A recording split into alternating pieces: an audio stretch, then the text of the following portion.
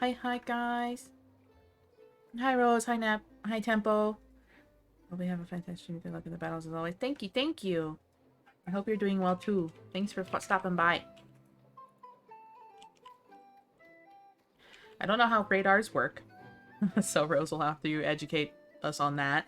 But until then, I will just be running around doing story. Oh, I did find something off stream that I want to show you guys. Remember how we were finding all those all those references? Sorry, I like brain stop. I found another one. We had the Joker, we had Lady Dimitrescu, and I found another. Just waiting for the call. Okay, give me 1 sec. I forgot when I open my OBS, it makes Discord completely silent. Alright. I want to find this reference again. Here it is. So this guy, his name is Patrick. He looks exactly like Captain Picard. And when you talk to him, he does a lot of Captain Picard lines. And the guy who played Captain Picard was, Patrick. Anyway, this, if it's as a reference, I don't get it.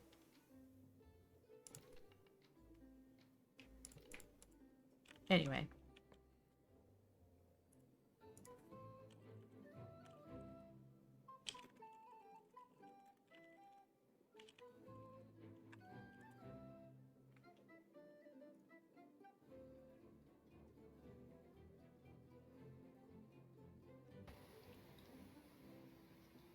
Hi, Rose.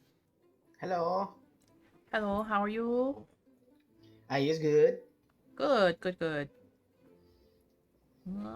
Uh, I'm so glad somebody noticed Patrick just sitting there in the corner. I know, I was just playing through one night because I unlocked my house and everything. I actually unlocked the house and all that.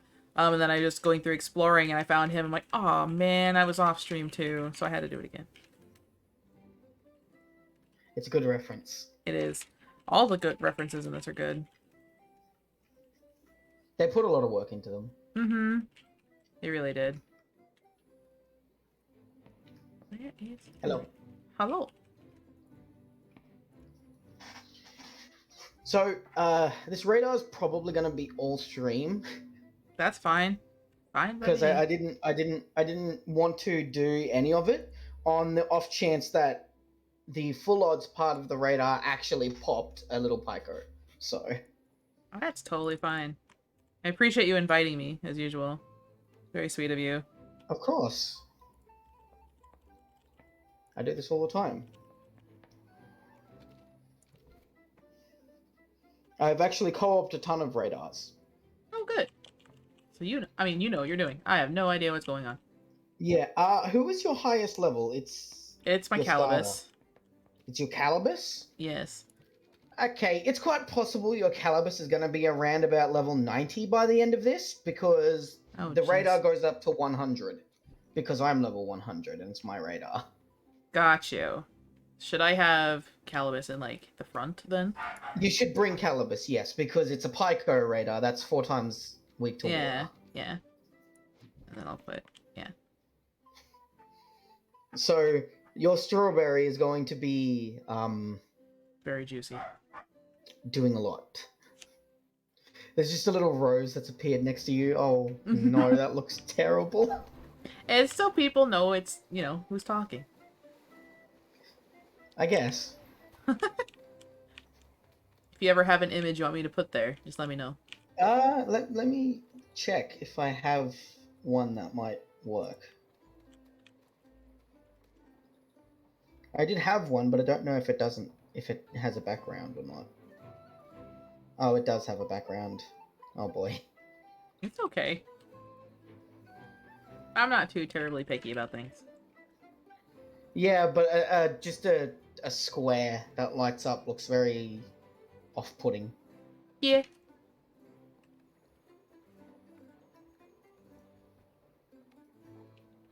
I mean, just check and see if I have like another version of the logo that isn't just on a black background, but I don't think so. I always go, like, here. There.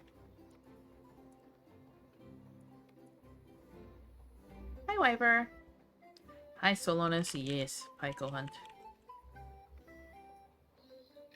No, I don't have anything. I'll have to give. Oh my. Are you okay there, Osiara? Just T-posing a little bit. It's asserting dominance. It's literally just sliding around behind me, not even moving. Asserting dominance. Yes. Okay, it's probably better if we just teleport, because you have the teleport. I can't. You can't do it yet? No, it wouldn't let me, and I don't know why. You should be able to by now, because you have access to the thingy. Yeah, but it still won't let me. It says unavailable at this time, or whatever.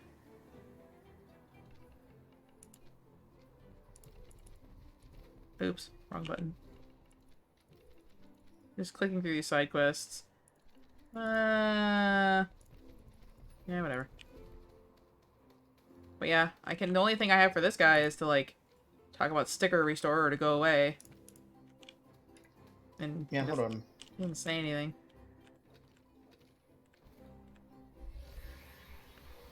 It does well, work.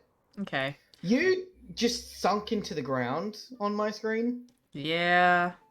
It wouldn't was let me in the past hilarious. couple of streams. I wonder if I finally hit that quest that made me do it again, Yeah, but... I think you weren't able to do it because you hadn't found the narwhal again yet.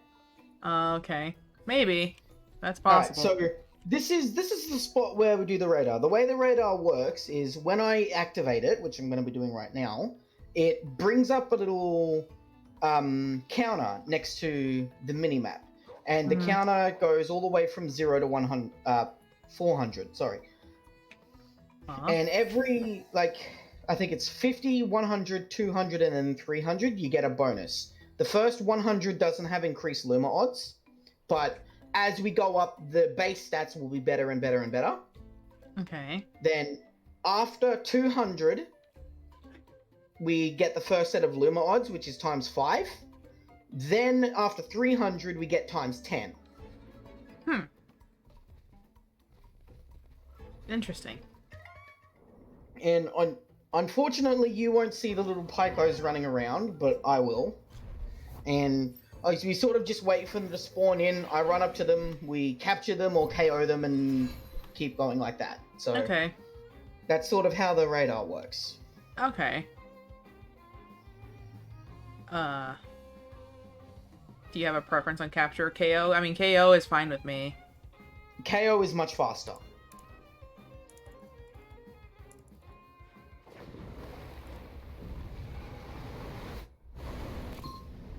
Yeah. This Osiara will be one-shotting throughout the entirety of the radar. Yup, I had a feeling. That's what carried me before. This is exactly what this Osiara is supposed to do. On the Pycos running across the field. Yeah, unfortunately, I am wee babu. And I do not have that lovely foresight. But there's Pycos on me. Yes. Gotta put the pan sunscreen on Osiara so that doesn't get set on fire constantly. And if the Luma does pop up, the 4-leaf clover is on my catching town.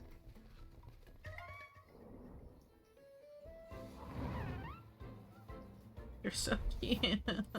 I know. My little heart. I've had to do this multiple times. How do you think I feel? Yeah. But at least we get to see cute little babies all the time. The whole stream is just cute little babies. I think after about 150-ish encounters, they evolve. Okay. They do end up evolving. When 1.0 comes out, the number of encounters will be dropped down from 400 to 300. And the part of the radar which doesn't have increased luma odds is just being completely removed altogether. Oh, okay. You think that's better or worse for radars? I think that's significantly better because they're going to be taking significantly less time to complete them. True. Especially because there'll be less encounters, and the radar spawn chance for the TemTem depends on the chance of the TemTem in the wild. So you're better off doing the radar in the highest spawn point, which ends up being right here because this is the only 40% spot for Pycko in the game. When 1.0 comes out, radars will have a 100% spawn chance. So Got they'll you. not only be faster, but with less encounters and less fluff, basically. Okay, got it. Oh, thanks for the hydrate. Let me get my tea. And get ready for what feels like 2 hours per radar. That's fine. I don't mind seeing these tiny cute little babies the whole time. I'm sorry if you guys get bored, but I'm having an ordeal. I'm having fun. This is one of the faster radars, so maybe 3.5 hours? If we just keep constant... Yeah, if it just keeps constant the whole way, it should be about 3.5 hours, I think. Nice. But, the 5% radars, they ended up removing them from the game because it used to take over 8 hours to complete a 5% radar. Oh my gosh. Yeah, and Oh so gosh.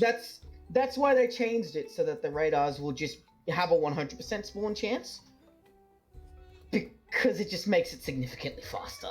Yeah. Whee. And hi Kai, how you doing? Welcome, welcome. Hope you're doing good. Hope you're feeling better.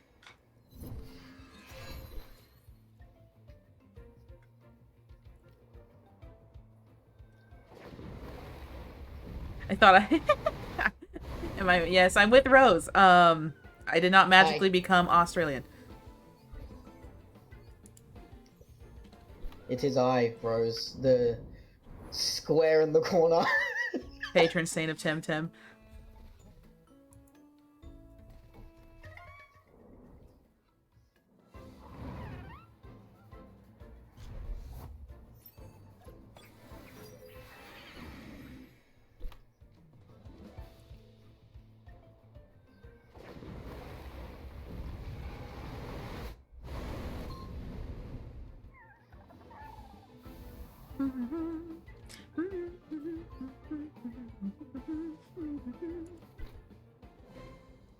You feel better than last time? That's good. I'm glad. I'm glad you're feeling better. You know, you'd probably be okay to have anybody, like any Tem at the front, because my OCR is going to outspeed Everything. and one-hit KO through the whole radar. Yeah. So if you don't want someone in your main party to be super over-leveled... And I don't care either way. Go with someone random. I mean, Corvus has the Golzy has the, cloak on, so... The split XP actually might help a lot. Yeah, so I'll put my 2 lowest levels out, so maybe they get some boosting. Yeah, that works.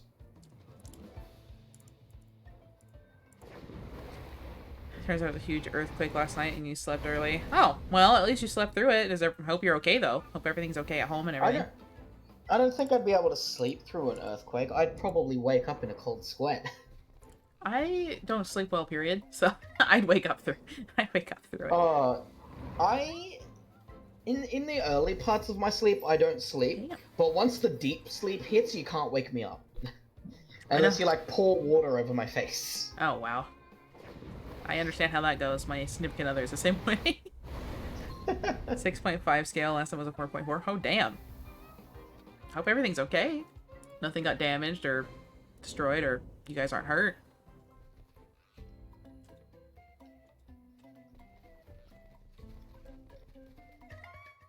Had to chase it across the desert. You silly little booger. It spawned running, so I had to go after it. I would love to see it. One, I can't wait for radars purely so I can see them running across, and I'd probably all I would turn it on for if I don't need the luma. Just turn it on and be like, I just want to watch them run. They're so cute. Nothing was damaged, not even your sleep, but your friend was panicking. Was your friend okay? I mean, that can be scary regardless if anything actually got damaged or hurt. Literally, the world is shaking underneath you, so. That doesn't sound pleasant.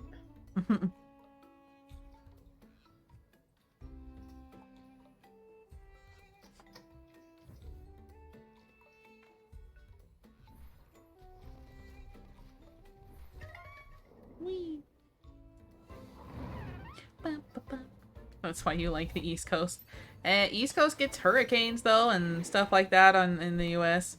Kai's not in the U.S., so they get it differently. We don't get earthquakes, but yeah, we can get hurricanes and stuff. So you're gonna ask your friend. All right, I hope they are okay.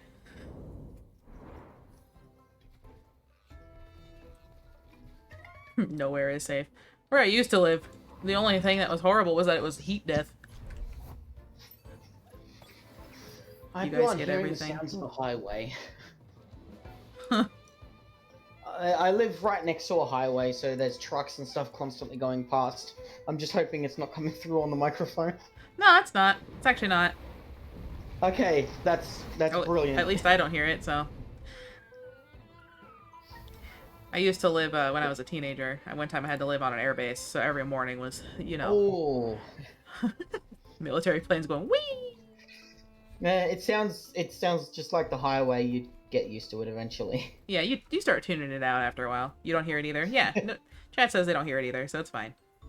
Okay, that's good.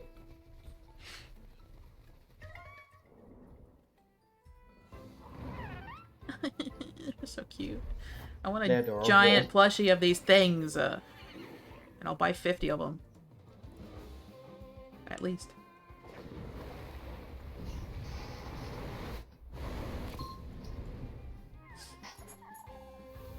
You buy 50 of them, then you do a quote-unquote face reveal, and it's just the cam completely covered in Pycos. Yup. At least 50? Yes. Hi, Pixel. Welcome, welcome. How Hi, you Pixel. doing? You want a 1-to-1 size Saku Demon plushie? Don't tempt me. I've been debating on merch and stuff. I just, you know, gotta have money to make that kind of money to make merch.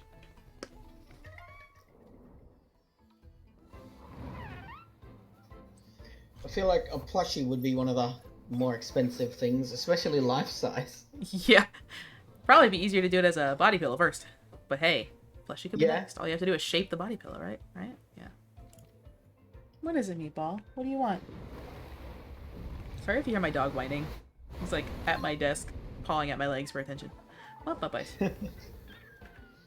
Dogo Ding. needs pets. Yes, he always does.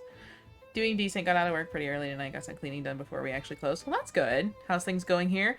They're going. Rose is carrying me as usual through Pycko radar. Unfortunately, I don't get to see all the cute Pycos running around, but you know, Rose does Rose things and carrying people through I TemTem. think it would be really cool if they somehow made it so that you could see them, you just can't interact with them. Oh yeah, just like as a that'd be cool. I can understand why Yeah. they don't right now because they have so many other priorities to work on, but yeah, that'd be cool eventually. Oh yeah. Good luck with that. Yeah. Time to fish. I hope you get your fish. I went fishing for a bit when I played off stream and I got diddly shit and I was getting angies. I love fishing in this game. It's really relaxing, honestly. It is very relaxing. It's just something that eats your time. Mm-hmm. If you don't know what else to do, but you want to play, just fish. Just go fish, yeah. Unfortunately, I got my fish very quickly already, and I'm very sad about it. I got the Now match can't go do 4, fishing. but I haven't gotten the... I got my match 5 within Yeah. 3 captures this Lucky. time. Yeah, I couldn't believe it. I was very unhappy about it because I was expecting to spend a couple of hours doing it, and turns out I couldn't. If anything, you just work on free tem. You just go fishing, capture them, release. I don't like free time. I don't either. It's annoying. Really annoying. I mean, I like the rewards they can give you for doing it, but it is so... That's the one of the few things that I'm like, this is so annoying and so tedious and boring. Yes. Oik. The radars can be just as boring, which is one of the main reasons why I really like the fact that they're making them not take as much time. Mm-hmm. Because the first 200 encounters are just... Why? Yep. Does it count every, like, encounter or every, like, actual unit that you encounter? So instead of, like... Every individual TemTem is counted. Okay, cool. That's what I meant. Yeah, instead of, So like... the double encounters count are as really 2. good because Yeah. they count as 2. Okay. Yes. That's good. I was hoping it would be that way. Because otherwise I'm like, this would take forever.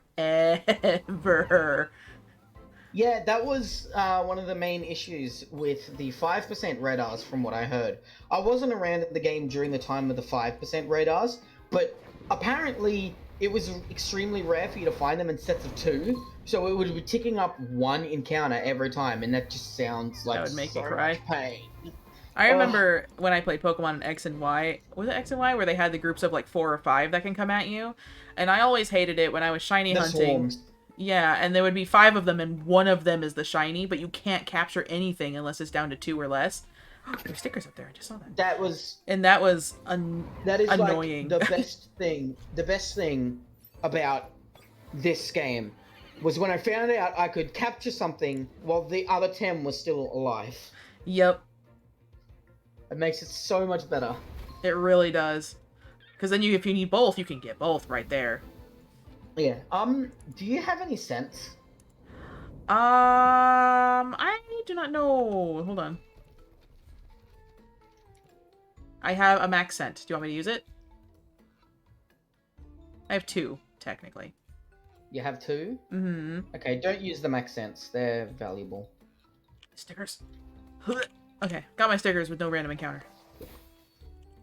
Oh, I just bought some. I was just gonna give you some. Oh, I just wanted the stickers. That's all I wanted. I see a shiny, I get the shiny. I'll still give you some, because it means you'll be able to walk around every now and again instead of just standing there doing nothing. I get to talk to chat. It's fine. Especially if it was different Pokemon, then they'd attack each other. Oh, yeah. And yeah, I don't have the mount yet. I'm not that cool. You're not quite up to that point yet. I'm not that cool yet. I'm still a baby. Oh, it's alright. The mounts have made radars a lot more manageable, because originally, when you do these, you always had to deal with the random encounters when you were running around and doing it in places like this. Yeah, that really sucked. On the plus side, all you have to do is just run away from them and you're fine. But Mm-hmm. It's still. yeah. So thankful for mounts with radars. Yeah. I remember when I first played this game back in the day where there probably was the 5% radars. I just didn't know what radars even freaking were. When there wasn't mounts, you had to just figure shit out. They teased You about had to it. just walk everywhere. Yep, they teased about it and everything in the trailers, but they didn't have it yet. Or when you couldn't get your skates after you lost them in Tukma and they were just gone forever. Ugh. Then again, Tukma was the end of content back then. Yeah, I started playing this around about the time of Tukma being the end of content. Then I stopped playing for a little bit because I'd made it all the way to Tukma. When they released Kisuwa, I reset, played through everything again with my co-op partner. We were waiting for content. I wanted to play more, so I reset a second time, played all the way through it again, and then reconnected with them when we started doing some more co-op for the rest of the game. Yeah, So I reset I've already when restarted twice. I only reset the one time when I started streaming because I had played before, of course, but I just wanted to reset because I'm like, let's just start over again because now there's so much more stuff. You're gonna do your bun radar. Good luck with your bun radar. Bun. Good luck. Get that cotton candy bun. It looks so good. Broken a couple radars from not paying attention with random encounters. That would make me so sad. Because that would be something I would do. And then not remember that I broke it, have to restart, and then still break it again because my goldfish brain can't remember things sometimes. That would make me so sad. You know what? Actually, I think we're gonna do a thing that'll help with that potentially not happening. If you go into your settings, scroll all the way down to UI, tick hold to run away from battles, because it means I'm gonna do the same thing because it's the most common reason why I break a radar. I accidentally run away from them instead of fighting them. Oh, that's great, because I've accidentally done that with trying to catch TemTems, and I meant to hit, like, the item, and I accidentally clicked the other one. Yes. Oh, tick the show battle log as well. Yeah. Yeah, battle log will let you press X and you can see informations from the battles. It's really useful.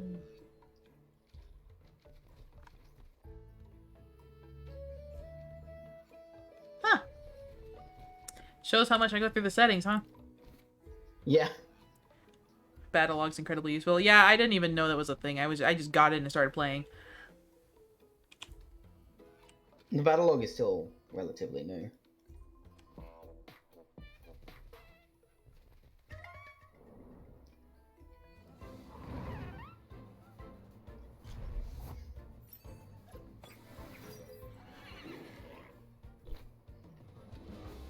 One of my favorite things about radars is if the luma tem is in the right position, you can actually see them in the overworld.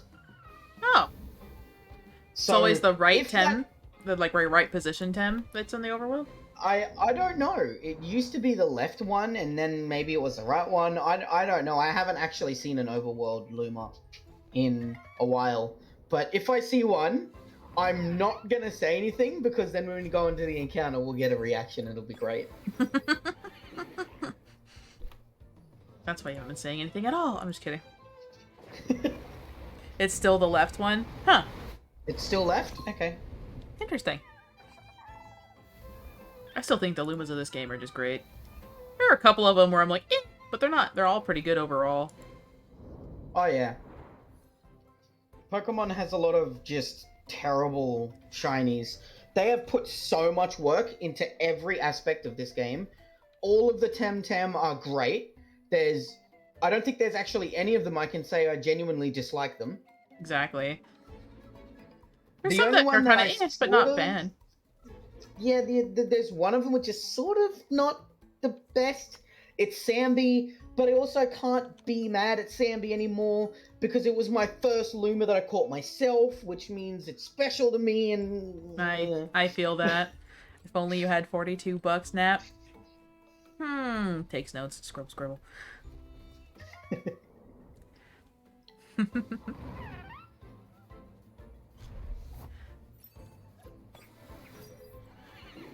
What was Sandy? Isn't that your Volpy? Oh. Sandy is one of my Volfies, yes. Yeah. Like, I think that's the Volpy. I remember. That's how it was with Pokemon. And, like, some of them, because I am slightly colorblind, I literally couldn't tell it was a shiny until it does that special effect when it spawns in. I'm like, oh, that's a shiny? Like, a Pikachu is literally just a darker shade, I think. So I'm like, It's a very slightly darker shade. I'm like, I couldn't tell. And, like, my very first shiny I caught myself was a Furret. The little ferret things. And its shiny is literally just a... Was it a Furret or a Sentret? Either way, it was one of the... It was of that evolution line. And it, Yeah. This is the it looked Luma basically Volpy, the by way. same. Wolfie's a decent Luma. Yeah. Yeah. I like it a lot. Pixel's like... I has one. It's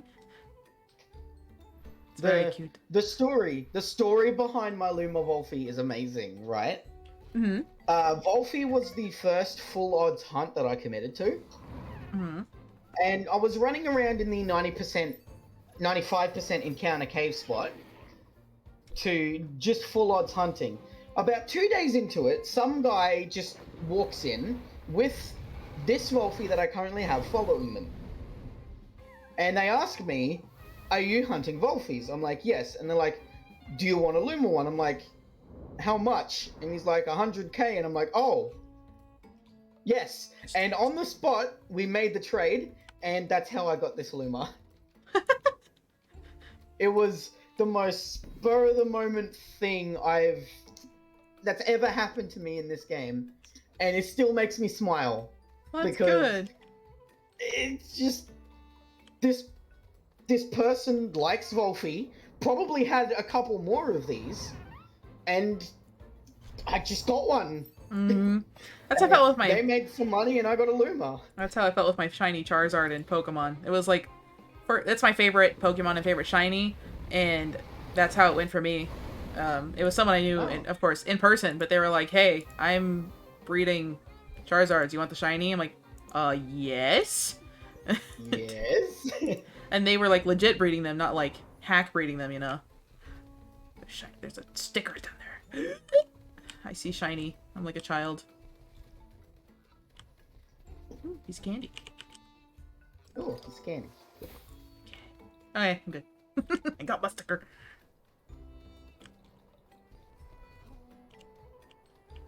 I love the little you can tell how much love went into this game with all the little details and interactions, and Everything is so good. there's so much love went into this game.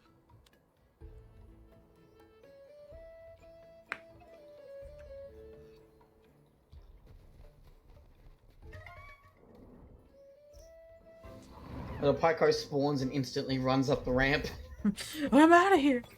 You remember Sword and Shield? You were breeding for a shiny Score Bunny for 6 hours and said, heck it, I'm done with this. Switched to trying to get shiny race and got it first egg. Or shiny Ralts and got it first egg. Wow. Sometimes it'd be like that. Sometimes it just be like that. I remember trying to shiny hunt for a, what was it? I honestly don't remember much because I just remember giving up on shiny hunting for one Pokemon and then I was like, whatever, and random encounter. Shiny Pokemon. I'm like, oh god. It's not even what I wanted. What's the longest shiny hunt I've ever done? Because that's just pure luck and figuring things out. It's not like an actual radar where you can have it set to specifically hunt for certain ones. You had to basically just keep going. Alright, yep. Random encounter after random encounter. The longest shiny hunt I ever did was White 2. I reset for one of the shiny starters. It took me, I think it was 6 months. Oy, yoy.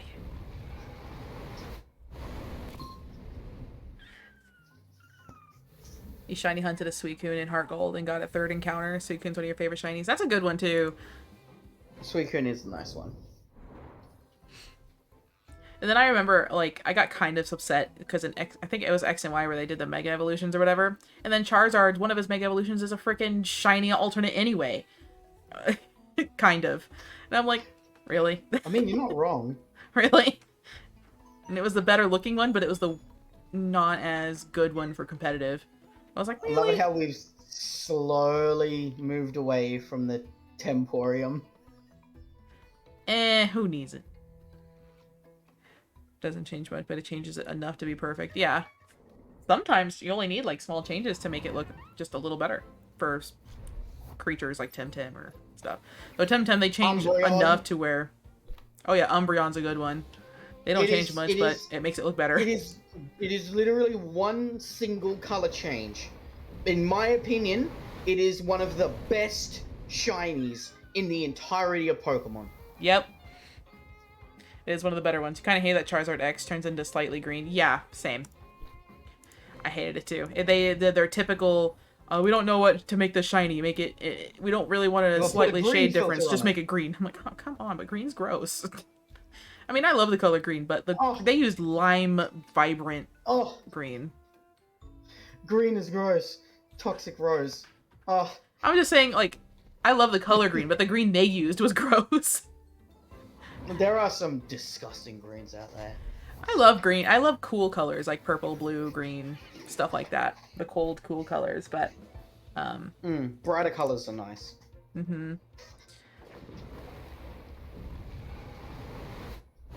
All the puke green Pokemon. Yeah, that's what I didn't like about it. They were puke green or vibrant neon light green. I'm like, no, thanks.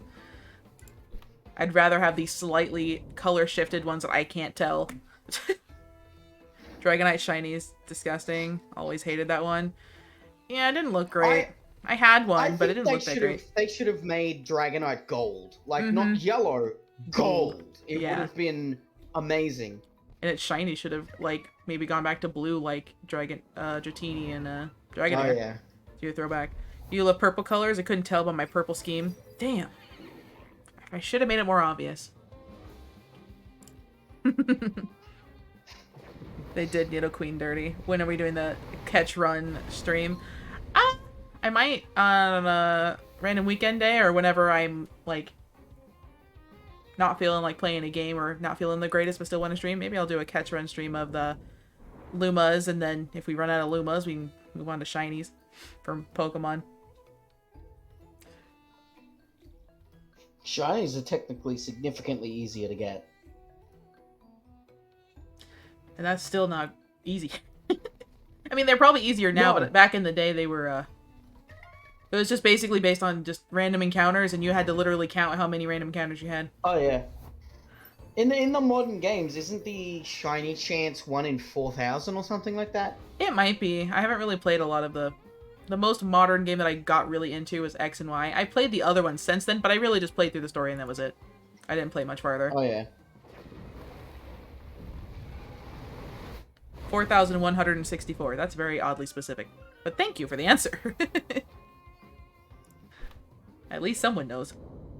Pixel's got that knowledge. My brain is filled with more TemTem than Pokemon. Mine's getting there. I mean, mine's mostly filled with Pokemon because I'm a bit older and I have been through Pokemon majority of my life. But the TemTem is slowly taking over the memory banks that I have reserved. So I don't know how old you are exactly, but I'm more than 90% positive I'm older. So, yeah. Quite possible, but also I'm a lot older than I seem. I say the same about myself. A lot of people don't think I'm as old as I am. Well, it's actually Hello. very interesting for me because for some reason I'll be in a chat with someone and they're like, "Oh, how old are you?" And then I tell them I'm 29 and they're like, "Wait, what?" I'm like, "Yeah," and they're like, "You're the oldest person in the server," and I'm like, "This surprises you?" Yeah, you're the same age as me then. Hey! We're old. So Just kidding. We are all together. You're both youngins. Ah, Wyber, you're a baby. It's okay. We love you. Let's have you sound your real age. And hi. Look, okay, once you're over 40, you start aging backwards. So, why you do this to me, Simonis? Why? Now Rose gets woo in person. And hi, Hentai Holiday. Welcome. I don't know how to you're feel listening about up. this. Hi. I feel honored or confused. Yes, both. We'll voice have him. Okay. And yes, Hentai Holiday. That's a very fun name. So you have to hear it in Uwu. Cute Saku. Shut up. Shut up.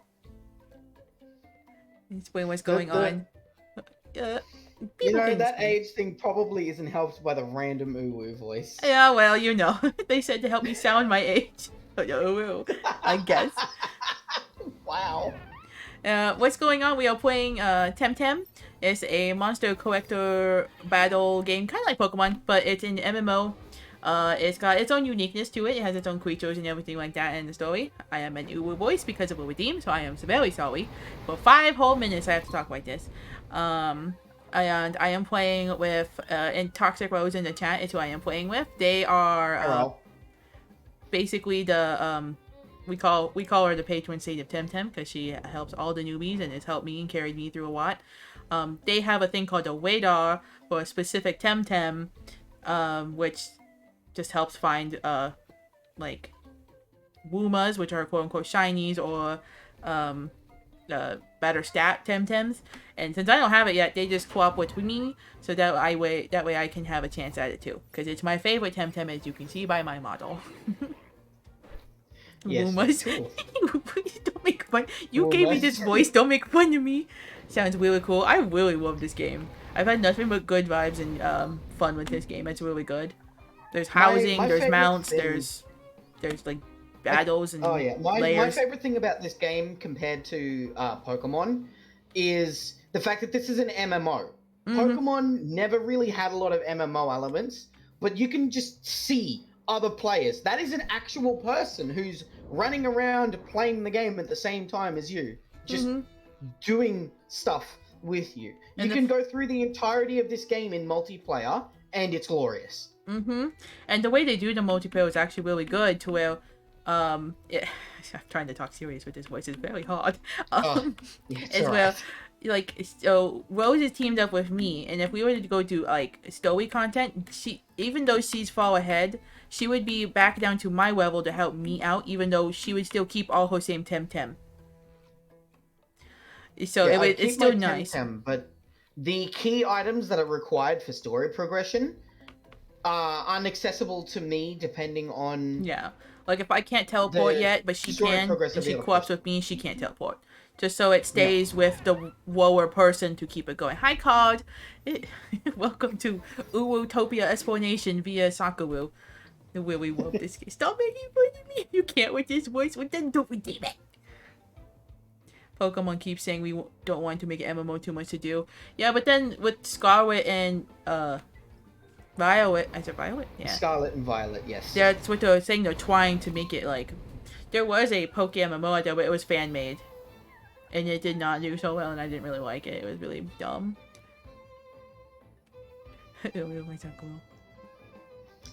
You know you're gonna redeem it sometime. What do you mean? You boys.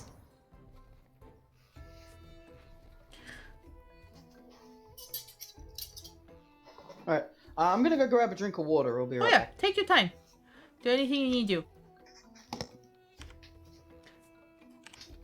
For now, we dance. And then the TemTem that's the first in your party, just like in the newer Pokemon games, follows you around. So mine's a Dokash, which is the evolved form of the ones on my little model here. It's actually my favorite TemTem is the Pycko, and then evolves into Dokash, which is again it's one of my favorite TemTem. Commentary while Rose hunts. Yeah, because even though I have sense active, it doesn't mean no encounters, because I've had good sense on and still get encounters, and I am so afraid of messing it up. I'm so afraid of fucking it up that I just won't do anything. I don't want to. I'm so afraid of fucking it up. So I would talk and just meme around in my uwu voice while Rose hunt and I follow. Or should I say follow? Mount is kind of required for radars. Yeah, sadly I don't have that yet. I'm not that far. Okay, I'm back. Welcome back.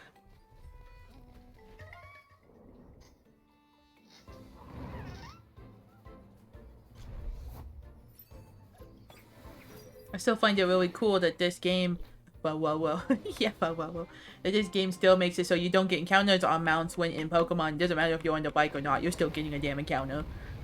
Yeah. What is this game on? It's actually on a handful of platforms. We are playing through PC on Steam. I know it's currently PC and PS5. PS5. I know they're planning on making it go to Switch. Coming to Switch for full release. Yeah, on full release, which is September 9th, right? Yes. Yes. Yeah. So September 9th, it'll come out full release. So hyped because it's so close. It is. I wanted to get the collector's edition and the because they have a vinyl too. I just don't have enough money for all of it, so I'm just going to be saying. Uh-oh. Holy absolutely is motherfucking Koisaku. Do I have a story for you? Uh-oh. Uh-oh. Well, you're always welcome to tell me. If you don't want to drop it here, you can always DM me, cat. Thought it was a 6-day movie a bit. I thought it was... I'm pretty sure it's a 9th because they made a meme of it being on 6/9. Because for them, the day comes before the month instead of American way of calendar. It's like the first week of September. So. Yeah. Holy mother of shit, Pixel! Excuse...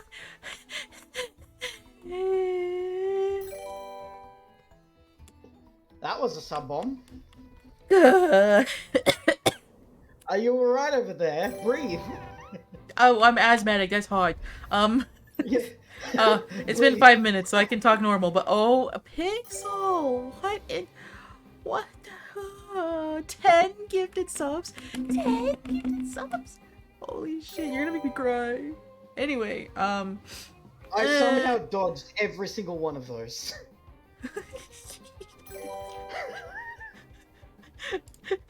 Oh.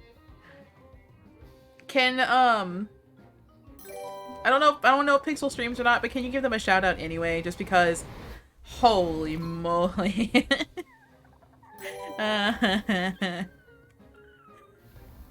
Thank you so much. You have no idea how much that actually means to me. Like emotions. Anyway, your last night ended with a broken urn, a new friend, and you in the back of a cop car. Cat. That does sound like a song. Story. That does sound like a song. Yeah. Yeah, but like, Cat, what kind of drugs did you take and why didn't you share? I mean, it's all sharing good. is caring. Thank you, Nap and Wyver. You beautiful mods, you. Mwah.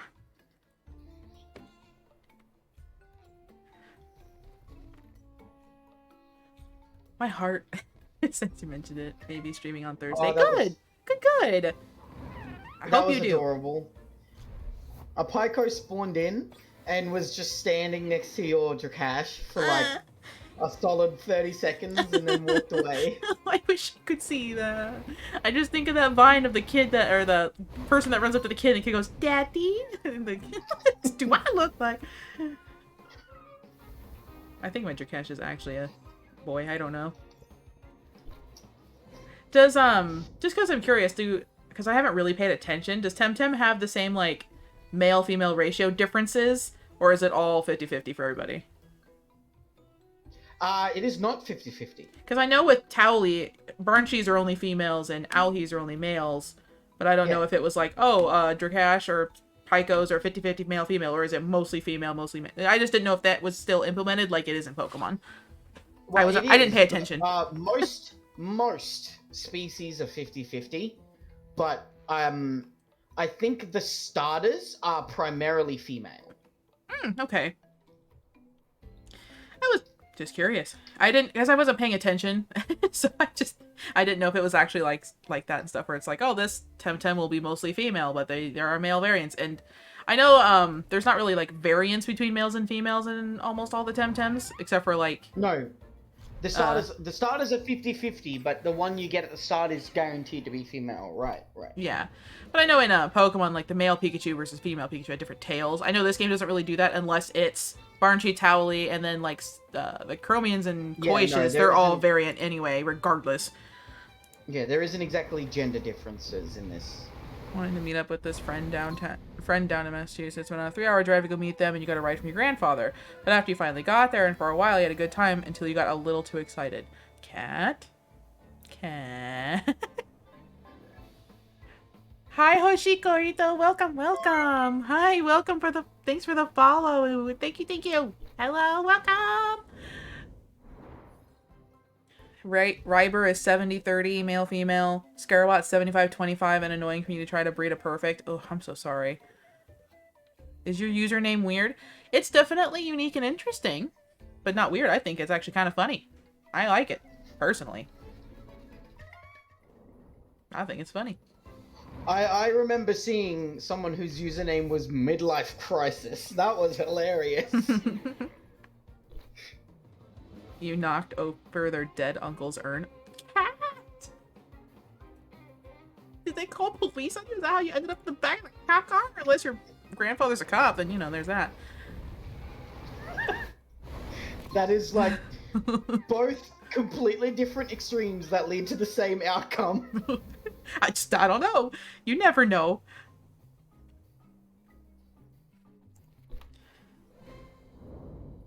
Life is crazy and wild, man. Oy.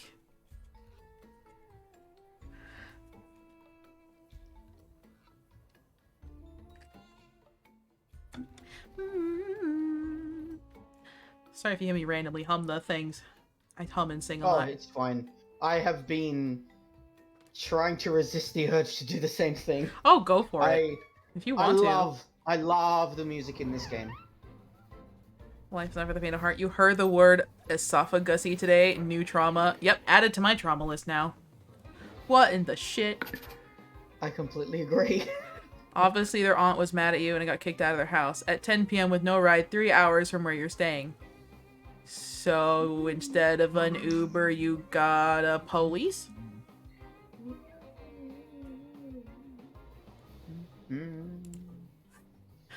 Sorry, I'm like, I forgot I have to click a button for things to happen.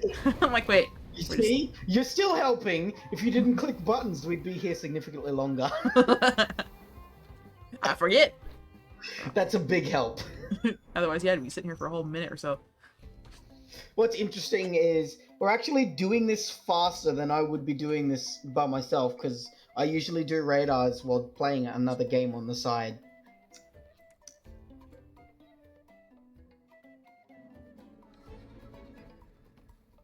Okay.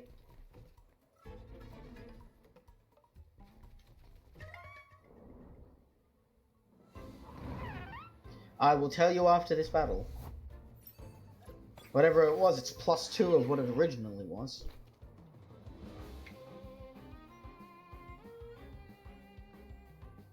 It's alright. Surprised grandfather left after dropping you after a 3-hour drive. What encounter? Oh, yeah. She answered you. She answered you, Pixel. There you go. That's like, what is she saying? That's what it is. Yeah, I'm not. She's just voices in my head at this point. It's fine. It probably doesn't help that two of those voices are the Pycko that are currently sitting on your model. Those are cute. It just sounds like my cat, kind of. They sound like little cats, but not really. Oh, I'm sad. We're at 67. Oh. Walked up the nearby gas station and the clerk was very sus of you at first. She's Almost had the funny number. But she stuck with me the whole night.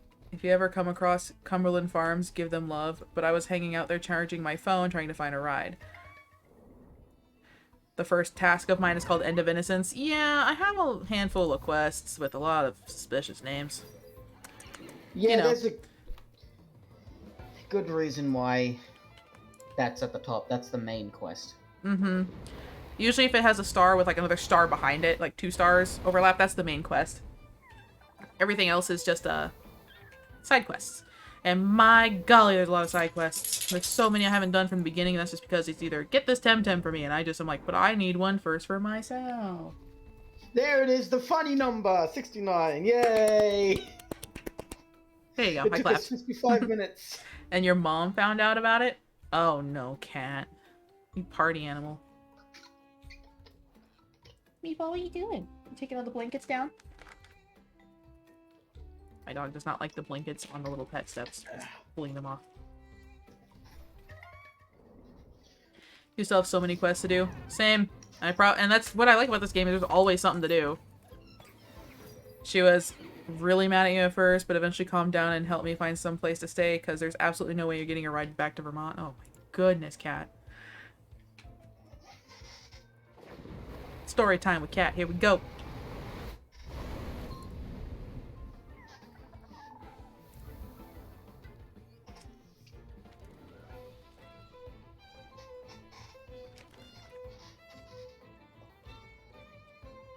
Sorry, I have people messaging me.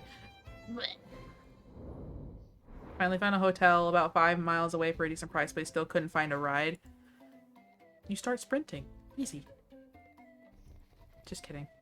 So she called the police to give you an escort. She couldn't have probably called an Uber, which is probably cheaper? Or some, unless Uber doesn't exist out there. You get a little bit of everything at Soccer Streams. Uwu voice, TemTem, story time, and more. You know. I wouldn't be a demon mama if there's a variety. And a lot of Pycko. I legit debated on making a logo that says Pycko Psycho and like putting it on my model.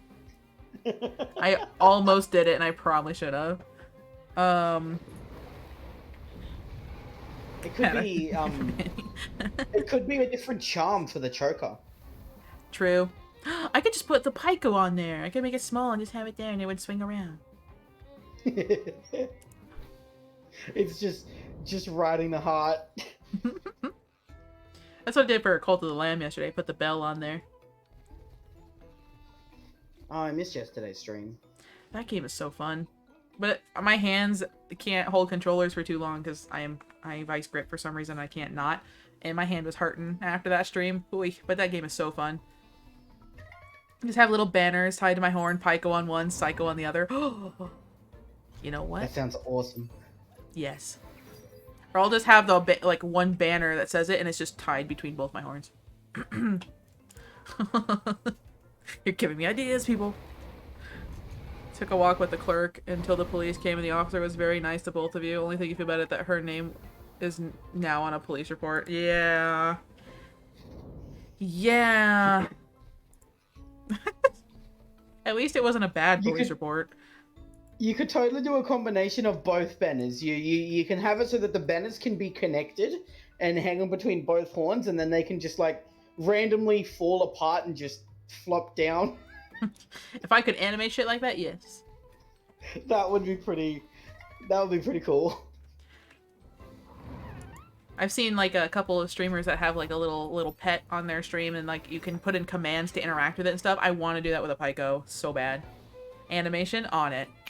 Hey. But Nap, I can't pay you, so don't worry about it. At least not yet. Well, Cat, that is quite a story. Holy crap. Give Clerk all the kudos. The Pycko's holding the banner in their mouths. Oh, that's adorable. Oh, that is very cute. Is this anyone else's first Saku stream? I don't know.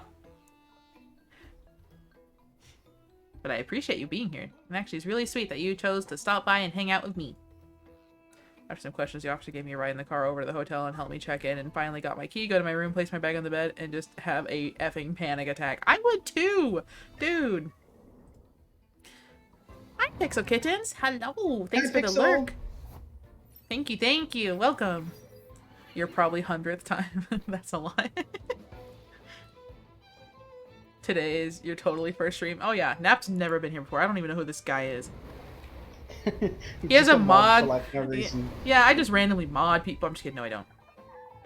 Nap is definitely not a friend of a few years at all. No, You really cut that bit short. I was expecting that to go just a little bit longer than that. Well, it's because I know I have dealt with plenty of people, and I know they would take the bit too seriously if I went on too long.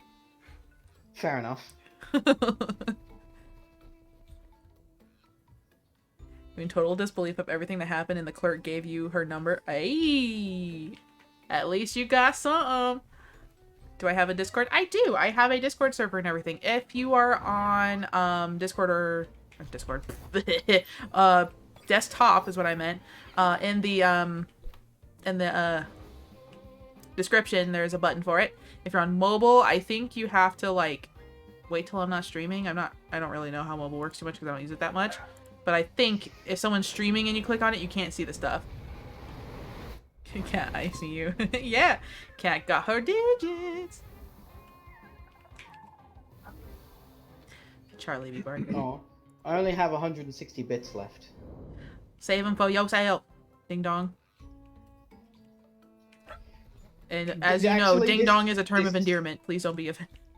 Oh, I'm so mad. I just got debated by your Drakash.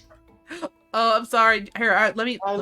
No, it's fine. It's my fault. I looked at the screen. I saw it just standing there, and I legitimately just walked into it expecting to get an encounter. Cause here, I'll do that for right now. sometimes they evolve and stuff, and it's just like, oh, they evolved already. Oh no, that's Saku's one. Dog. Yep, that's Charlie. He likes to announce when things are going on outside, or when they're not going on outside. He just likes to announce himself quite a bit. And he's one of those dogs where there's nothing you can do about that. He will talk if he wants to talk. What's up, Queen? What's up, King? Hi, Leo. What's up? Hi. How you doing? Speaking of dogs, I wonder where the two little buggers that are here are. That is Meatball. That's my baby boy. He's a Boston Terrier. My boy is Boston Terrier. Charlie's the family's dog. Meatball's mine. I got him ages ago when I lived on my own. He's a Boston Terrier, and they can't breathe very well because they have smush faces. So sometimes that happens. Well, speaking of the devils, there they are. Simply gained a new friend and some shared trauma. And gave her an interesting Monday. Very true. And you know what? A new friend along with some trauma, it's a good trade. Sometimes. Well, normal trauma probably isn't worth it, but interesting trauma, now that's something worth it. Yeah. What a way to end the Vermont trip, though. Yeah. What else can't they do very well? Thoughts. Meatball's a very good boy. He's actually considered my ESA, my emotional support animal. I got him when I was living on my own for a while, and then I've just had him ever since. He is about 10 years old now. I actually worked at an animal shelter that I adopted him from before moving back with family to work at a different animal shelter. But they have breathing issues, which is why they don't go on planes, air flights. If they go to groomers, they don't get the air dry like most of the dogs do because it can suffocate them. If they're in the cars, you shouldn't have their heads out the window, blah, blah. You also shouldn't walk them with a leash and collar. You really shouldn't walk any dog with just a collar. You need to put like harnesses on them because they can choke themselves. Harnesses are a good way to not only help control the animal while on a walk. I can't even see the Pycko over Nagaisa's hair or tentacles. But yeah. Hair tentacles. Yeah. But Meatball's a good boy. He's very attentive to people's emotions and needs. So when I'm not feeling well, which has been quite a bit lately, he'll come up to me, start whining and pawing at me, and snuggles up to me and everything. He sleeps with me every night. It's really cute. He's my baby boy. And then I have a cat named Cheddar. He's going to be 2 next month. I've had him since he was 3 weeks old. I fostered him and rescued him when he came to the animal shelter I worked at. And he's a cat. That's about all I can explain. If you know cats and cat behavior, there you go. Typical cat things. Mm-hmm. I do help doggo. Animal welfare is my entire livelihood besides video games. So, which is probably why I take an affinity to games like these so much. I have had a lot of careers, but animal welfare is my favorite. On the 2 doggos here. I'll be right back. Yeah, take your time. I worked in animal shelters doing medical stuff and behavior and training and just making sure that they can be adopted and sent to homes. I mostly work in foster programs as like a medical person. I want to go to school to be a vet tech eventually, but because I just love doing that stuff. Cheddar's best cat boy. He likes to say hi a lot. Yeah, especially to you. For some reason, he likes messaging you in Discord with cryptic messages. Cat do cat. Cousin has a cat called Kermit. That's adorable. I love it. My cat's name is Cheddar. He's an orange cat. Hi, Ozzy. Welcome. Welcome, welcome. How are you?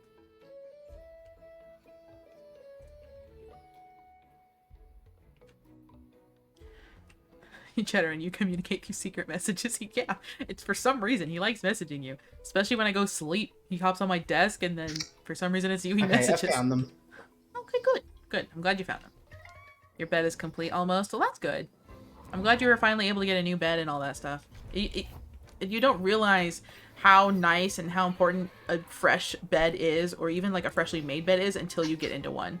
Even if you like don't have a new bed, but if you just make your bed every day, getting into bed later in the day is like a huge serotonin boost. And it's hard to do that when you're not feeling well, or sometimes it's hard to make your bed every day. But honestly, getting into a freshly made, nice, comfy bed just feels so nice. Making my bed is one of my morning things. I make sure that before I get on the computer, my bed is made.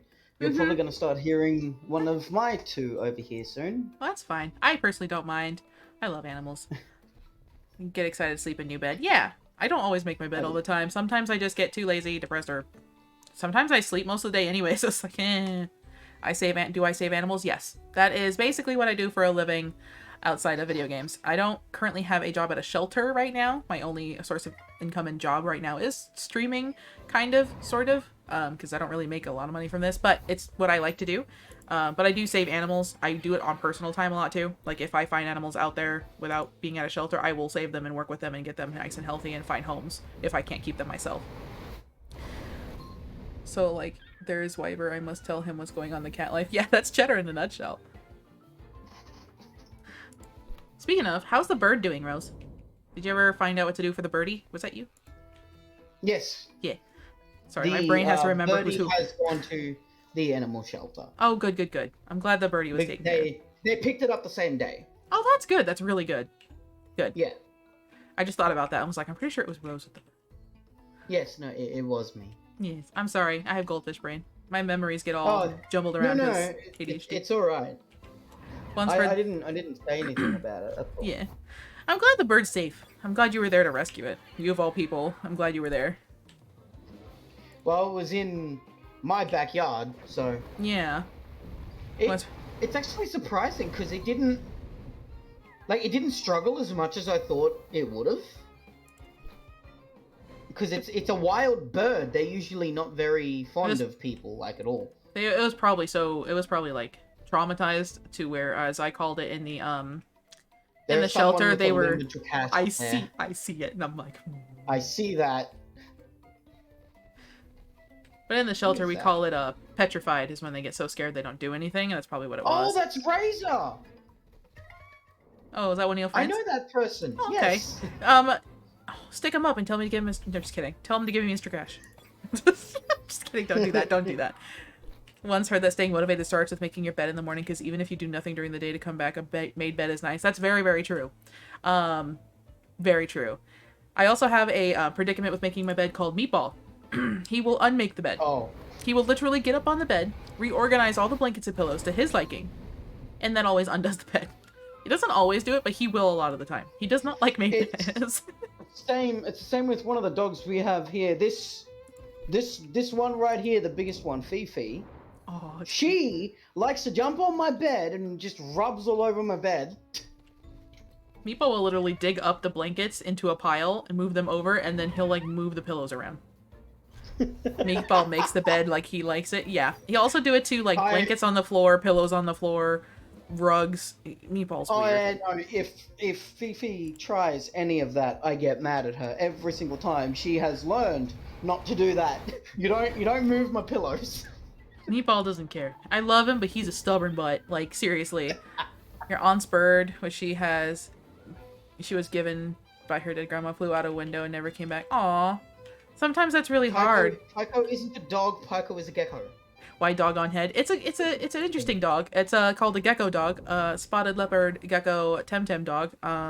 It's a very unique species. And one's blue because it is special, and then the other one isn't blue because it is also special. They're both special for different reasons. Yeah. Gecko dog. Whoa. Huge lore. Yes. Huge lore. I want a spotted leopard gecko so bad. I wanted one for so long, and this game just made it worse for me because. Oh, thanks for the sub, Rose.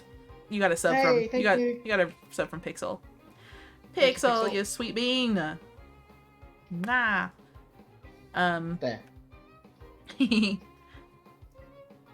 But this game just made it worse because then this TemTem exists, and it's my favorite TemTem in the whole game. I'm like, you know what? I want one even more now than I have ever wanted, and I've always wanted one. And the only problem is I can't have one right now due to the living situation I'm in, so it's like, Sag. So I just have to live with Pycos for the time being, which is fine. This is my favorite TemTem. I liked that one until I found what Pycos were. That was my favorite until I found a Pycko. I am a burb. I'm a burb person. It's okay. It's a literal cockatrice too, which is so cool, in my opinion. I know. Cockatrice is like my favorite mythical creature. Yeah, mine are dragons. So, I have dragons are a very close second. I love all animals. I really, really do. But I have like a special affinity towards reptiles for some reason. But I mean, I also really love dogs and I really love cats and I just love animals. But if I had to like pick, you can only have like a reptile or a mammal, I'd be like, I'll pick reptile. But I love them all. I would choose all of them if I could. I would have every animal and just have my own sanctuary. Okay, you know what? Actually, right. Here's a question, right? Mm-hmm. Dragons or wyverns? Yes. Okay. Yes. If you had to pick one to be your favorite above the other, which one would you pick? Both is good. Yeah. Whatever that, I can't remember the Spanish phrase of the girl from the taco commercial where she says, "Why not both?" If I had to choose one, it would be dragons, just because it's a little easier for me to draw when I was little. I couldn't figure out wyverns for some reason, but I love them all. Yeah. Figure out what kind of person you are. I don't know, man. You're a cat. You seem like a cat environment person. It took me so long to figure out the difference between a dragon and a wyvern, and now that I know the difference, I hate myself. There's so many different kinds of dragons, like different kinds of. Yeah, I have a lot of books and lore. Subspecies of dragons, wyverns, subspecies of wyverns, and then there's like crossovers between wyverns and dragons, and it's just and then there's the worms, the worms, which also are like spelled worms. And then there's the there's like it's all over the place. I have books and everything. I also have books on cat and dog breeds. So yes. I love animals. I just love creatures. I love creatures. Oh my god, who has read and really rather you didn't? What? Oh, okay, they've evolved into Jakash now. Oh. Sorry, I'm like trying to catch up with chat and I'm so far behind. There we go. Big boys. Yep. So unfortunately, we got no full odds Pycko, but that is full odds. So wasn't expecting too much from that. Funny because your name is based on a wyvern, but you're a dragon. It's okay. Maybe you're just a dragon that wishes they were a wyvern. I don't know. It's very cool. I like your name, Wyver. So you chose both because you like both. Fair enough. You're a big cat lady, but you have no cats. One day, cat, you'll have a cat. You just never play Skyrim and assume those are dragons because they are wyverns. Yes. The biggest difference between dragons and wyverns, dragons have wings, whereas wyverns' wings are attached to their front limbs. Their front petals, yeah. So basically, dragon 4 legs, wyvern 2, but the other 2 legs, the front 2 legs, are their wings. That's kind of the easier way to explain it. They're all cool. You know, the basically what Nap said, the quote-unquote dragons in Skyrim are actually wyverns. I think almost all of them are. Oh, they are? Mm-hmm. I never noticed that until now. Mm-hmm. Because you just hear dragon and it's just like... They call you Dragonborn and Dragon this and Dragon that. I'm like, they're wyverns, so we're technically... It's just like, okay, you know what? This is just nebulous now. We'll just keep with dragons, whatever. Yeah, I mean, they are technically some species of dragon in a way. This is why I needed to pan sunscreen, because heat discharge will set me on fire, and that's just... There's Todd Howard, you lie to us again. Wyvern, lizard, bird, dragon is lizard, dragonfly. Yeah. Yes. Yeah. For the longest time, my username instead of Saku Demon was Saku Dragon, and I originally was going to be a dragon VTuber. Based on... Really, I was mostly based on my character from Final Fantasy, because I played that mostly, and those are dragon people, technically. Dragon Biology 101 with Saku? Hell yes. Yes. But I was going to be a Dragon Girl VTuber for the longest time. I still have the concept and design of what I was going to do. But when I, at the time, I just saw nothing but Dragon VTubers for so long that I was like, you know, maybe I want to be something different. And I love monster girls in general, FYI, to anyone who, wants to appease me. Just give me dragon, or monster girls. Anyway, moving on. I made the, Okay, let's not open that bottomless pit. I made this design for my current design for the Demon Girl, and I fell in love with it, and I was like, you know what, this is great, I love it, and I went with it. Great. And I don't regret it at all. I love my current design and being a demon and stuff, but sometimes I do have that wish to go back to my dragonish ideas. But you know, demon's fine too. I like it. You know what you could do? Saku Dramon, Dimgorn, Saku Dirtman. Dirtman. Hey, that's my real life persona. Monster Girl fanatics, I'm sure. Those, interactive pet things for on stream. You could make that a dragon. You could probably find a dragon. Oh yeah, I'm sure. I just don't want to clutter up my stream too much. I'm weird. It's like I want all these things, but I also don't want to clutter up my screen. I don't know. I'm weird. I can't make up my mind for shit half the time. You also had ideas what you would be if you were not a dragon? Depending on how big the dragon is, you could just have it, like, superimposed in front of your VTuber model. Yeah, that's true. Very true. Dirtman, Saku Dirtman. Yeah, that's my real name. You have, now doxed me. Oh, goody. It's Dirtman. Saku Dirtman. I'm just kidding. Oh, I was not ready for that. Oh.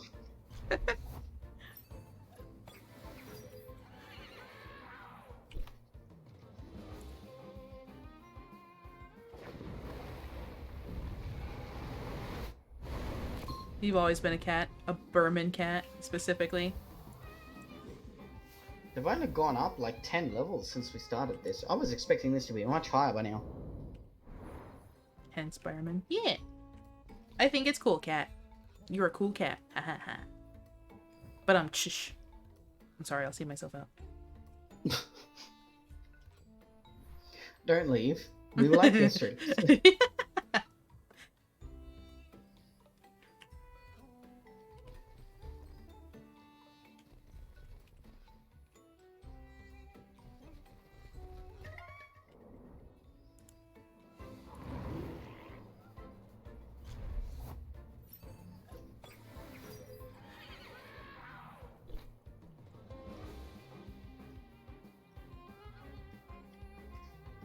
I'm constantly double checking everything.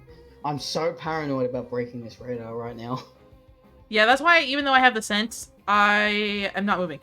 I am so Yeah. afraid of accident. Because even though I've had it happen where I use, like, the best scent I have just to get through a really long area, and I still get, like, a handful of encounters, I'm like, I'm not chancing it, even with sense. Sorry.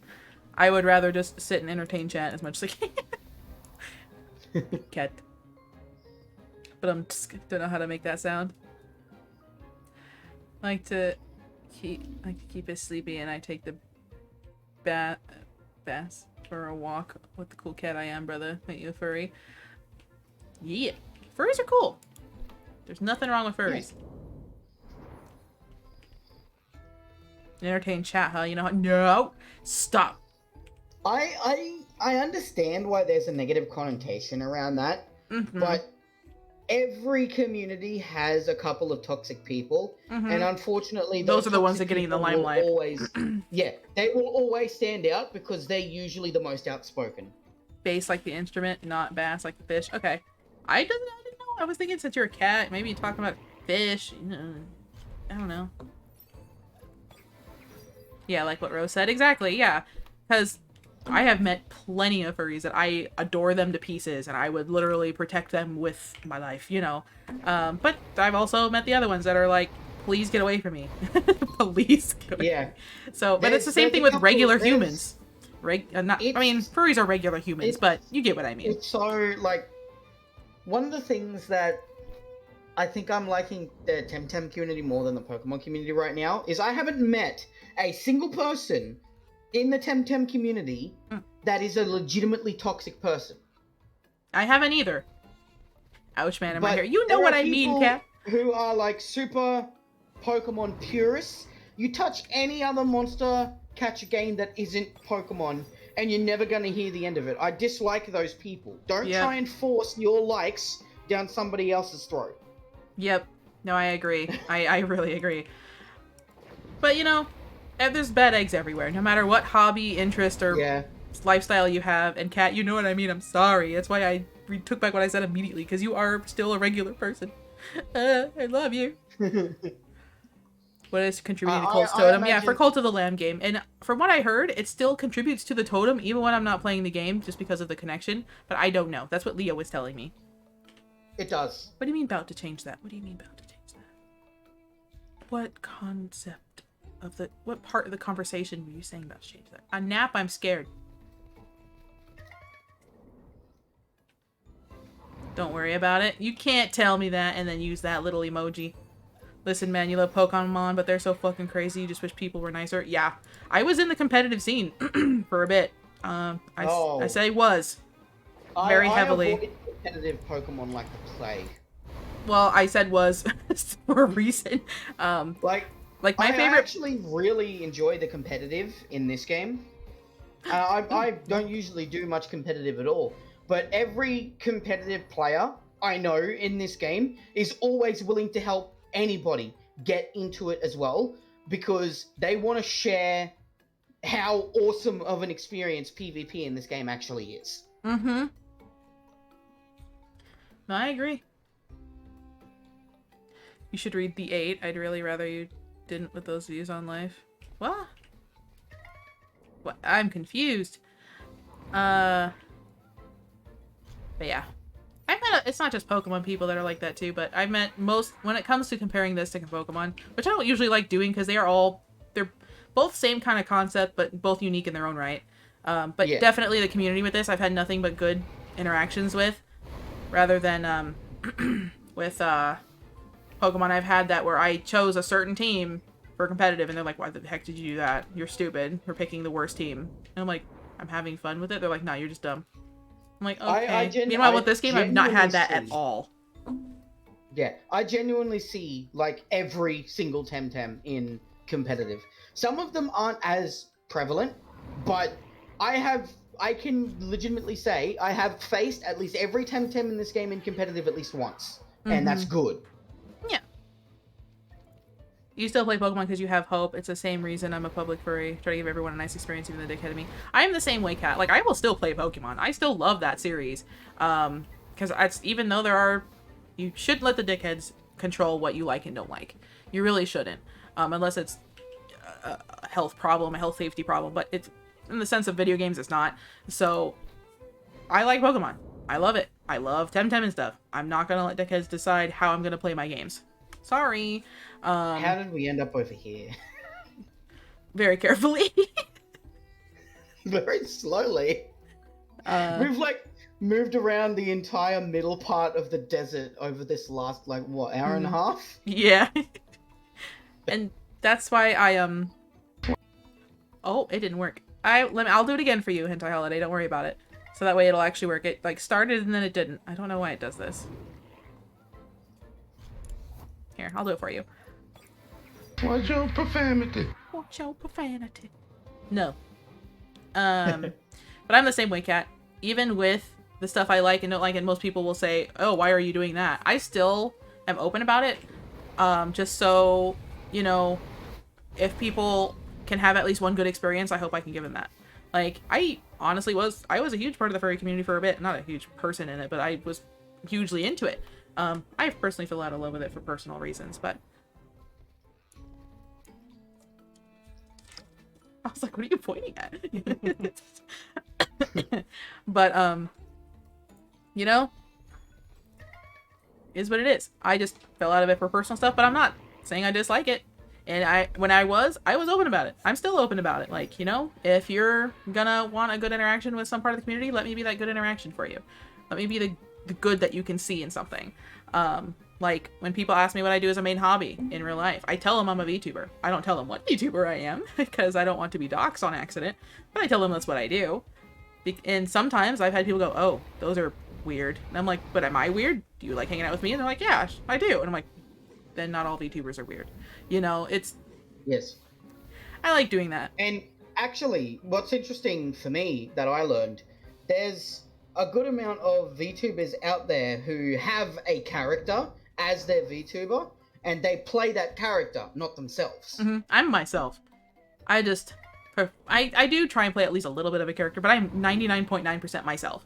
I just really like how I look as a VTuber. I'm a cute demon mom. Hello?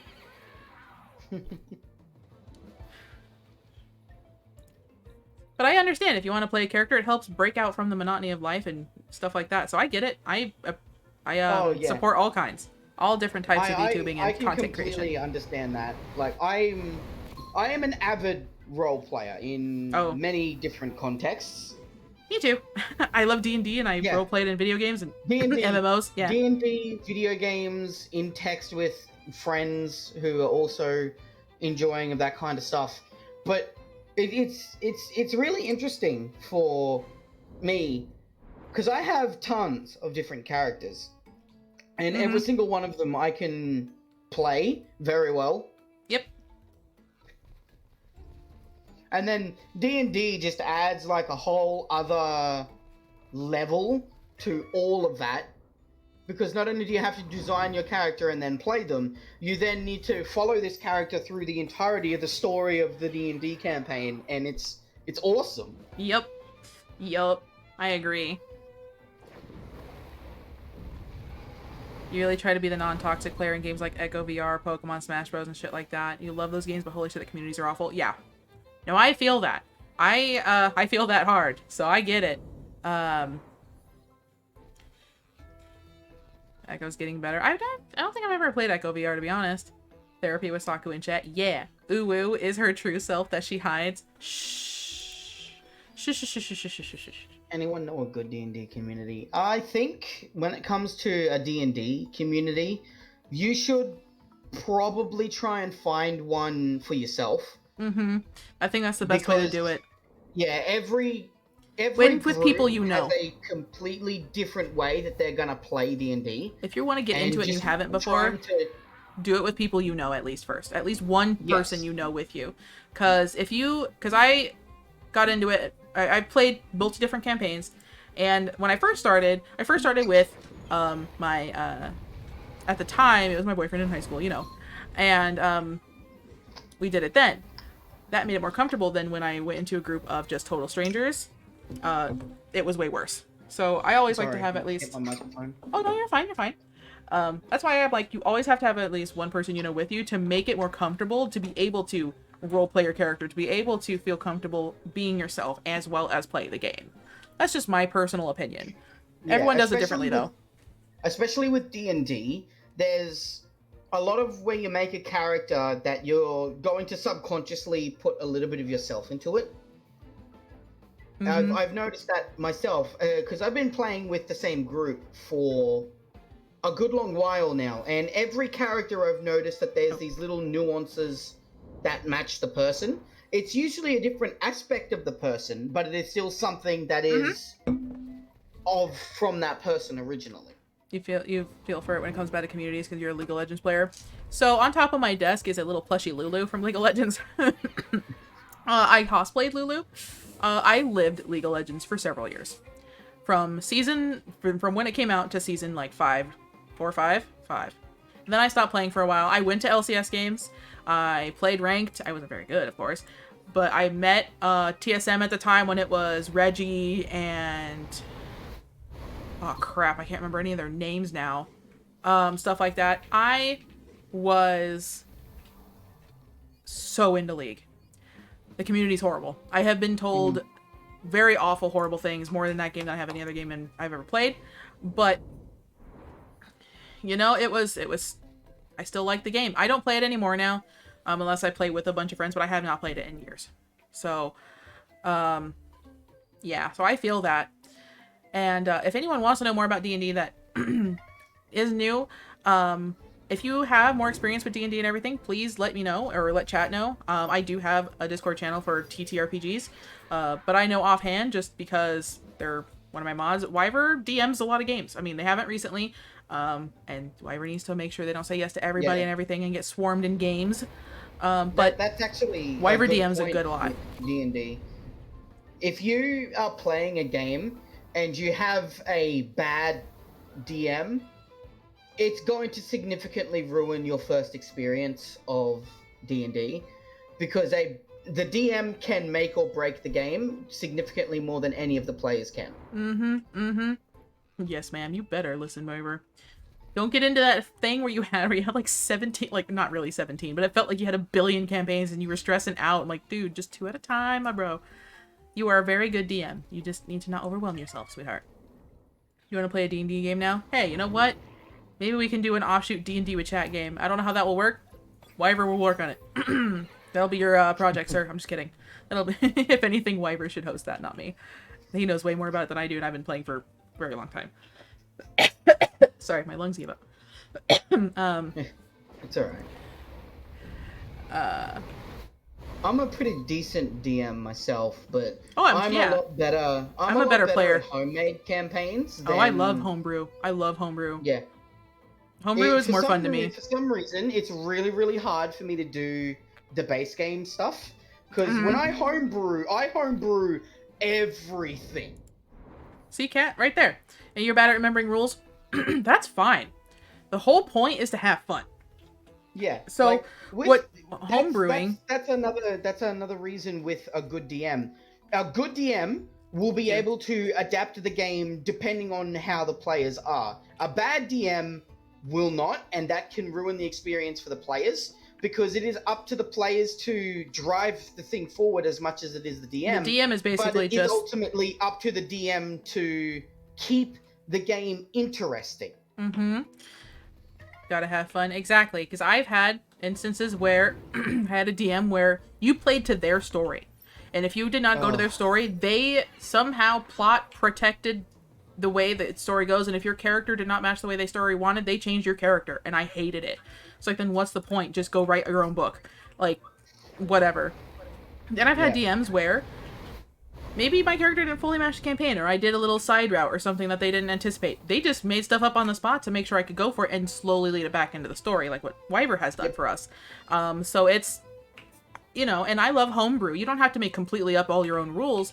What I've done is maybe I'll base it sort of off like 5th edition, but when it comes to like hitting, I'm not going to be like, it has to be a D20 for this AC and blah blah blah. I'm like, just roll at least a 15.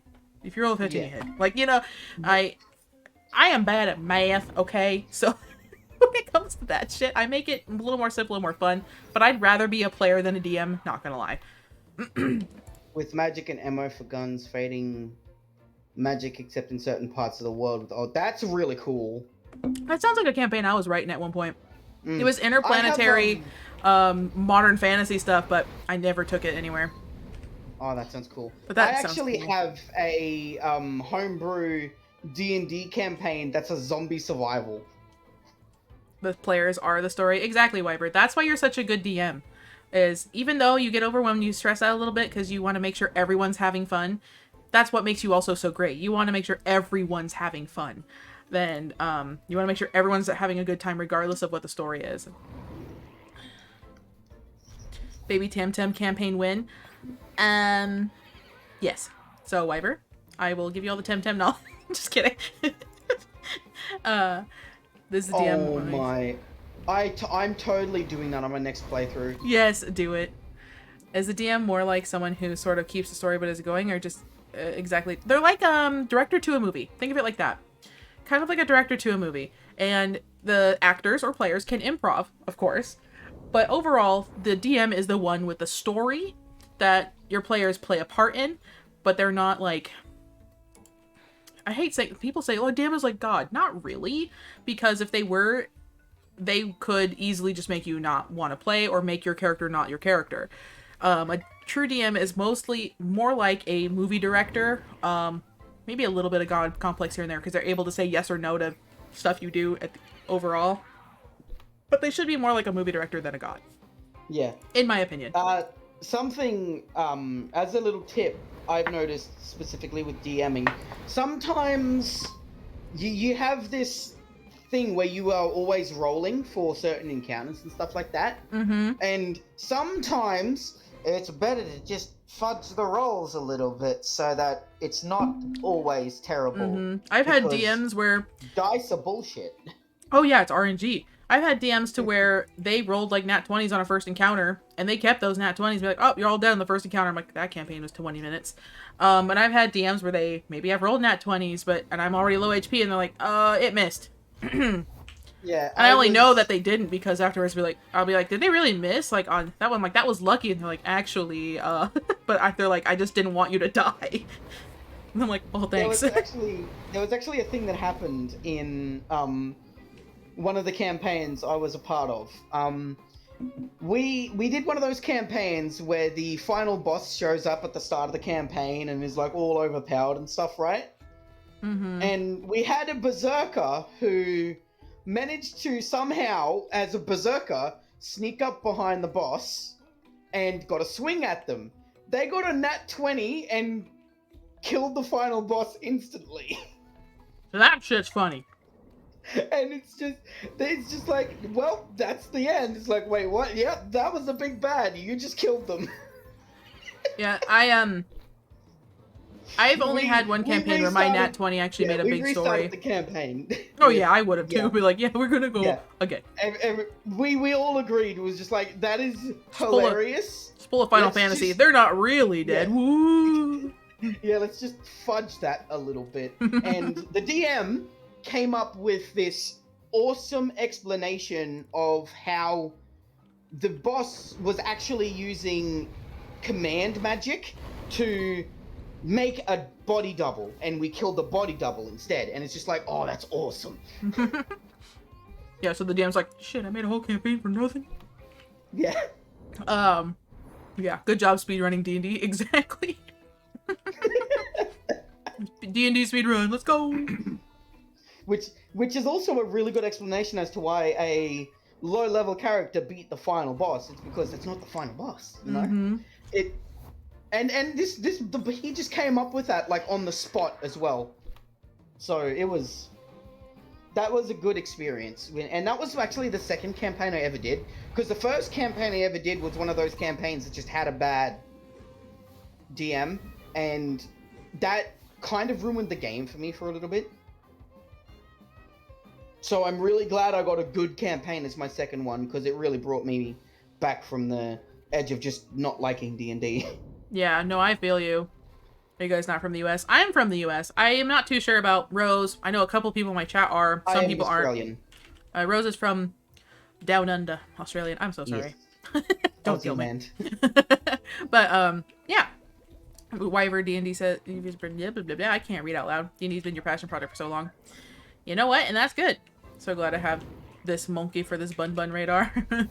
How's your Bun Bun radar going, Salonis? What if I did a big D&D stream with some other streamers, Saku?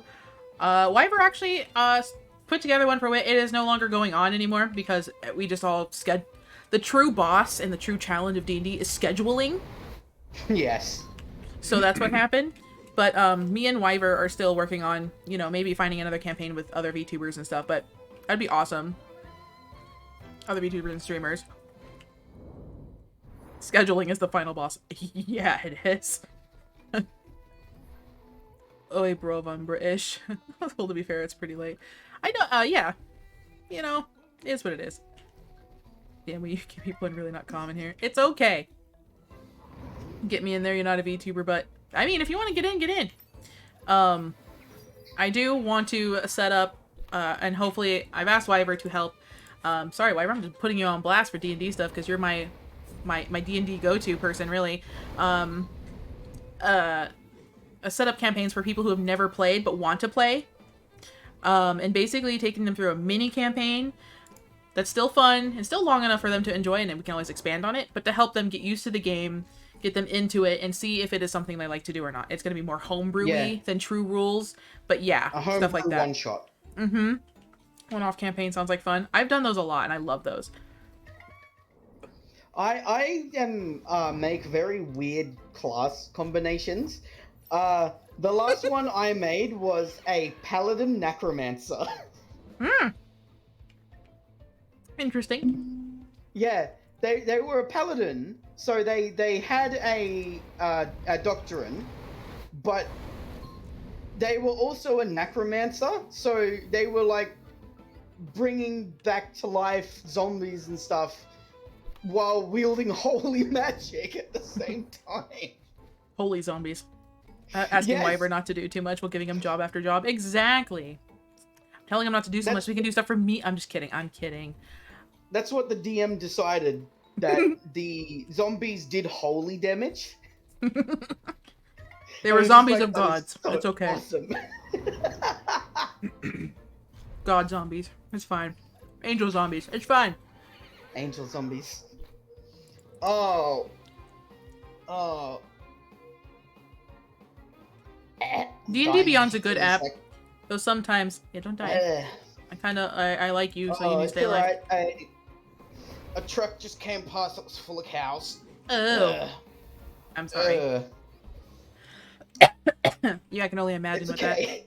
that's like. That's one of those rare things that happens. So Yeah. that the smell just kind of hurts a little bit. The joy of a highway right next to you. Yes. Luckily, the smell doesn't last. Yeah, it looks like it goes away pretty quickly. No, if you're right next to like a farm or something, hui. Oh. D&D Beyond is limited but good basis for starting players. Very true. Very, very true. But there are also ways to make characters without it. You want to be a capitalist paladin that slowly realizes he's a closet socialist as the campaign goes? Yes. Well, there is D&D does have a god of trade and currency. Remind me of a joke was about how people get older, their friend circle shrink, and that was like, this is my friend Blob. Please don't die, Bob. Yeah. Yeah. I made I think it was a berserker who had a little it was a pet bird. I'm not sure what kind of bird it was. I know it was some kind of bird who was literally missing a wing, right? Mm-hmm. So it couldn't fly or anything like that. But he specced into machines, and during the campaign built a mechanical wing for the bird so that the bird was able to fly. Aw, that's really cool. And in the final boss battle, the bird was flying around and was like a super useful distraction and stuff, and it was awesome. It was so good to see the payoff between him building those skills, and he ended up the bird ended up just sticking around because it was a bird that they found. They just kept with them, nursed it back to health, gave it a wing, and it's like, I'm gonna stay. I like you. That would be me, both IRL and in games. That's so sweet. And it's just like this buff berserker, just big muscles charging into battle. And then as soon as battle's over, you just see these big hands gently caressing this little bird. It reminds me of a real life circumstance I had. When I worked at the animal shelter, one of the foster puppies that I worked with a lot, she was with one of our foster parents who worked at the shelter, and I worked really close with her. She had a little puppy named Button, and she was literally so tiny. She was a Pomeranian mixed puppy, and she was kind of stunted, so she took forever to grow. She was literally tiny. She was named Button because she's cute as a button. The person who came to see her to see if she would whether they wanted to adopt her when she was ready was this cute couple. Lady walks in, pretty sweet little petite lady. Typical, I don't usually say typical because I don't like putting like labels and things, but someone you would definitely see having a cute little fluffy purse puppy, right? Yeah. Her husband walks in. He basically is a human version of a giant berserker Viking man. And she's of course loves the puppy. She's like, oh, he's so cute, oh, whatever. He comes in. I expect, hey, yo, want this puppy. He comes in, he goes, bye! And gets all excited and like runs towards the little thing. And now they've adopted her and everything since she got spayed and everything. And they send pictures and updates to her, to the foster mom still. And she is spoiled rotten by him. He carries her everywhere. It is the cutest thing in the planet. It was my favorite, one of my favorite interactions working at an animal shelter. That's exactly how that berserker is. Like, he is rude, obnoxious, and loud, but as soon as the bird is around, he's quiet. He's just that's his calm ball of happiness and nice and calm. And there was actually a point which sent him into a complete berserker rage. Mm-hmm. One of the goblins they were fighting accidentally hit the bird, and it sent him into this rage spiral, which basically gave him +5 to all of his attacking stats, and he proceeded to massacre 20 goblins. And then, soon as they were gone, back to normal, hugging the bird, trying to nurse it back to health. That is so cute. He loves this bird.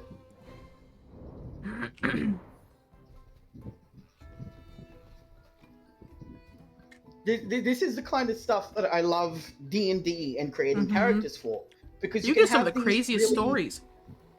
These really weird contrasts of this big buff berserker who has this adorable little bird, or a paladin who follows a righteous god that raises the dead. Or an elf druid that somehow has a almost megalodon-sized shark. What's it called? Yeah. Familiar. That can go to any body of water because the DM deemed it possible. And then when you have to go through a warehouse to find these thieves were taking, I don't remember the full story, but the thieves were taking something. They had to go find a giant warehouse to get what was taken back and bring it back to the royals. They got found out they were in battle. The druid rolled a nat 20 on bringing the shark up from the water because they were right by the riverbank, even though a shark would not be in a river. But DM said any body of water that shark can somehow get to, magically or not. It was really funny. So the druid rolled a nat 20. The shark completely came out because of its size, crushed the entire enemy party and the entire warehouse.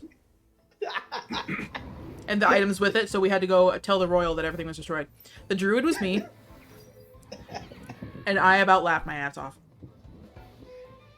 That's one of those awesome moments. The YouTube I watched that was describing one of the D&D characters was a dwarf that has a magic pouch and collected all the weapons no one wanted and then would throw all the weapons at enemies during the story. That sounds amazing.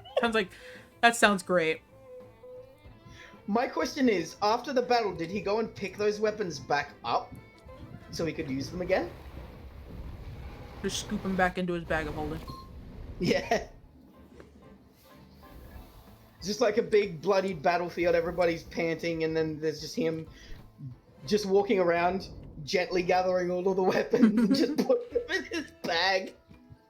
You love being an evil little bean that ruins everything but friends. That's why it's called chaotic. There's a chaotic time. There's a chaotic neutral, chaotic evil, chaotic good.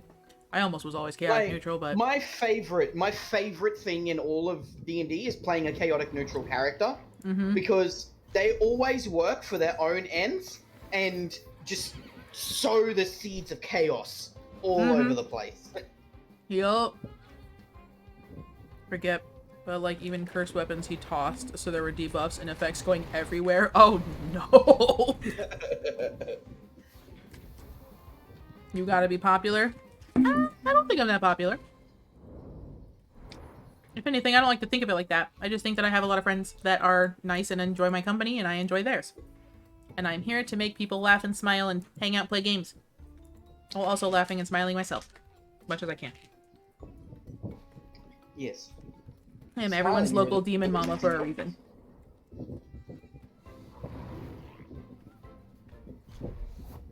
Who has adopted 2 adorable geckos as of recent. Yes. You smiled and laughed so much in the last hour. Good!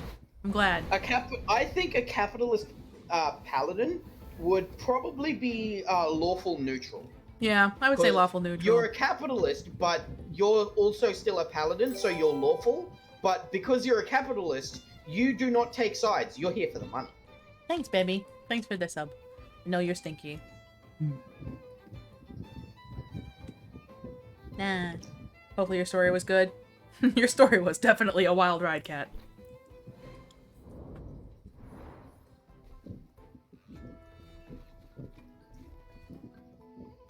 You know, I don't think in my entirety of playing D&D, I've ever played any character that isn't neutral. I think I've been neutral, chaotic neutral, or lawful neutral in every single campaign I've played. Playing true neutral is so hard.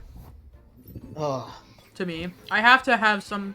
And I'm almost always on the good side of things because it's really hard for me to be evil, but I've had some characters that are more on the evil side. I just always have to, after every game, be like, look, that's just a character. I don't actually hate you. Like, yeah. because my own conscience won't let me. Would that mean you can pay the paladin off not to fight a battle if it was enough? Yeah, probably. For a capitalist paladin? Probably. Yeah. Money speaks. And so does my sword. It literally does. Help. It literally does. That's why I'm getting money, because it wants money. It's gonna kill me if it doesn't. It knows where I sleep.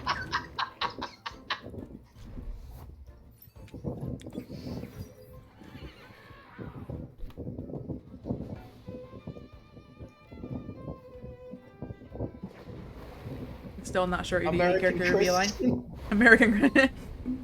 You can always ask Wyver about it, Goro. He'd probably know. Lone Shark Sword. Or you can ask here. Rose has pretty good knowledge too. Huh? My significant other, Goro, in chat is talking about D&D as well. About what his alignment for his character he had planned. That he told me about. There'll be ethical consumption of the sword in your face, bitch. Lone Shark Sword, yes. Well, what kind of character is it? I think he's typing it out. I can hear his keyboard clickety-clacking.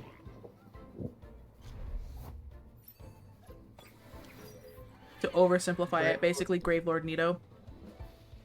But yes and no at the same time. But yeah.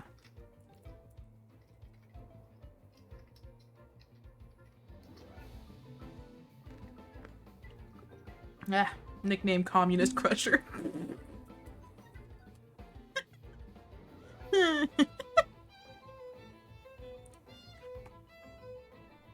That's funny. Oh, Dark Souls. Sorry, I had to Google that real quick because I actually didn't know Oh yeah, anything about Dark Souls. it's one of Goro's favorite game series ever, is the Soul series. Yeah, Gravelord Nito, he's pretty cool.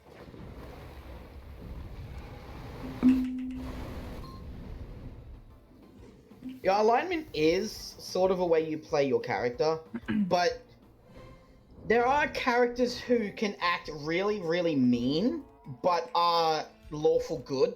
Like elves. Yeah. Elves are considered lawful good, but they are, Bitches.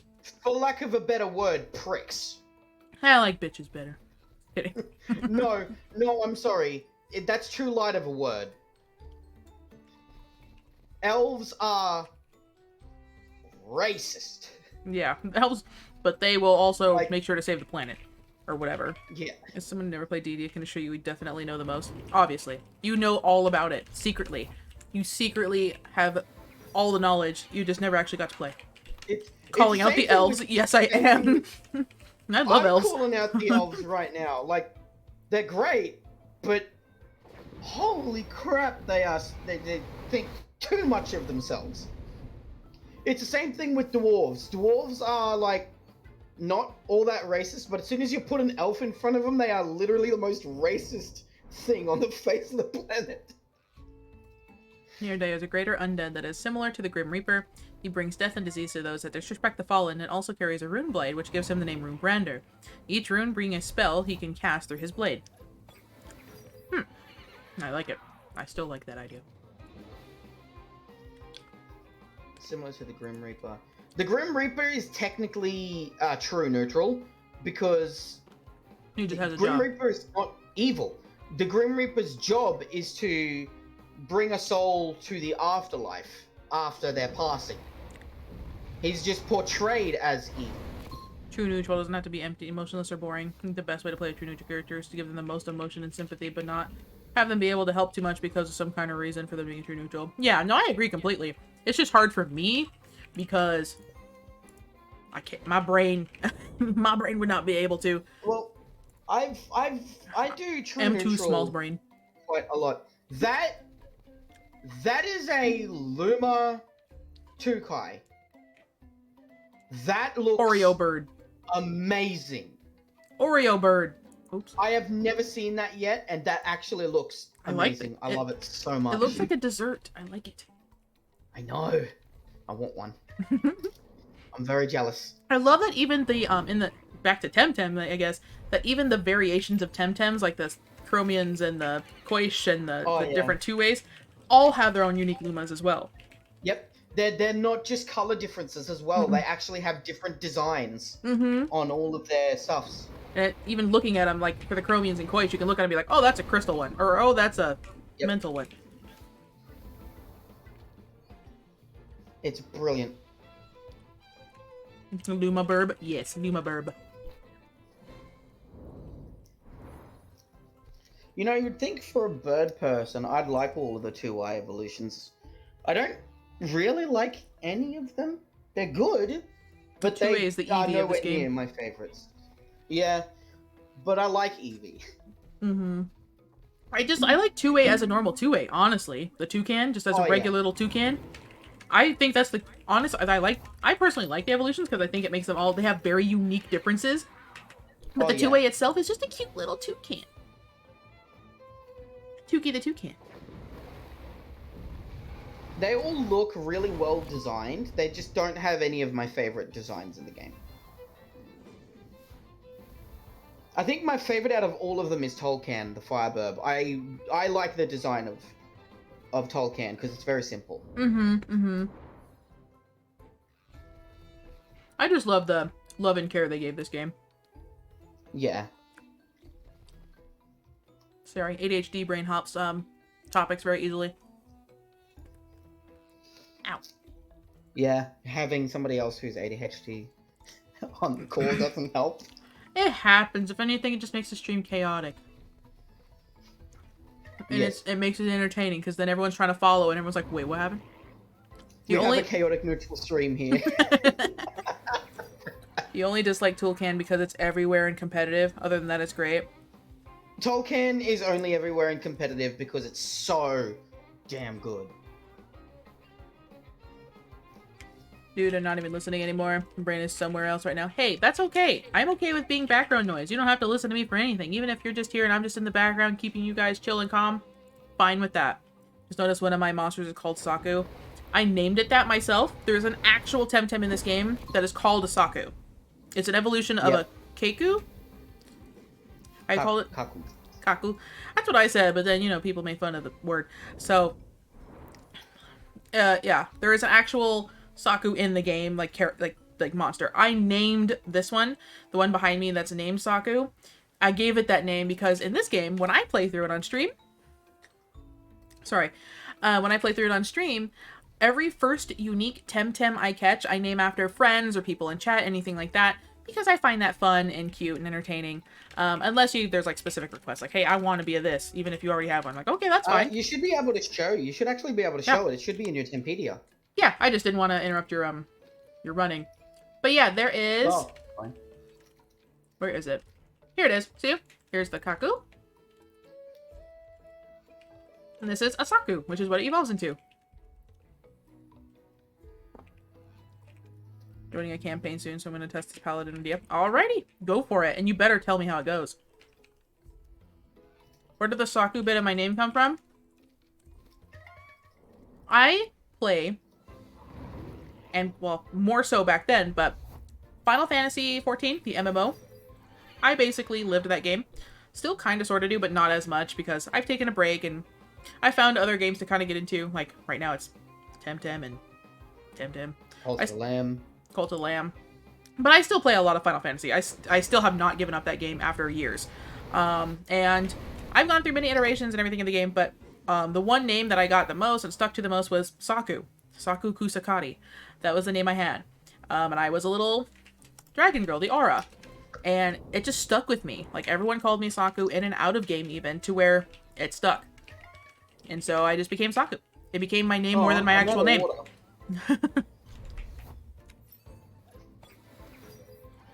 I need to go refill my water bottle. Okay. Just ask Oshara. Yeah. Just like, here, I'll just take some of that water. I'll be right back. I'm gonna refill my water bottle. Take your time.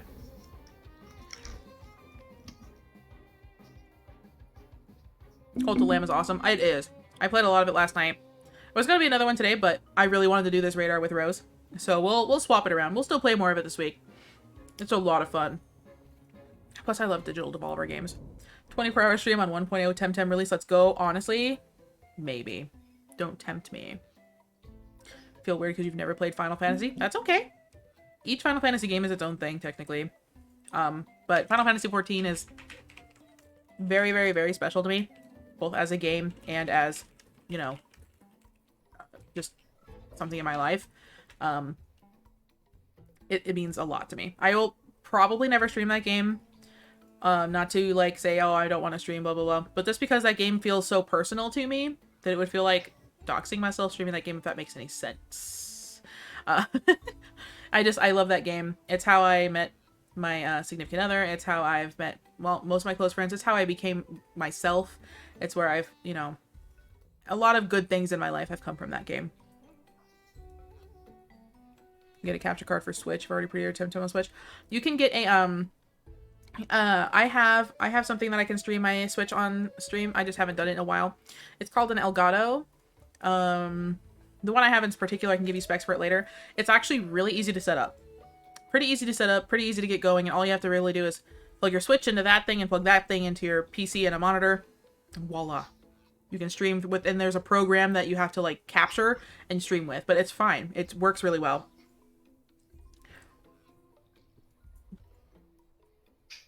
If you ever need more help and specs with it, let me know.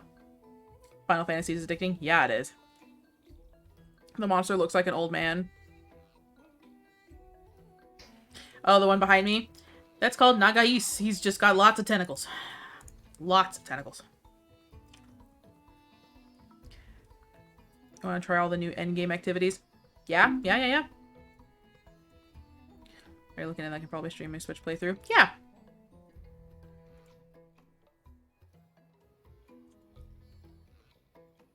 I streamed a little bit of Animal Crossing. I thought about streaming Pokemon and all the other stuff, but I also kind of got lazy with setting it up every time, so, you know. It's really not that hard. I just got extra lazy, and I found other games. And then, aka this game. TemTem is my go-to game for sure. I go to this game when all else. If I don't know what else to do or play this game, off stream, this game or Final Fantasy. So. Okay, I'm back. Welcome back. I put a handful of ice in it, so hopefully So- it'll last a bit longer. And when it melts, you just get more water. Should probably Yes. go defeat Belsodo. Working on it, man. I'm Yeah, on. this is very important, okay? We've got to flex on them. Yeah, this is the most important thing to me. Belsodo can fucking wait. I need a baby. I mean, even if we don't get a Luma, I still am enjoying this experience because I'm learning. Plus, this is my favorite TemTem that we're seeing over and over and over and over and over again, especially the baby one. The Pycos are even just adorable. They're the ones that are on my model. It's my favorite TemTem. I don't mind seeing it over and over and over and over and over again. Flexing is incredibly important. Yeah, it is. Especially on the enemy. It's why I try to use my Lumas as much as possible. Unfortunately, I don't have a Luma OCR, so I can't. How high flex level is that. Belsodo? Depends what part of the story you're in. Yes. Hey, Corvus is getting a lot of levels. That's a good thing. It's almost caught up to my Golzi's almost caught up to my Drakash. And if he surpasses, I'll just put the cloak on Drakash instead and be like, yo. I just don't want to put him up there because since we're looking at Drakash right now, I don't want to confuse. Then put the cloak on Drakash and have the Golzi up front. You are so smart. I don't know why I don't think of this shit. It's about 15% in total for all the encounters, yes. But saying it's 15% is technically inaccurate because every single encounter has the exact same chance, so probability is a bitch, really.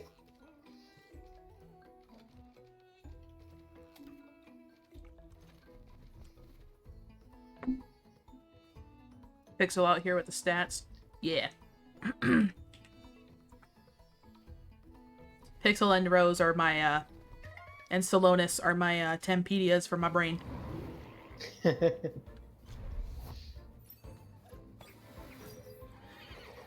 Just like a little plug-in. you've got like a plug on the side. You just plug it in, and suddenly you've got TemTem knowledge. That's just... AKA, I message you guys like, hey, so, Yeah. By the goddess of trade, Wakuin, I banish thee and all kin of you unto the poverty line. Is that your capitalist paladin?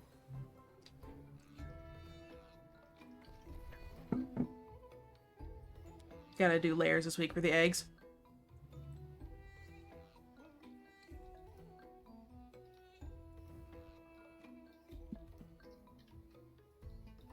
Does my Golzi actually one-shot these? Still don't have a Volgon. Me either, it's okay. I don't have the layer be yet, very- but you know. Just enter the realm and use your twice. I love seeing the Luma next to the non-Luma. They look so good together. I just want to do that because why not? Punch. Yep, absolutely one-shots. Okay.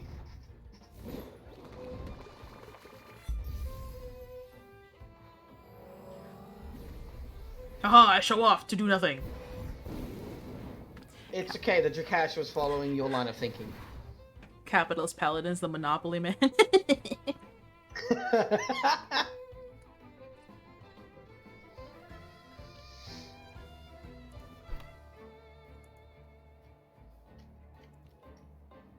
Yeah.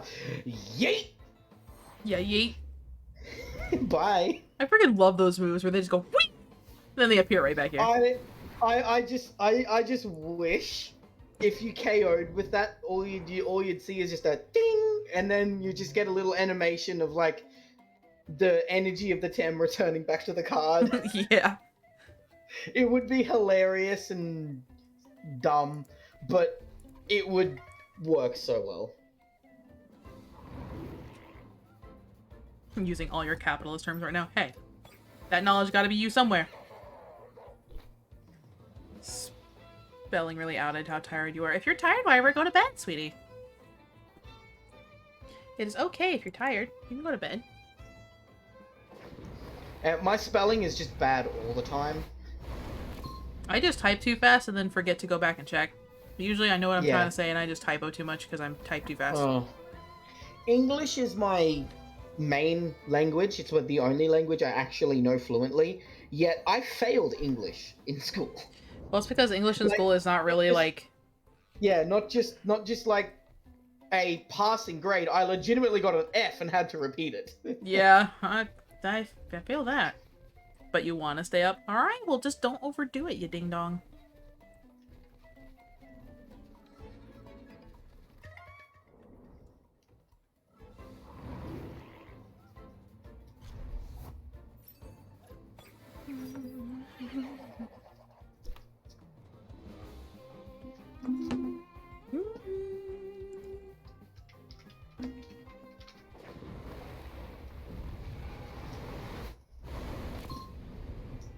English is hard? Yeah, it is.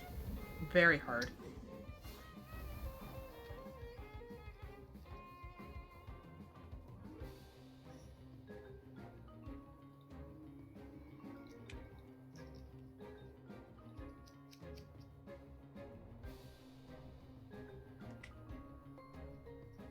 Oh, I have to click.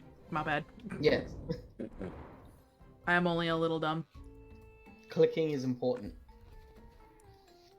See, I get to skip that because I have a level 100 Tem. Yeah, well, you know. You won't overdo it, you promise? You better not, boy.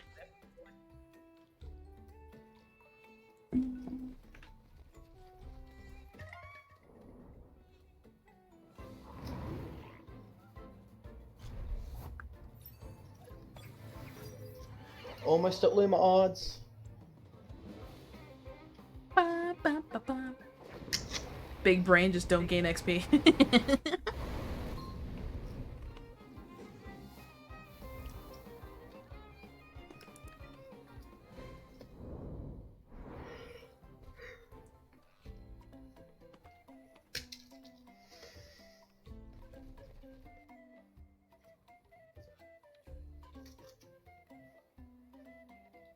If you overdo it, I can decide your fate. Good.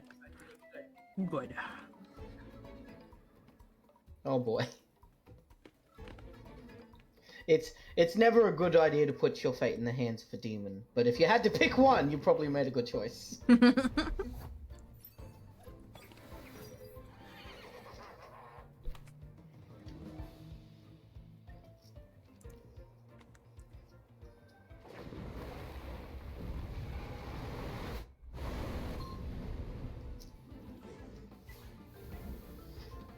Oh, that's an interesting thought that just came to my head. Imagining all the different canons to do with your character. Mm-hmm. With like Cult of the Lamb and TemTem, where there's like a different Saku in each one of them. And then the canon of Cult of the Lamb, where you actually just like pluck viewers and just plop them down in the cult. Yup. That's my roleplay brain there kicking into action. That's okay. I get roleplay brain a lot. Don't worry about it.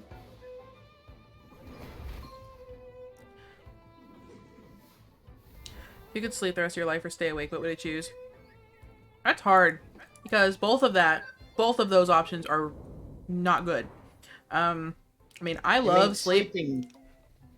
If there was no negatives to it, probably staying awake for the rest of my life would be True. better, because could you imagine how much time you would actually have if you never had to sleep?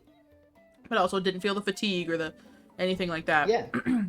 I love sleep because it's, I mean, I have issues that sleep also helps a lot, but I don't want to sleep all the time and miss so much, you know.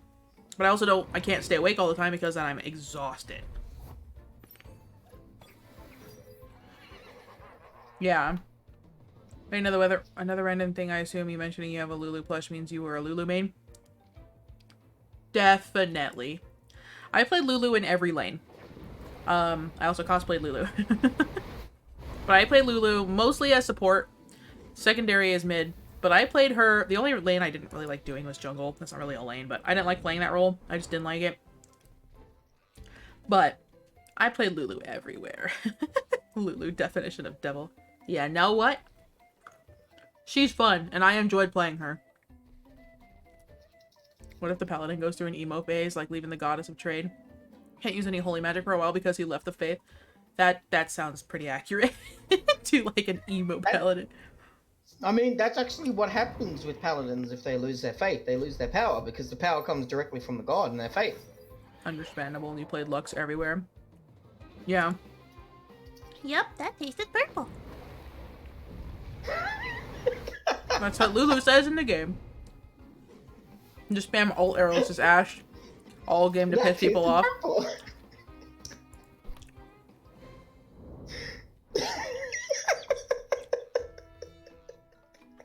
You hear cosplay and you're in. I love cosplaying. I haven't done it in a while and I kind of miss it, but I love cosplaying. It's really fun.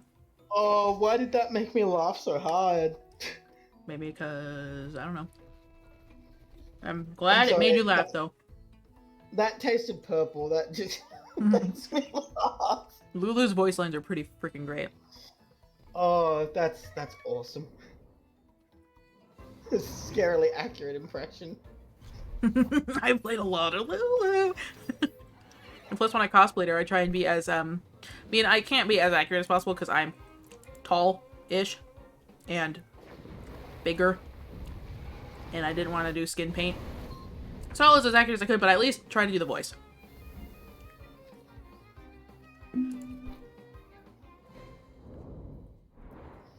I remember when I had that phase. I still love cosplaying. I haven't done it in a while because I don't really have anywhere to have space for it right now. And I don't really have money to buy new cosplays. Tall demon mama. Yes. I'm not that tall. I mean, I would cosplay.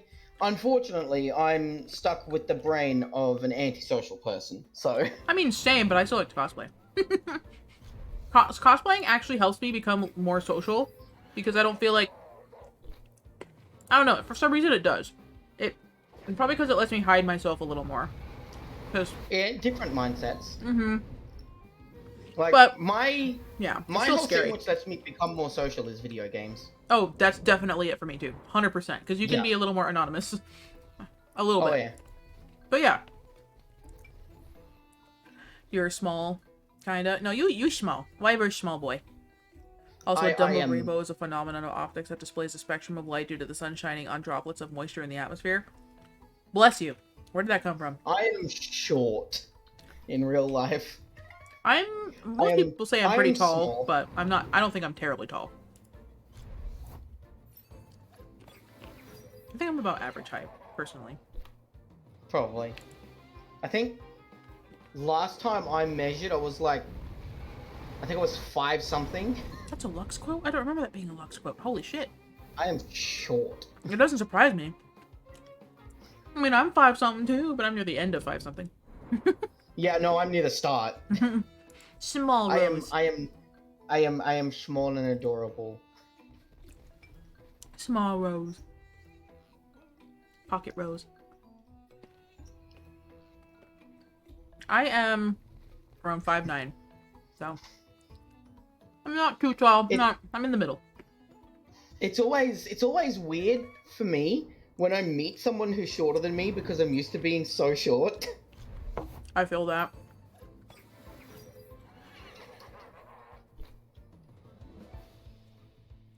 You're 6'5", Pixel?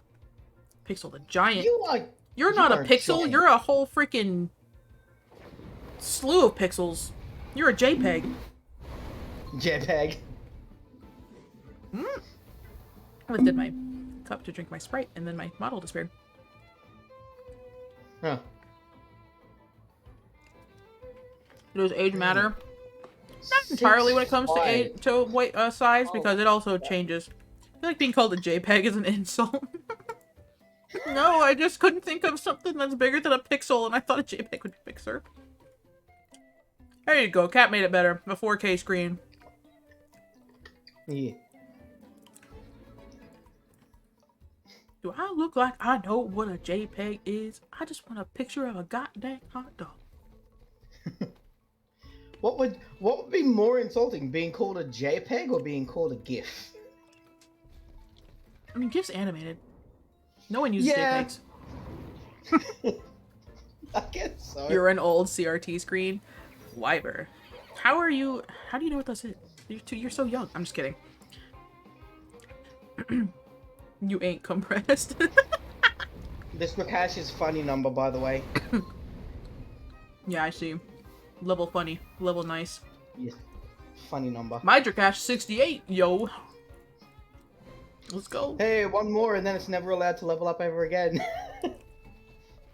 At least call you a PNG. No, you're right. I'm sorry. You're the best PNG in the world.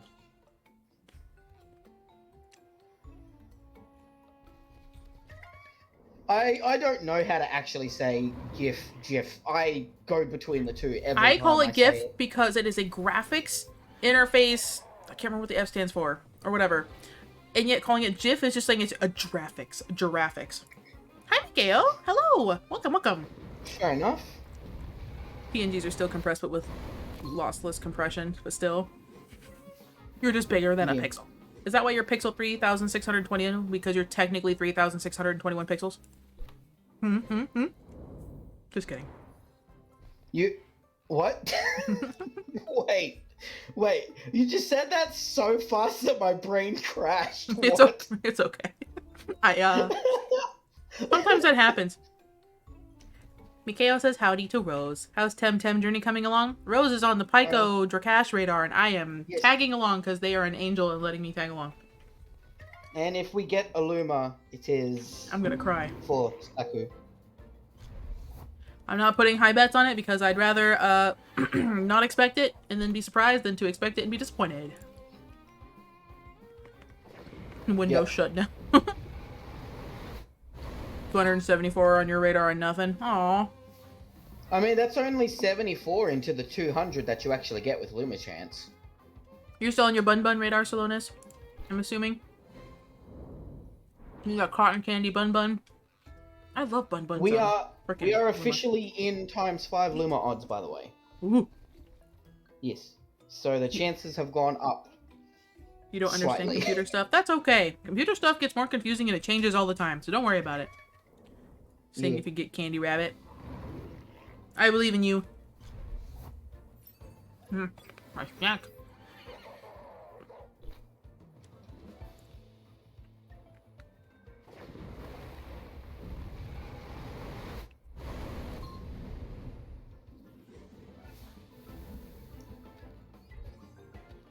Hey yo, level 66, Goal Z.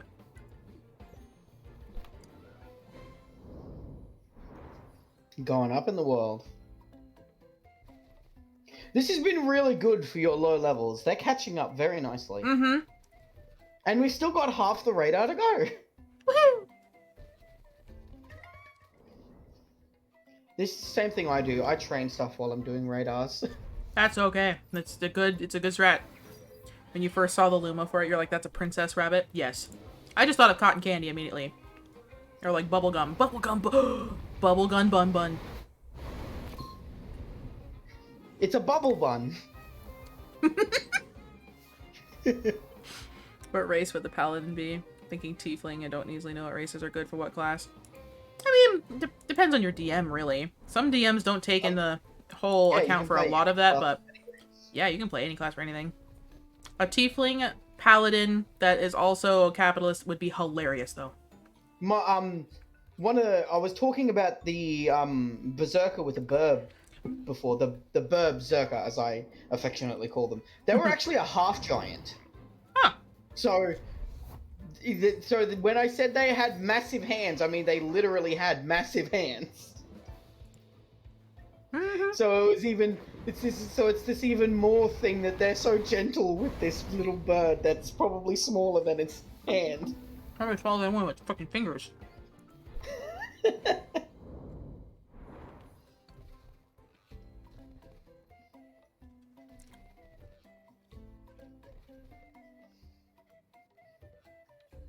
Did computer science in college, but dropped out in the second due to personal reasons. Don't blame you. Someone texted you what I say. I said you can play anything with anything. But a tiefling paladin that's capitalist would be hilarious. A demon-looking, holy person that is obsessed, or is not really, well, technically, kind of obsessed with money in capitalistic society would be hilarious.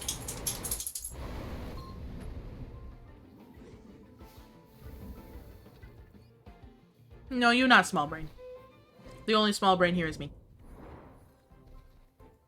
I think my very first D&D character was a rogue who, due to her backstory, always carried around a bejeweled bastard sword.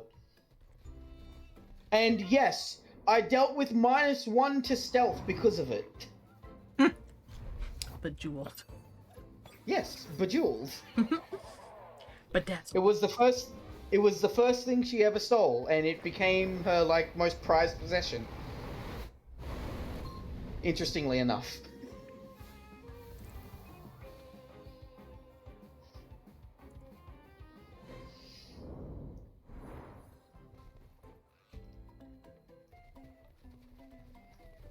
I legitimately held it through the entirety of the campaign, which was... That's adorable. It was problematic because it weighed a lot.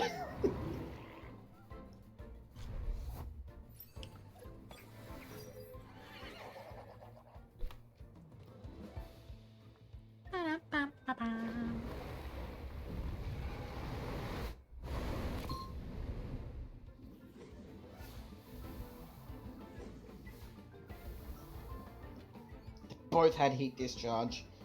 Ouchie. Wow.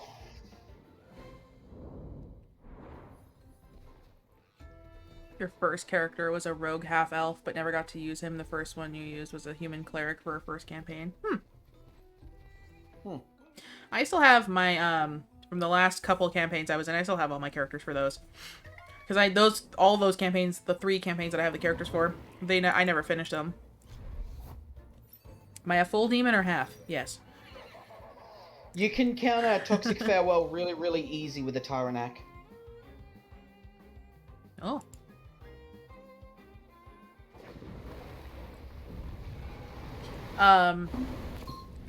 My model's half because that's all I can afford. But I am a failed succubus, so I am a demon, a full demon that failed being a succubus because I cared too much and did not do succubus-like things. And then because I tried to go back to hell and say fuck this, I don't want to do it, they said no, you cannot come back, and left me out in this world. And I decided, you know what, fine, I'll stay in this world and be with you guys, make you guys smile and laugh because I care.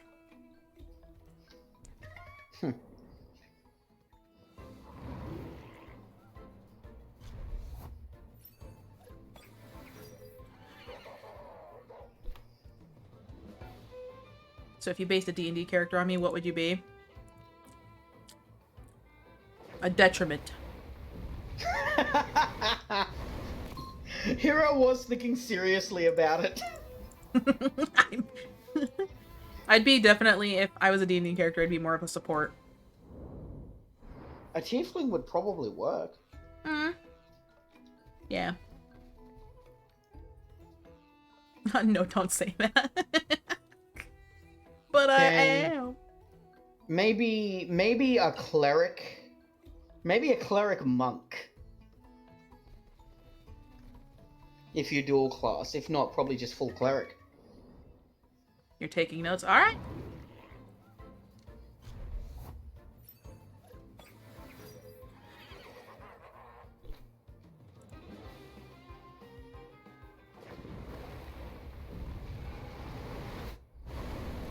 Goodbye, Trakash. Yeah, poor Trakash. Suddenly they're Hey, level mine's a 72. nice Trakash now. I can't level him anymore. Level 69. Just kidding, you need to be more level. That's a rock. I'm running into the rock. I have run into stuff so many times, either because I lag a little or I'm not paying attention as I run. I tend to look farther ahead than where I'm actually at sometimes. Yeah, me too. And then I'm like, why am I not moving? Oh, there's a whole ass rock right there. there's a wall. Oh, or a fucking ledge. Yeah. You do that in real life? I mean, same. I look down a lot when I walk in real life, but I still get stuck on shit. I have bumped into my door so many times. I do too. I have depth perception issues. Oh, well, it's not because I have depth perception issues. It's because I'm too busy focusing on whatever's in my hand and forget that I have my door closed and just sort of walk into it and I'm like, oh, door, right. I've done that a lot. I run into door frames all the time. All the time.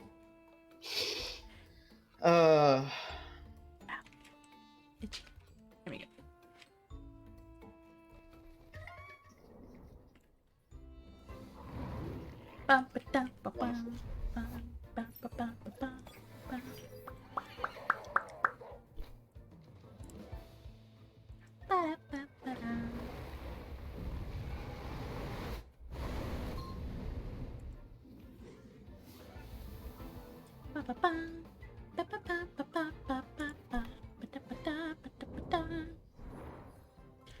Well, what island am I at now? I'm on, Arbery. I just discovered, the Lockbird area, and I have to go defeat Percival. But I'm trying, to... Honestly, before I even do that, I was doing all my side quests and everything to level up my babies, as well as, you know, layers, and not layers, but, shrines and stuff to level up my babies, so that way I can go through it without struggling as hard. Because even just getting to Arbery on the way to Lockburg, I was struggling against the Belsoto I was fighting. Because, as Rose had said before in another stream, the level jump? The level curve. Holy crap. The level curve is insane in the last two islands. It really is. You don't get anything like past level 60 in the first 4 islands, and then suddenly it jumps up. It's like 80, 90. Like, excuse me! Excuse me! Okay, yeah, Arbery is a good place to get everyone to be around 72 or higher. Yep, that's what I want to get everyone to at least 80. Or try to, anyway. So, we'll be happy once radars are 300. You have the teleport. You should be able to go to the shrine. Now that I can teleport, yeah. Before I couldn't teleport last time I played. So I just started doing a little bit of main story stuff to see if I can teleport back around. And I didn't try it because I got my house and I was like, alright, I'm good. And so, but yeah, now that I can teleport around, it'd be much easier. That was the main reason I was not doing it, is because teleporting around without having that, I was like, ugh. Yeah. Now that you have it, it's like when when you're taking it away, it's like, oh, like your skates, you get it, and you're like, oh, cool, this is so good, and you get it taken away, and you're like, life is pain. That's the thing. When I first saw what they do when you get the skates back, it just made me smile. It's just like, ha ha ha ha, they're making fun of us. That's great. Mm-hmm.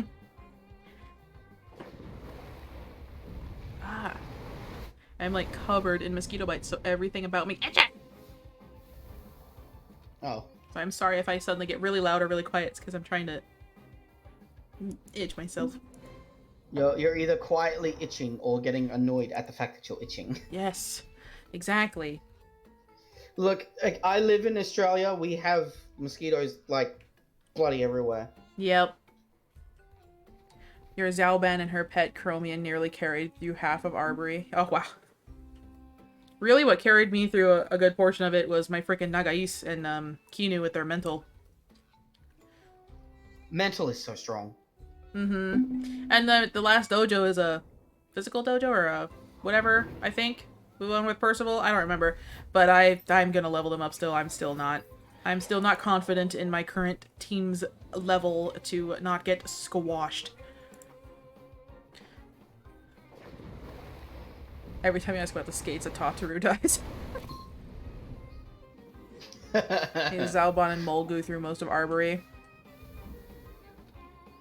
And your TemTem named Guja. Last dojo is mental. Okay. So it was the one before that with the mommy lady in so the Lockberg one is the mental one. My co-op partner and I, we went through the entirety of Arbery without a single digital tem. Oof. It was pain. I have digital Tems, I've caught them and I haven't really used them. So Digital is such an effective type in this. Fire is also a very good type. If I had to pick the three top types, probably digital is at the top. Then, probably electric, because electric just hits so many things super effectively. It's ridiculous. And then probably toxic, actually, because toxic only has a single weakness. mm-hmm. That sounds like pain. Yeah. Ironically, Goudreau is better off than your digitals. Hey, whatever works. If you can get something to work, then good for you.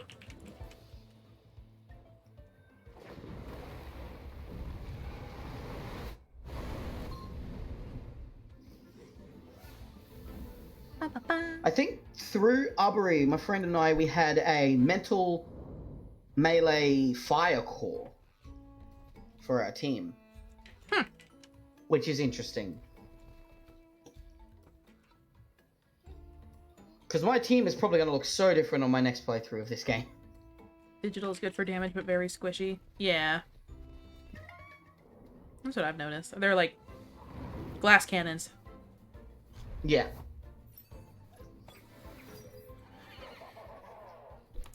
Ha ha ha ha ha. I love Golzy's little intro. He just goes ha ha ha ha ha. A little evil son of a bitch. Fucking love it. I really wish that they'll come out with that mount where he carries you. That'd be awesome. That'd be awesome. Yeah. Yay, Drakash is 70. Woohoo!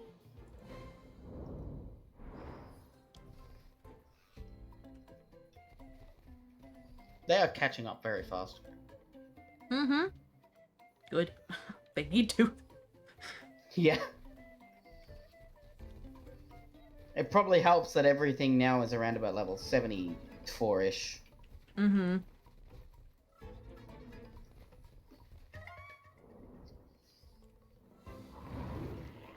Am I able to do more Lulu quotes? I gotta remember them all, but... Sure? I only remember, like, 2 off the top of my head is the Taste Like Purple and Hugify when she uses her ult.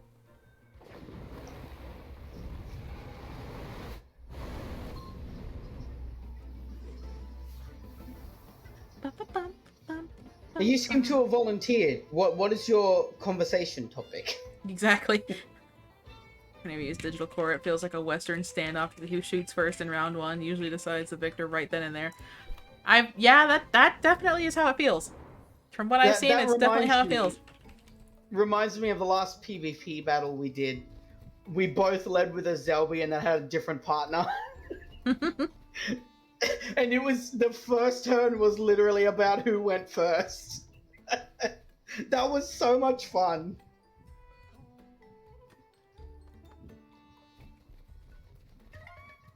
Wonderful weather we're having.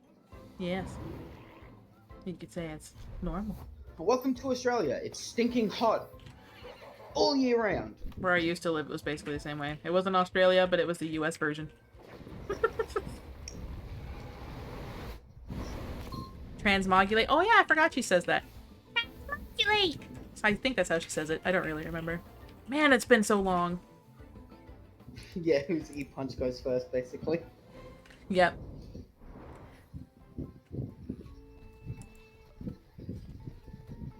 I think from that exchange, I lost my Zelbian first turn, and then I think I took out one of your supports first turn. I think it was a very weird exchange, but it was great. The US version, but with less spiders. I don't know, man. Where I used to live, there were still plenty of spiders, but not the big scary ones like Australia. I think I would probably have a heart attack and die. Spiders freak me out. I don't know why. They just do.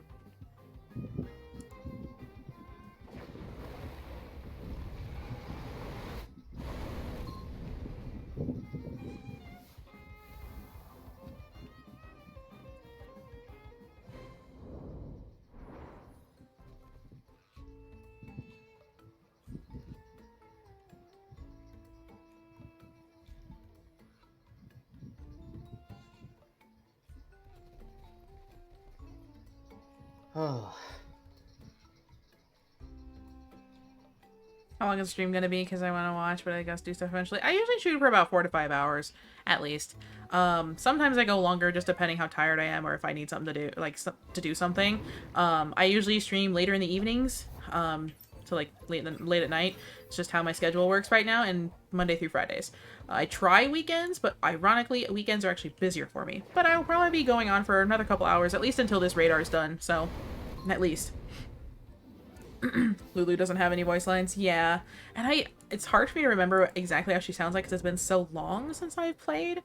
But, That Tasted Purple's the one that always just sticks around because it doesn't make any sense and it's Lulu. And That then still makes me laugh. Hugify is just funny because she makes things huge with her ult. Hugify. She's such a gremlin. I love her. There was a rock there. Oh, that's great. I think turn one, her Zalbin went down and your spider went down. What do headsets do? Nani? Like headsets that you plug into a computer to listen?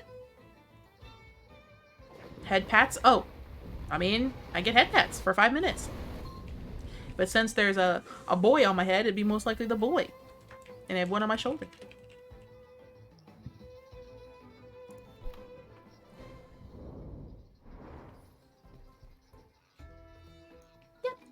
I wish you could layer the one on your shoulder properly so it was like behind your hair. I know, unfortunately, the But- program does not do that. Yeah. I had to move my head off so I could put it on the shoulder, because if I didn't, it would just go with the hair. So I had to, like, I jerry-rigged it a little bit. I wanted to just put one on imagining each you shoulder press as, like, you know, that. one, the angel devil kind of thing. But, it didn't work as Yeah. I wanted.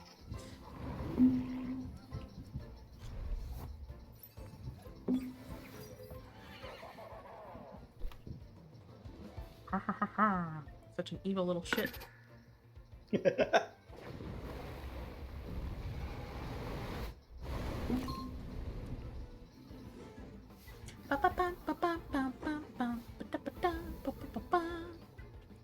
This radar slowed down a lot suddenly. Next TemTem stream, Saku is going to be covered in Pycos. Don't give me ideas. Instead of your normal VTuber, it's just a giant It's just a Pycko. Pycko. Bro, that'd be cute.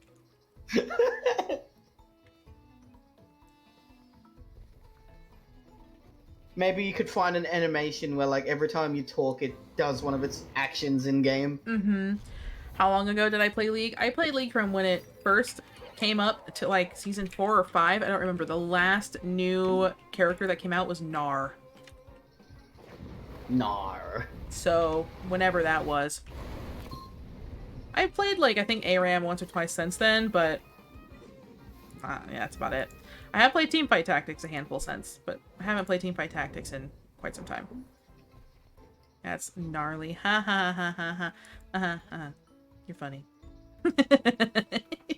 Whoa, Waver, come back.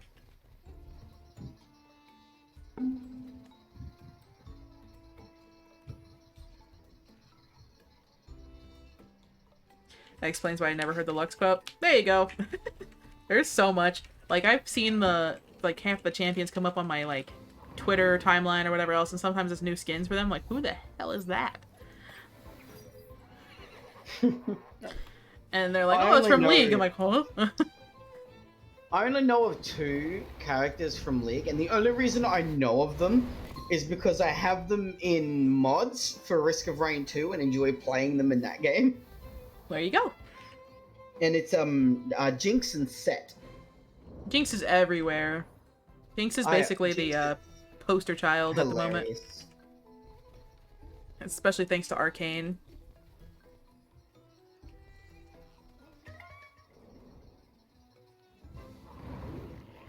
Yeah, I only know their names and what their abilities are. I have absolutely no idea what their lore is. That's funny because the lore has changed and been retconned so many times that I don't even know what the lore is anymore.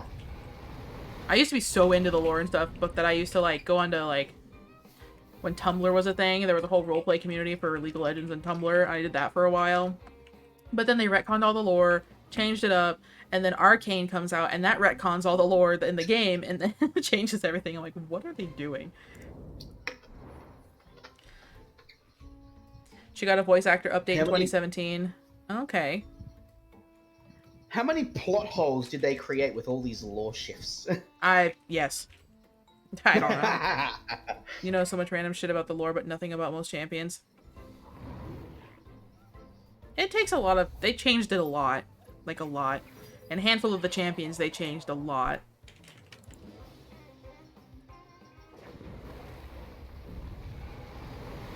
All I know about Jinx is that she has a rocket launcher, a minigun, and is a psycho. Pretty much all there is to her. And then, Set punch good and is handsome. I have no idea who Set is. I mean, I know who Set is, but I have no idea. Nope, nothing. Nada. I remember when they had, like, on the launcher, whenever they had, like, a new character, I don't know if they still do, because the launcher's so different now, but whenever a new character came out, they had their own, like, launcher screen that was, like, live 2D animated almost, and they had a theme, and freaking, cool. It was so cool. Diana, when she came out, her theme gave me the chills. It was so good. Press buttons. Oh, yeah, that's right, I'm sorry. This is why you're here. To keep me sane. It's alright. I'm just trying to speed it up a little bit, so maybe the entirety of the stream isn't just this radar. Yeah, even if it is, I'm not too concerned, personally. Oh, yeah. May RNGesus bless us. Thank you. Thank you, Cryptic Chaos. Thank you. And also, welcome to the stream. Hi. Nice to see you. Thanks for stopping by. Talk about plot holes. Lux has quite a few to do with her age. Yeah. Yeah. For example, she had a comic for her which took place before her Fossborough story. She's 19 in the comic and 21 in the Fossborough story. Yeah, okay. Yep, what? That sounds like League of Legends making a whole lot of sense. Apparently she just aged backwards. Well, an original lore for Lulu, she was part of the Yordles, which are, their own species of tiny gremlins, basically. And she was taken into the Feywilds, or basically the Feylands, where time is distorted completely differently there. And then when she came back, everything was basically hundreds and years later. Even though for her it was only like maybe a few weeks. Something like that. That was original lore. I don't know if it's different. Popped in to say hi, currently at work. Alrighty, well don't get in trouble at work, but I really do appreciate you stopping by. It's really nice to see you, and welcome. Thank you for choosing to stop by me and saying hi to me in my stream and my chat while you work.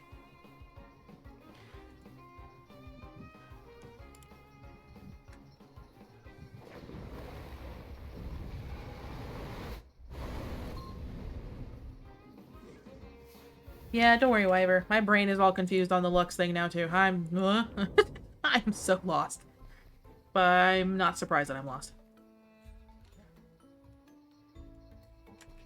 Made a temp character sheet. Good. Feel free to share it in Discord if you want, Kat. In the channels. That's up to you, though. Bye, Cryptic. Thanks for stopping by.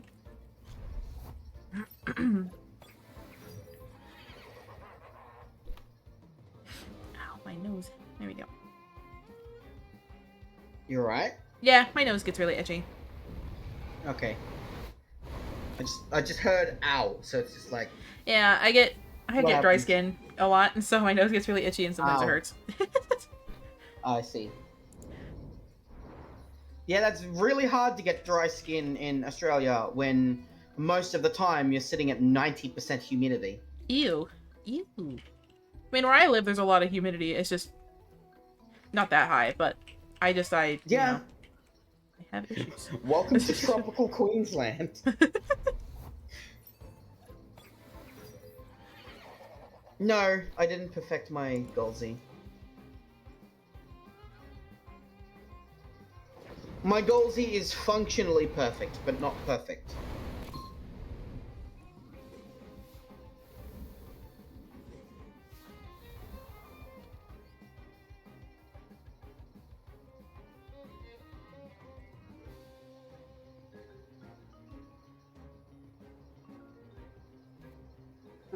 Button. Thank you.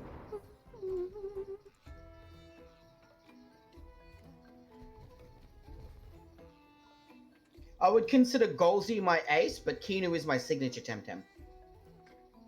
Calibus is probably my ace right now. I don't know about signature, but probably because Calibus is my big, beefy, pinky strawberry that I feel like I could just throw anywhere and it will do the job mostly. If not, it will do the job. My ace has changed so much, but in literally every iteration of my team, I have had a Kinu. There has been no other overlap in every team except Kinu, so that is my signature Tem. I would probably do that with Drakash, not gonna lie, because I love Drakash way too much. Till dear Lux fucking time travels to the Phosphoro story. Holy crap.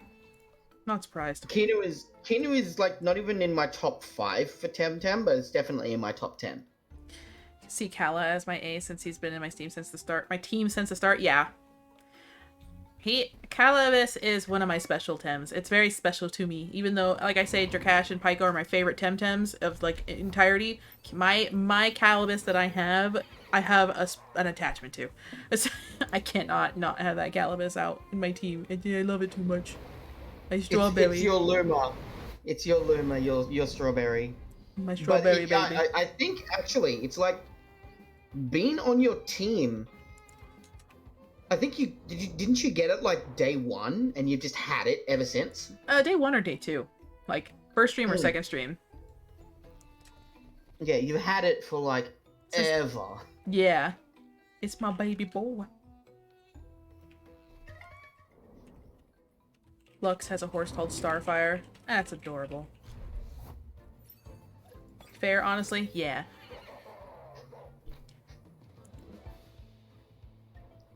So, seeing as I'm thinking about it now, if the Luma shows up, what are you gonna name it? I don't know. It's hard. Probably baby. Baby. Baby. Or Lil Me. I don't know. I don't know.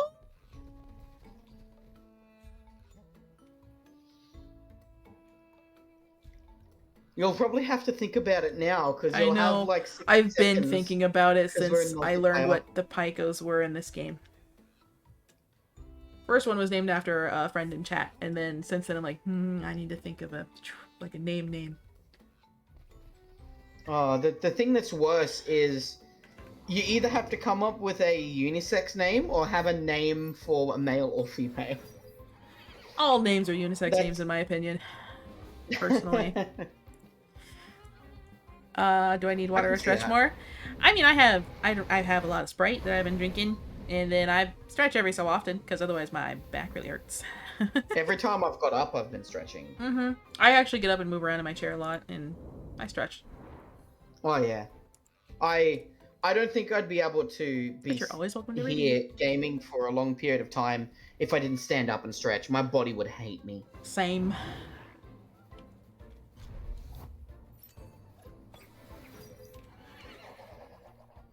Sometimes I just stand up. That's why standing desks are actually a really good idea, but they are very Yeah. expensive. Especially the ones that you get if you can change them from standing to sitting. Those are really expensive. Ugh.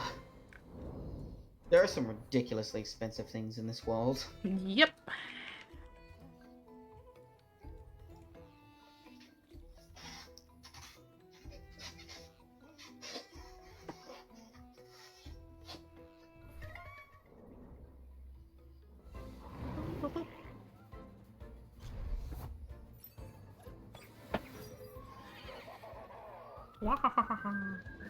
Oh, someone's in trouble. That's a fire truck. Someone's in trouble. Someone burned something. So, probably a crash on the highway somewhere. Yeah, that too. I'm expecting there to be an ambulance and a cop car coming past soon. Either that or they've gone the other way. What did you do, Rose? Damn. It wasn't me. Look, okay, when you're sitting here spamming a tidal wave, something's bound to happen. I mean, fair enough. And I'm a witness, so it's fine. An arson monk. No, if anything, OCR is the firefighter putting out all the fire from Mr. Cash. It's like, stop! Yeah. Y'all need to chill. Oh, Hey, that that was is like the perfectly ambulance. timed. Right as OCR opened Yeah. her mouth on my side, it started weep, weep, weep, weep. It is winter in Australia right now, and it's still 22 degrees Celsius. Which is hot.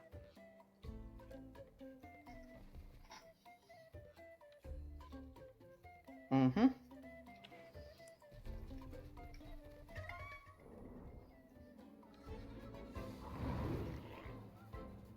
Welcome to Australia. We live next to the equator. Yup, and everything's upside down. Just kidding. Well, I'm currently sitting on the roof.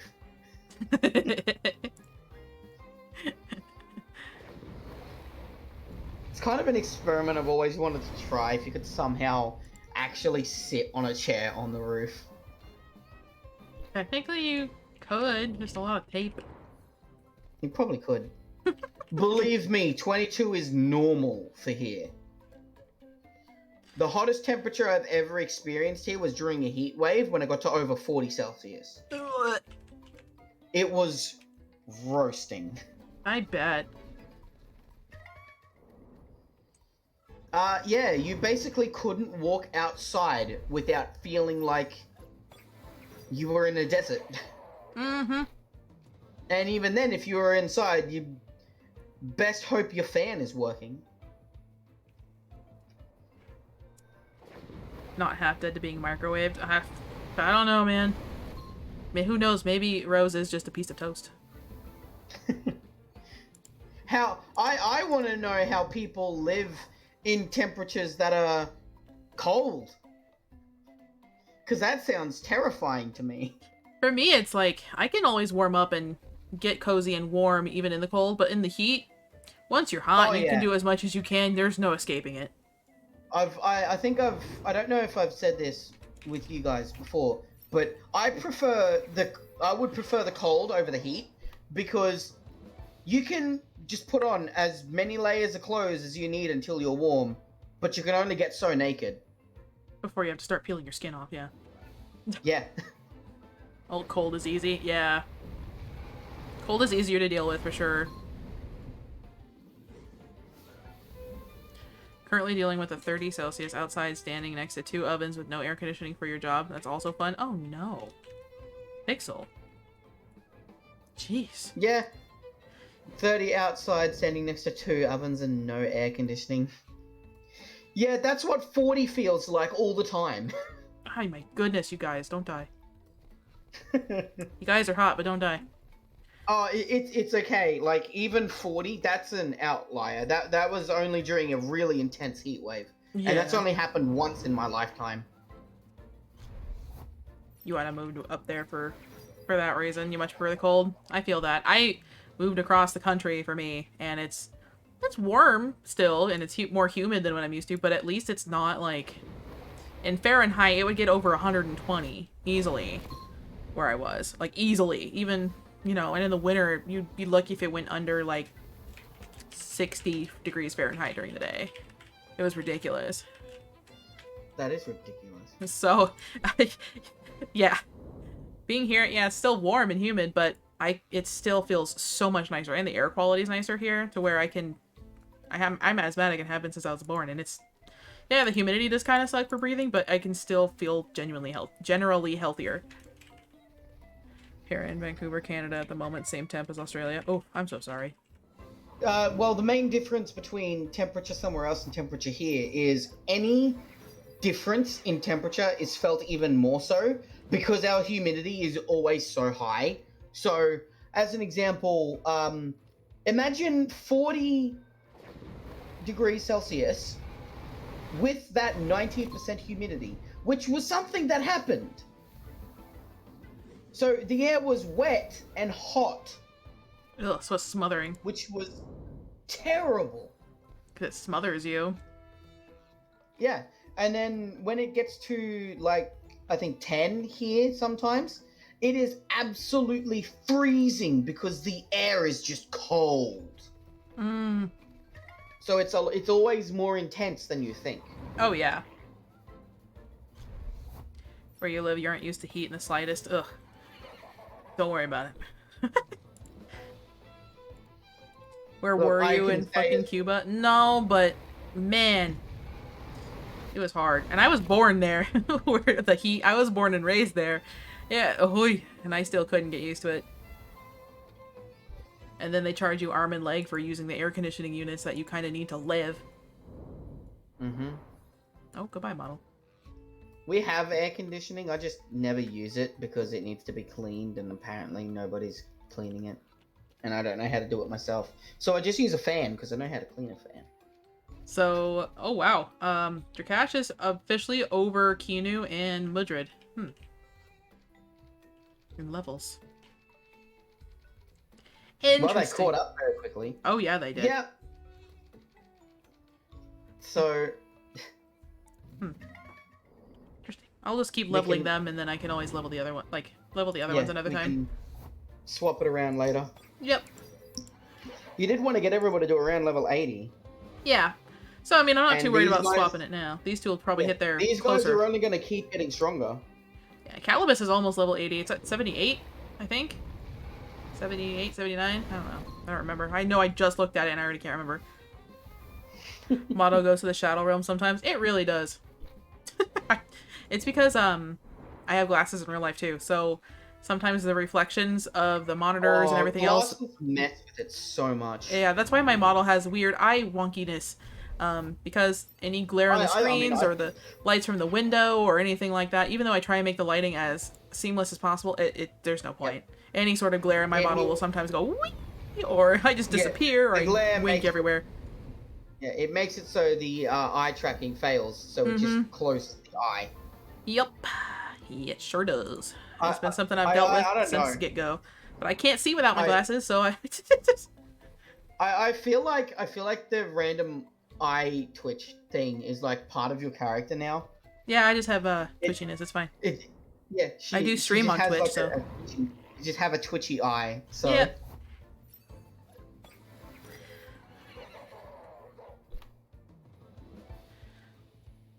Come on. Where's my sight at? I don't know I can't remember the numbers for shit. I've had bad not good eyesight since I was little. I basically, to see things, I can only see things close up to my face. Maybe at most 2 to 3 feet away, I can see things semi-clearly, like pretty clearly. After that, it gets fuzzier and fuzzier and fuzzier to where everything is just a blur. so you're nearsighted. I am very nearsighted. Reading is really hard, even in nearsighting, especially if they are small print. I have to basically put it under my frickin' nose to read it sometimes. So, and I'm slightly photosensitive to where bright lights, everything I own is on dark mode. I mean, it should anyway, because it's better for you. But, like, I have brightness down for almost everything. Gamma's usually turned down a lot. I'm also slightly colorblind to where a lot of colors in the same shade spectrum look the same to me. Like, I can tell OCR is blue and Golzy is red.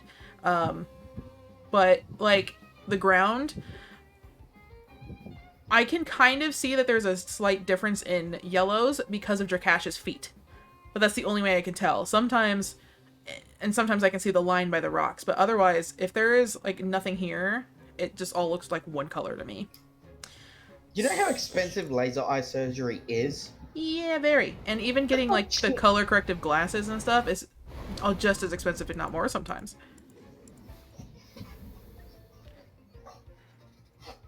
Glasses make me look cooler. Thanks. I think I actually look better with glasses on than not, personally. Yeah. I have a very self-conscious about my looks, and I already think I look hideous. But glasses make it slightly better. Here? I don't know. I'm just following. What? I love radars. They take you all over the place sometimes. My eyes are screwed. Yep, but that's just how I am. I can function with glasses, and that's totally fine by me. My eyes Is aren't what it is. screwed, but I'm actually half deaf. Huh. I know plenty of people that are. Well, Either half or mine full. is because my dad used to do discos. Oh. makes sense. So, and I would go to his discos, and kid me decided it was a good idea to sit right next to the speakers. You know, you like the feeling it gave you of the thumps and the... Well, I mean, I did. Yeah.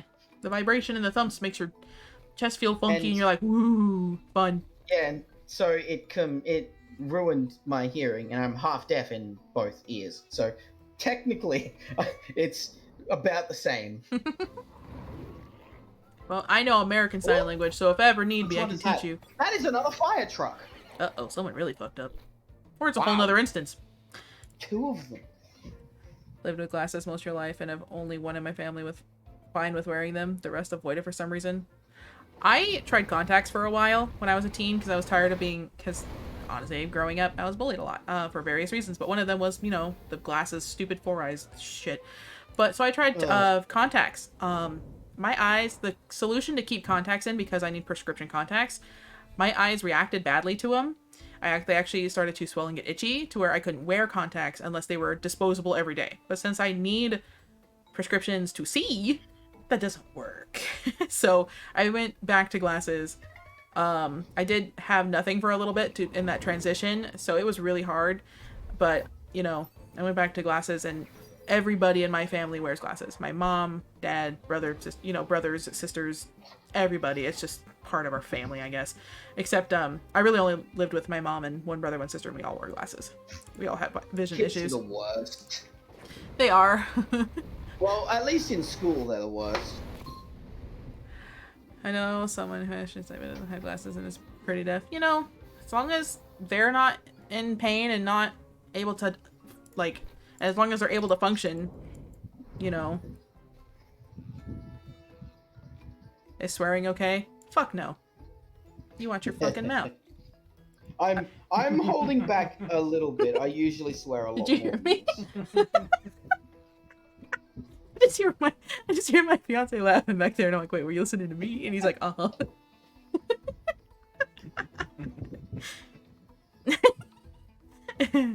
Nap. Hoi.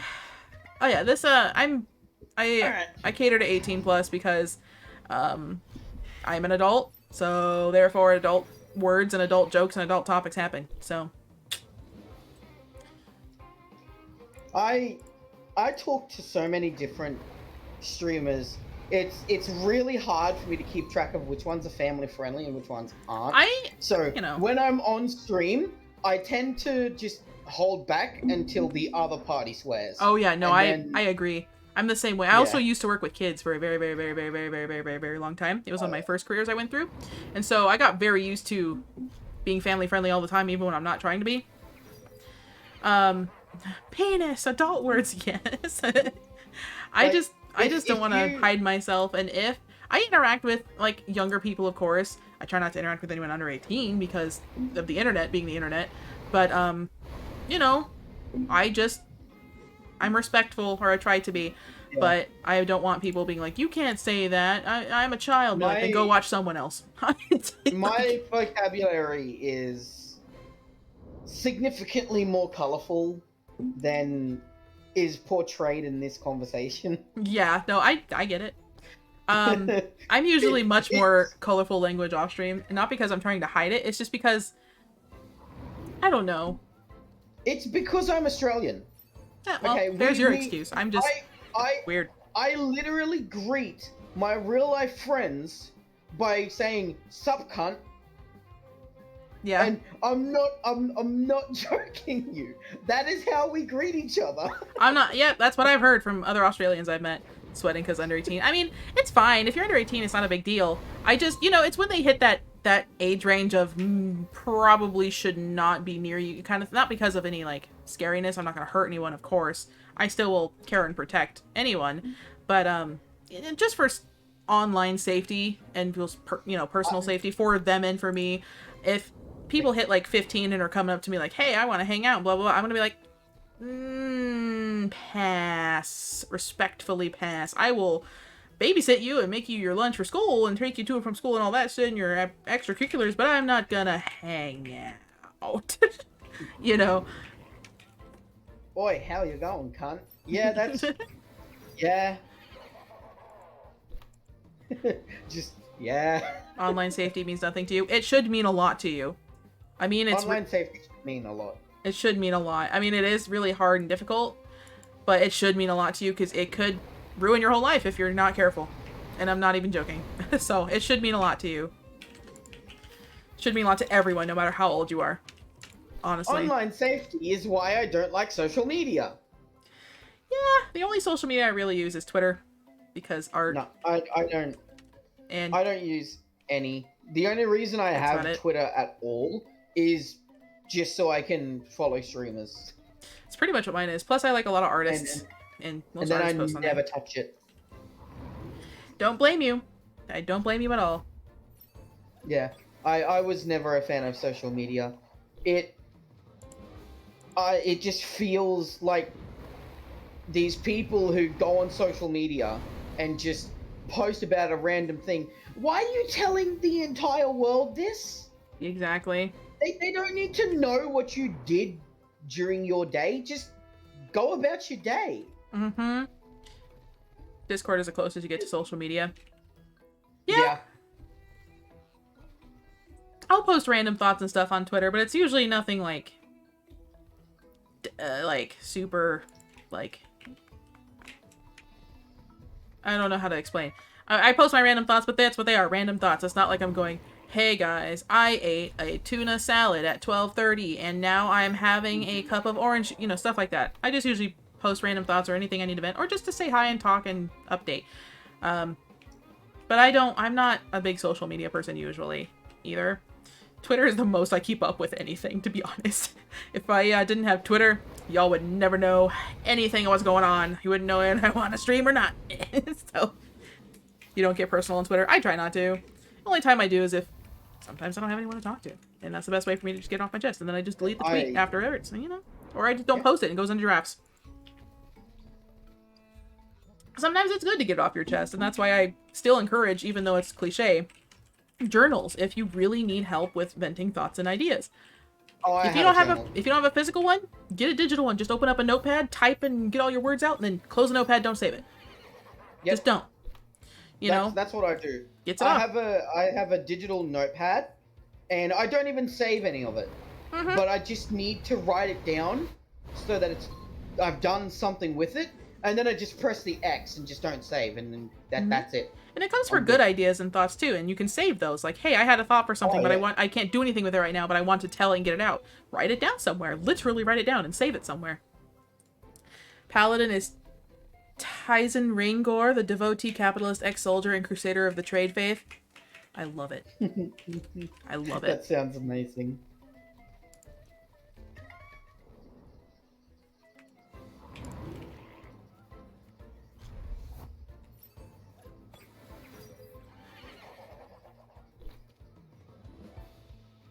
Ba-da-ba-ba-da.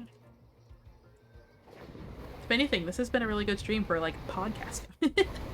Oh yeah, this is a good one for people to just listen. Yeah.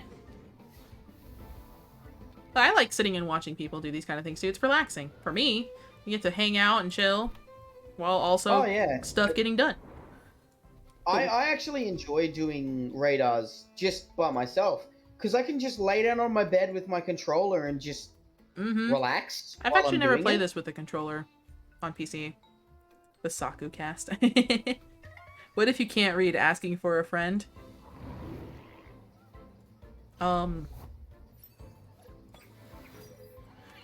You could learn. Yeah, Yes, that, and I then- also don't have an answer. My brain tried to come up with a snarky response, and I got nothing. I got nothing. Yeah, the same thing happened to me. So I just went with something that was a bit more wholesome. I'm like, yeah, my brain just stopped. It was like, no, short circuit, dial-up tones. There we go. Or that sound you get when you're on the internet and someone picks up the phone and it cuts off your internet. That too. I remember those days. Or like that anime thing where they just twitch a little bit and you just see sparks coming out of their brain as if they're crashing. Yup. Mechanisms of my mind are an enigma. The inner machinations of my mind are an enigma.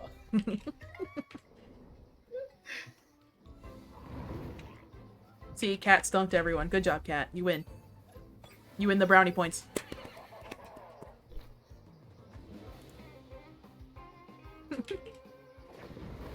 I should... I should and shouldn't find a sound alert that just has the frickin' dial-up noises. It'd be horrible, but also funny to play. Whenever, like, the short circuits tend to happen a lot when you're on Twitch, because sometimes the brain just stops. ADHD brain go hard. That is the main issue with ADHD brains. They go super hard, but as soon as something happens, they just hit a brick wall. And any just minor stop. distraction or anything. Gotta give people the dial-up PTSD. Yup, including myself. Yep.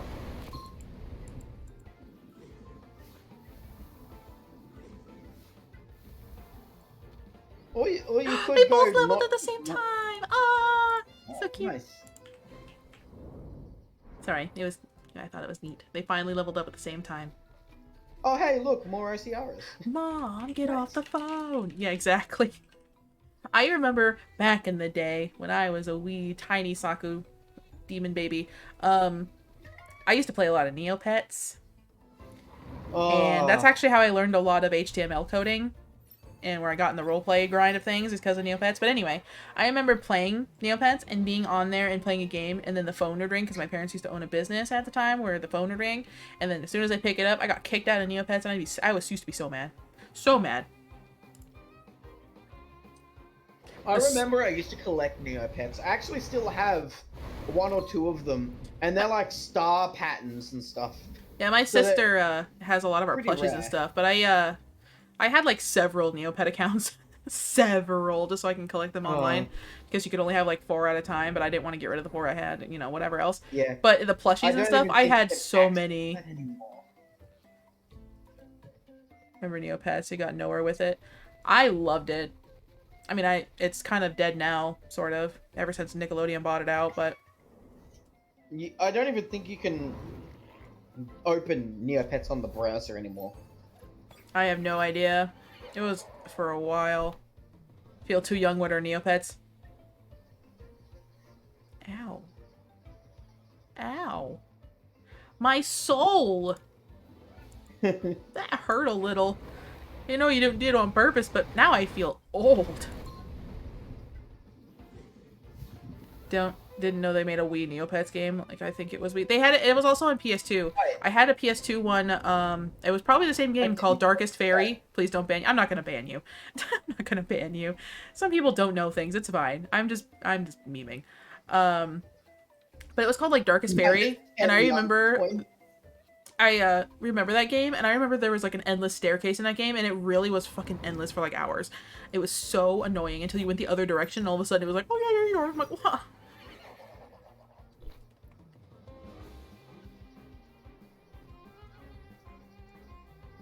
You're fine, Holiday. It's fine. You are okay. You played a bunch of Harvest Moons. I played those too. I played a lot of Harvest Moon. A lot of Sonic the Hedgehog. Yeah. A lot of Spyro. A lot of Spyro. Spyro, I think back in that era, I played Zelda, Mario, Sonic,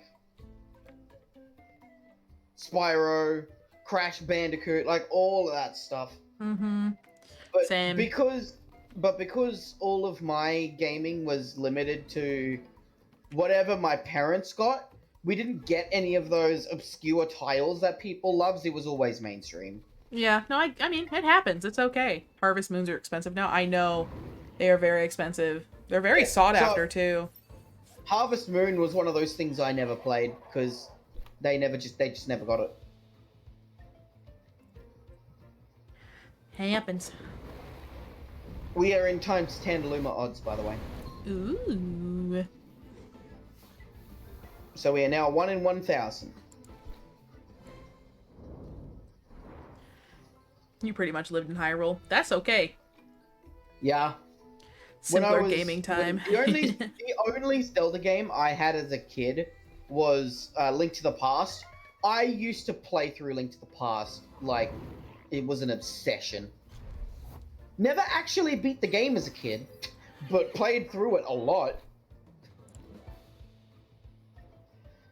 Oh, I'm having flashbacks to the boss in the Death Mountain. I hate that worm so much. Ocarina of Time was and always will be your favorite. It's a good one. That's a very good one. You're still confused what Neopets are. So Neopets, there's a lot of other things like that too. It was basically what TemTem is, but on a website and not as interactive with the animals. You could collect creatures. Some websites you can only have up to 4 or whatever else. You gave them names, you gave them profiles, and each creature you could customize with very expensive items that you had to buy to give them, to customize them. There were forums to interact with other people. There were little mini games to build points to buy things for your creatures and your profile and all this stuff. There was different colors, different color patterns. There was rare patterns, rare colors. In forums to roleplay, to get art, to have forms. It was ridiculous. But it was so much fun as a kid collecting all of them. Because I remember the excitement when I pulled my first star pattern unicorn. I lost my mind. Yep. I remember when I first got my fire tiger thing or whatever. I about cried. I remember my mom and stepdad at the time staying up overnight to roll that giant wheel of monotony that takes literally hours to finish because it had such good items on it. They would literally stay up and do that, and whatever they got, they would give me and my sister when we got home from school. Like TemTem and Spore mixed together. Yeah? Kinda? Yeah, sort of. In a way, it's kind of hard to explain unless you just experience it. I don't know of anything like that now. There is one that's like purely dragons that I played a lot of too. If that still exists, I think. But it's kind of hard to explain it other than just to show. I don't know if Neopets exists anymore. Let me see. I'm actually curious. I don't think Neopets as a franchise exists anymore, but you'd probably be able to find something about it somewhere. I mean, the Neopets website still exists. Really? It's completely different than what it used to be. It looks so different. Holy crap.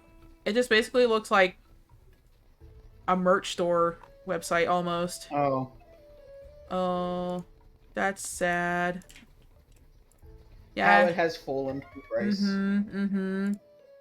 It really has. But there was also, like,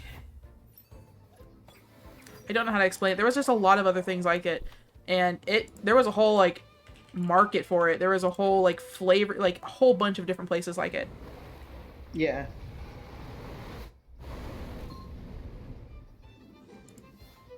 So, I mean... Actually, I could probably give a good comparison of how big Neopets kind of was, right? Like, imagine, Yu-Gi-Oh! But the anime. How big Yu-Gi-Oh! Is in the anime was how big Neopets was in real life for a time. It was in the late everywhere. 90s, early 2000s, yeah. Yeah. Nothing has fallen harder than Club Penguin. That's true. That's very true. I don't know. Neopets was a slow fall. Club Penguin was a just hard crash. Suddenly gone. It still is a pretty hard fall. Probably about the same.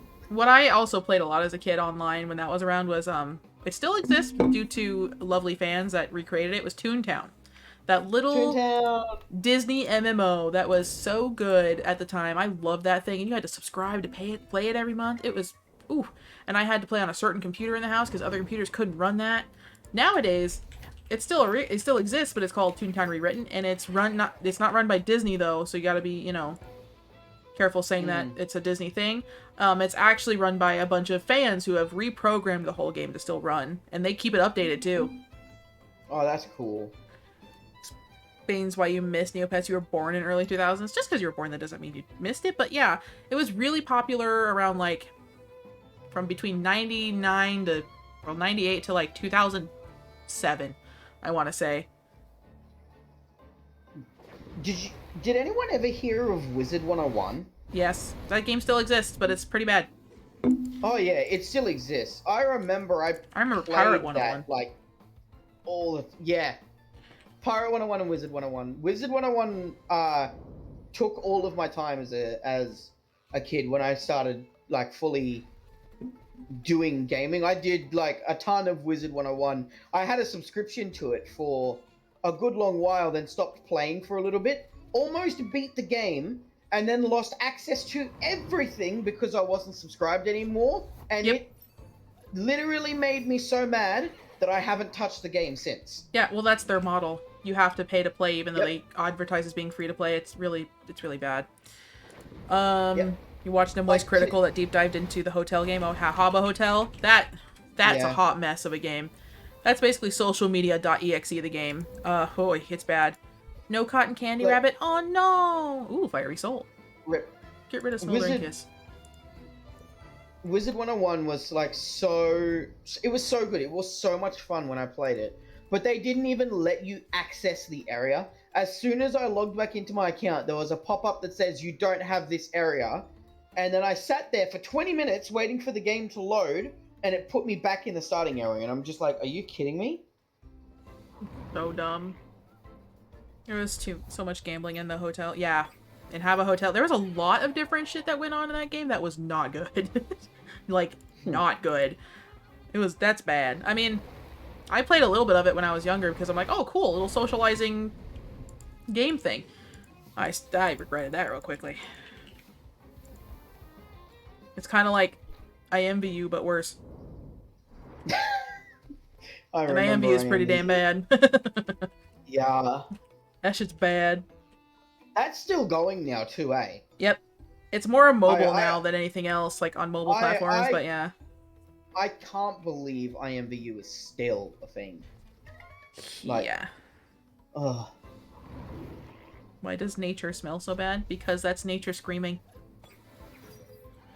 Look, okay, Nature if you're probably thinks the sniffing a same of skunk, us. It's not nature's fault. This probably thinks the same thing of humans. Yeah. Do I watch anime? Yes. That's pretty much all I watch is anime and cartoons. I almost never watch anything else, to be honest. Movies and stuff. I like movies, but also mostly anime and cartoon movies. But I have watched other movies that are okay. Are we really about to make an anime deep dive? Oh no. And which one's my favorite? Okay. It's really hard for me to pick my absolute favorite anime between two. I have two animes that I love more than most animes, and I love them both equally as much, which is a lot. JoJo's Bizarre Adventure, Mob Psycho 100. And they are on completely different sides of the spectrum of anime, Oh, but those two are my yeah. top favorites ever. Good choices. I can absolutely pick a favorite. Mine is the Dragon Ball franchise, no question. Mm-hmm. That's good. I know a lot of people that love Dragon Ball. Like, Oh yeah. I personally never got into it. I just couldn't as a kid. I don't know why. And then because I never got into it as a kid, I feel like I just couldn't get into it as an adult either. I don't know. Oh, no. I'm not saying it's bad. It's just I never got into it. I was one of those kids that during the Spirit Bomb, I was standing there with my hands up and screaming. Hey, if you liked it and that was your thing, that was your thing. It is totally Oh fine. yeah. Ruby's Ruby is pretty amazing. good. Yeah. I think it even got Ruby better is once it up got out of there. Rooster Teeth's hands. Honestly. It was still pretty good in their hands. It was still pretty good, but it got even better. Oh yeah. IMO. Ruby. I think Ruby is currently in probably my top 10 of stuff I'd sit there and watch. Then there's Naruto. I never got into Shippuden. Naruto. I'm putting them together. Fairy Tail is my second favorite. I read the I am mangas, a never big saw the Fairy anime. Tail. Oh, And that's still I've done going, both. so. I love both of them. I don't think I've ever watched MHA. My Hero Academia, One Punch Man will be your faves. Yeah. Hey, One Punch Man's pretty good. That's the same people who made Mob Psycho 100. Which, season 2's or 3's coming. Mob Psycho 100 and One Punch, but I never really got into those. It's Mhm. the same thing with JoJo's Bizarre Adventure. Over That the was top. just, for me, it was just too much was happening and I didn't understand what was going on. Mm-hmm. I get And you. it was- JoJo's really it was- bad about that, yeah. Oh yeah, it was fun. Like, I definitely enjoyed it while I was watching it. But it just got to the point where I couldn't keep track of anything that was going on, so it just kind of lost my interest. Fair enough. Quite enjoyed Toradora. I'm really bad with names of animes, especially when some people go by the Japanese name versus English name, so I'm not too sure if I know what that one is. Another ones I really liked were the time I was reincarnated as a slime. I haven't seen the newest season of that, but I've heard it's really good. I haven't seen the newest season. There's so many animes I haven't seen the newest seasons of that I love just because I just either don't have time and I'm really bad about watching things by myself. And I also really like Overlord. Overlord's one of my favorites. That'd probably be number 3 for me, to be honest. I definitely do not have an albedo body pillow. I love her. I love her. She is so funny and so good. But I love Overlord. I also really like Devil Was a Part-Timer, which I heard is coming with a new season. I don't know if that's true, though. Devil Was a Part-Timer never got me. I just thought it was funny. It was like comedy for me, so I think this is funny. I think those are the ones I liked the most in recent and like overall. When I was a kid, I loved Detective Conan, or Case Closed as it was called, out here. I also really loved Inuyasha growing up. So, and Sailor Moon. Inuyasha, Sailor Moon, and Case Closed growing up. Sailor Moon. Oh. Albedo's my cousin. Albedo's my inspiration. I actually have a really interesting story about how I came to like Sailor Moon, right? When I used to live with all my family in one house, I used to be up late every now and again, and I would often hear my oldest sister, watching Sailor Moon, and so I would try and be sneaky and just sort of watch through the door. And one night, she figured it out, and ever since that night, whenever we would watch Sailor Moon, I'd just be laying on her bed, and I'd end up falling asleep on her bed after the episode finished. Hey, you know? So I watched it as a kid, and I can still probably go back and watch it now. You know, Demon Slayer. I've gotten a little bit into Demon Slayer. I really didn't get too far. But it's one of those where I could watch it, but I could also not and still know what's going on because the internet's a thing. One Punch, I watched the full season 1 and half of season 2. I didn't really like season 2. A bit of 70s. What is 70s? I don't know what that one is. And the one I forgot the name of. Anime Knowledge Ends. One Punch is the only anime you've ever watched. That's not a bad anime. One Punch is still good. You haven't watched Demon Slayer, but you read the manga. I'm more of a manga reader for sure. I love anime, don't get me wrong, but I'm more of a manga reader for sure. Because manga goes at my pace. So, and I read mangas pretty damn fast. The ending was very lackluster for Seven Deadly Sins. Seven Deadly Sins, that's F70s. Okay. Now I know what that is. I know what anime that is. Oh boy, I am dumb. I was just like, what's 70s? I thought it was some sort of Yu-Gi-Oh! Because Yu-Gi-Oh! Had all these different ones that was weird. Yu-Gi-Oh! 5. I only watched the original Yu-Gi-Oh! Series. I never went past that. Same. I was exactly the same. I tried to watch GX, but it lost me so quickly. And I don't know why.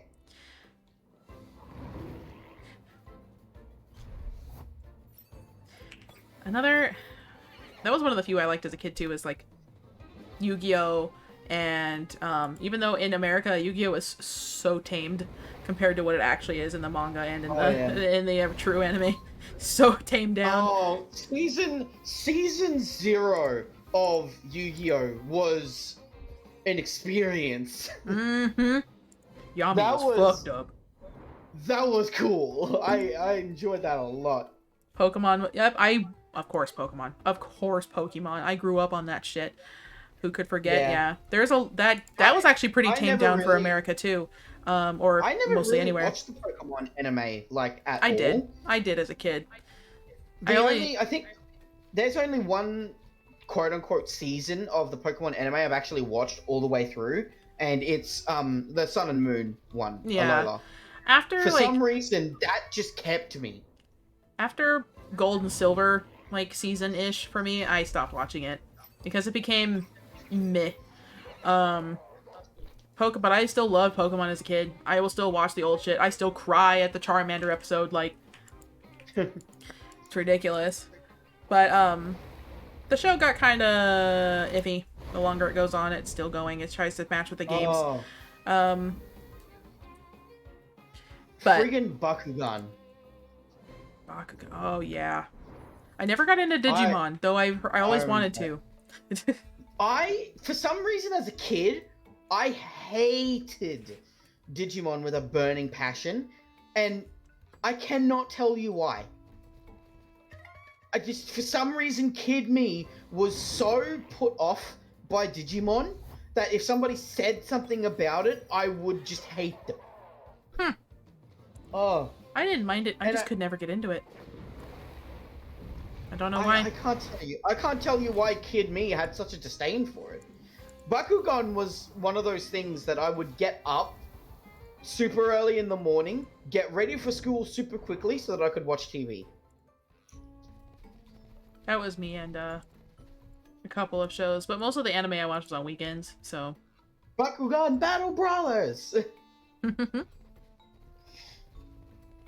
I remember that so much. You didn't know Digimon Power existed? Rangers. Oh, Who yeah. didn't watch Power Rangers? Power Rangers is just, even to this day, it is still, what I love about Power Rangers is even to this day, it still keeps its iconic crustiness in the CG and everything, and the costuming and everything. I still love how it keeps the crusty. Rangers! I love it so much. Yeah. Yes, same. I watched it religiously. I don't remember jack about it.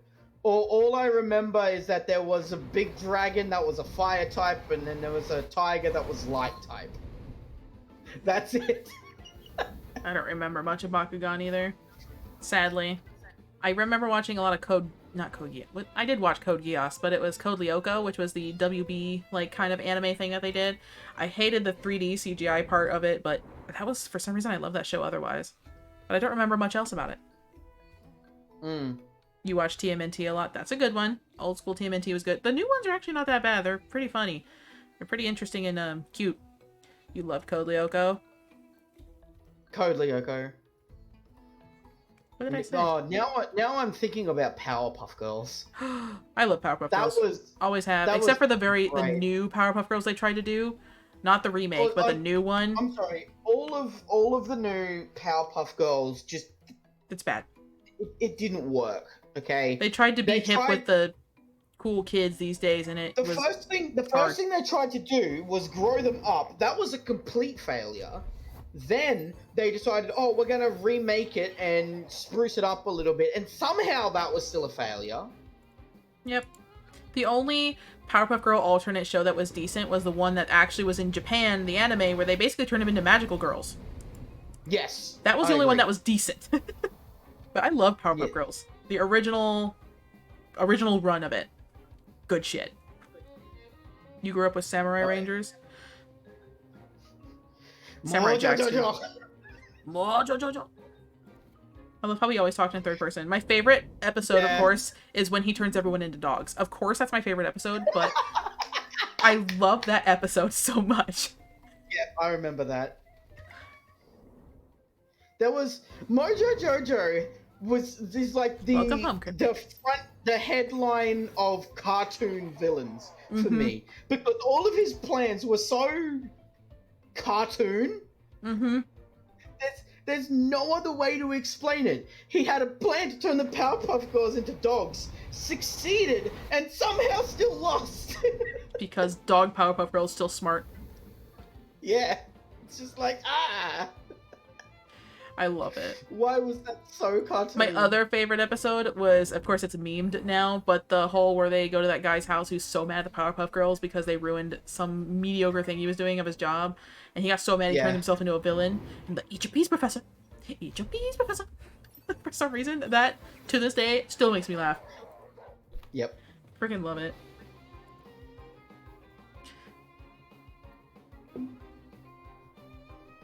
'90s to early 2000s Cartoon Network was choice. Ed, Edd n Eddy was one of my favorite shows. Still is. I love that show. A lot of places outside the US didn't get it, though. Like, it was made in Canada and didn't even air in Canada. Oh, what were the types? Variety Holiday. My brain is trying to process what they were now. I'm gonna have to look this up because I don't remember. Oh. I remember Aquas. I had the Darkus, Chaos, toys. I don't think I watched Pyrus. the anime, but I had the toys. And then there was one more. That was like the main 6.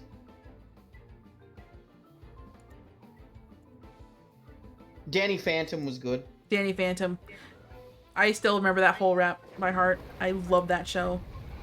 I didn't really like the guy's other shows. I liked Fairly Odd Parents until they freaking involved a baby, because then it got fucking weird. But Danny Phantom was so good. Danny Phantom was amazing. Danny Phantom and Ben 10. I loved Ben 10. Yes, original Ben 10.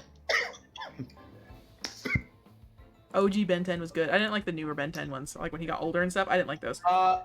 Actually, OG Ben 10 and then Alien Force and Ultimate Alien I really liked.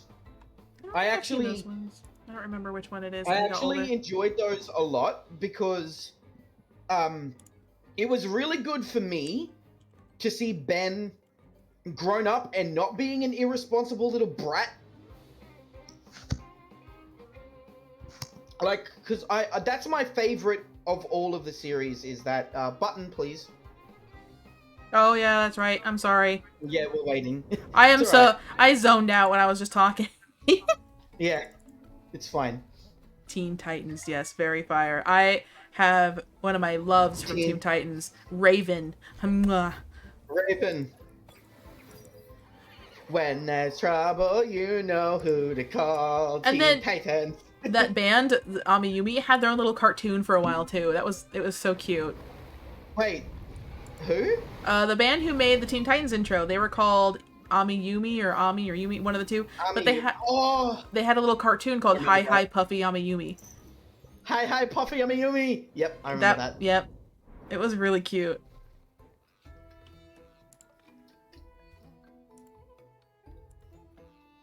It was, ugh. Man, back to the 90s we go. We're just on a trip right now. What else back then was good? Avatar: The Last Airbender was really, still really good. Yeah. I'm remembering something called Ace Lightning. But I don't think... I think that was like... special effects. Almost... like, shot live. Huh. It was... if I remember correctly, it was about a video game character called Ace Lightning. And lightning struck the house while this guy was playing the game, and it literally pulled the characters from the game into the real world, and the war that was in the game was now happening in the real world. Huh. I don't think I've heard of that one. It was a really cool concept. One of the ones I remember... Puka! I remember Puka. I don't know. I don't think I know Puka. One of the ones I remember watching... that most people nowadays don't remember, and if they do, it's because they were into it too, and it kind of just got zapped out of existence, was Megas XLR. It was... I don't remember that. This big guy, kind of hillbilly-ish, had a giant car mech that was like painted with flames and stuff, and they saved a lot of worlds and blah blah blah. I don't remember how to exactly explain it other than hillbilly with giant car mech. Even though he wasn't really a hillbilly, but you know. That show basically got zapped from existence. It was so sad.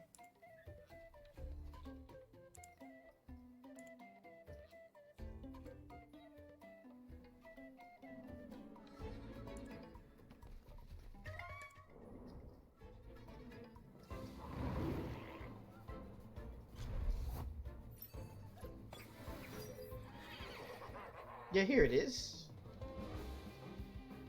Ace Lightning.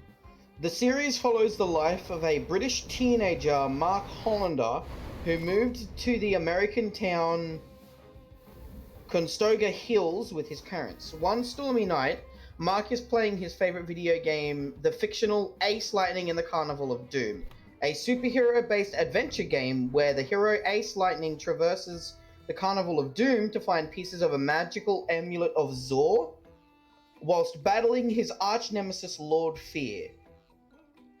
Mark stumbles across the mysterious 7th level, which is not meant to exist. A lightning bolt strikes the antenna of his roof, and through an electrical surge, the characters of the game come to life.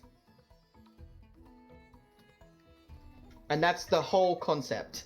Huh. Yeah, I've Apparently. definitely never seen it. Yeah. It sounds similar to a lot of other newer recent animes and stuff, but I think they probably took the idea from that. Yeah. Ace hires Mark as his sidekick to fulfill the game's objectives in the real world. Mark's life is turned upside down, and his duty as a lightning knight affects his school grades and social life, often forcing him to make excuses to his family and friends. Meanwhile, Lord Fear's group of villainy occupies the town's rundown Kent Bros Carnival. So, it's... I just remember the final episode of it was really, really good.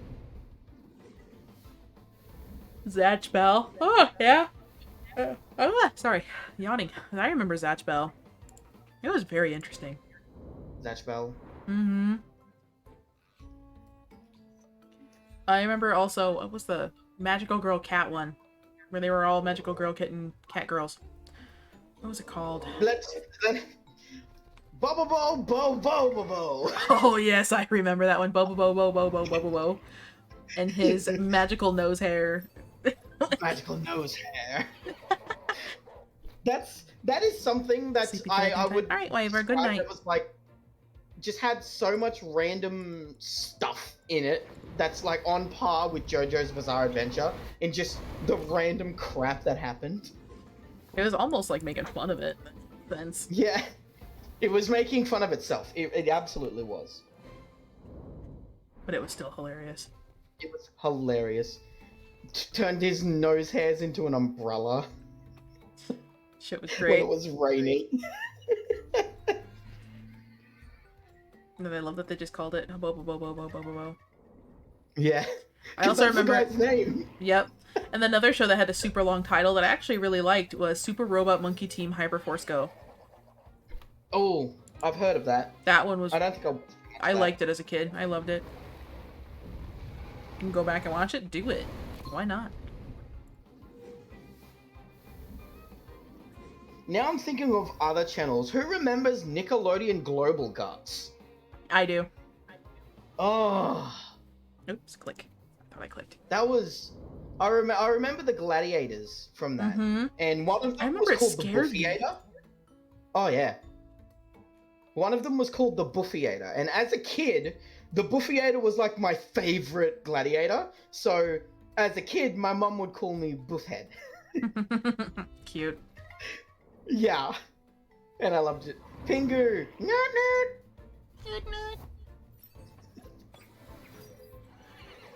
So many just dumb shows from when you were a kid that for some reason entertained you.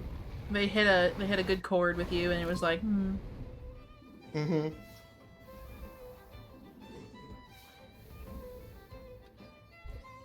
And then they resurface years later and suddenly become memes. Yeah. A lot of the times the what's it called? The networks that they're on do that on purpose to bring relevance back and to bring all the nostalgia back in so they can make more money. Oh yeah. Thomas the Tank Engine, Bob the Builder. Mm-hmm. I watched all of it. I wasn't really a fan of Thomas the Tank Engine as a kid. My little brother Bob the was, Builder so... was all over it. My little Like, I brother, was all when he over was a it. baby, he was really into Thomas and Bob, so I got into it with him, you know? And Rescue Heroes, when those were a thing. Rescue Heroes! He had whole toy sets and everything when he was little.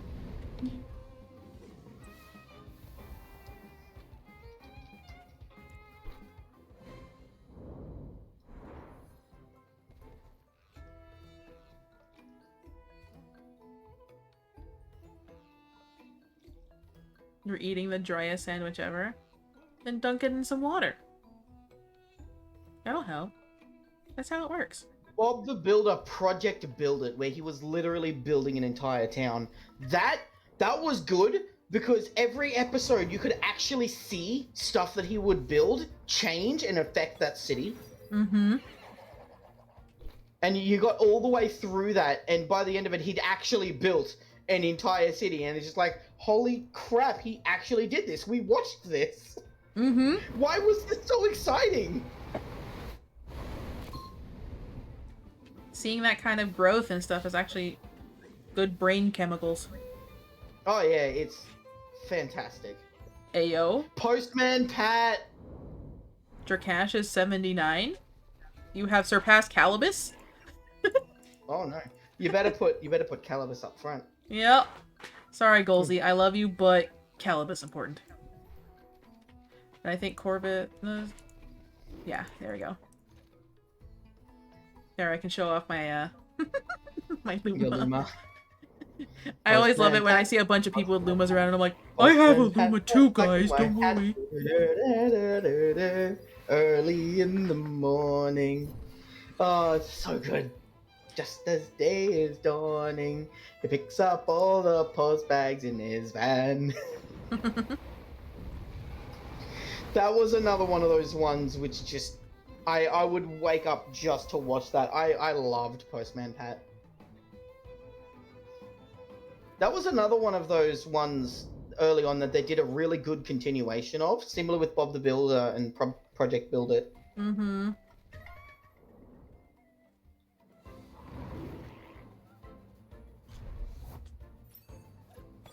Most of the like kid shows I watched when I was little was like Bear in the Big Blue House, Big Comfy Couch. Bear in the Big Blue House.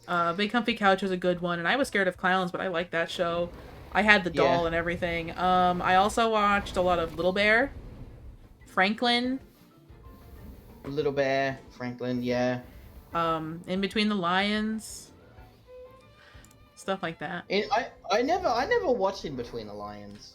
I know people who in my real life who learned grammar because of that show. That's probably why I failed English, because I never watched it. No, it's like, eh. It was cute, and I really like puppet stuff. Like, I have a friend who's really into the Muppets and like that kind of content. I always thought it was cool and cute and interesting because I love the arts and stuff like that, and I thought that was a really good part of it. Certainly interesting. Always a little sad whenever you saw someone running around with their Luma because I always thought I would never get one, but now you have 4. I only have 1 right now. It's my strawberry boy. Yes, I have Holiday. 21. 21? 21. Cat, what are you doing? Ghetto?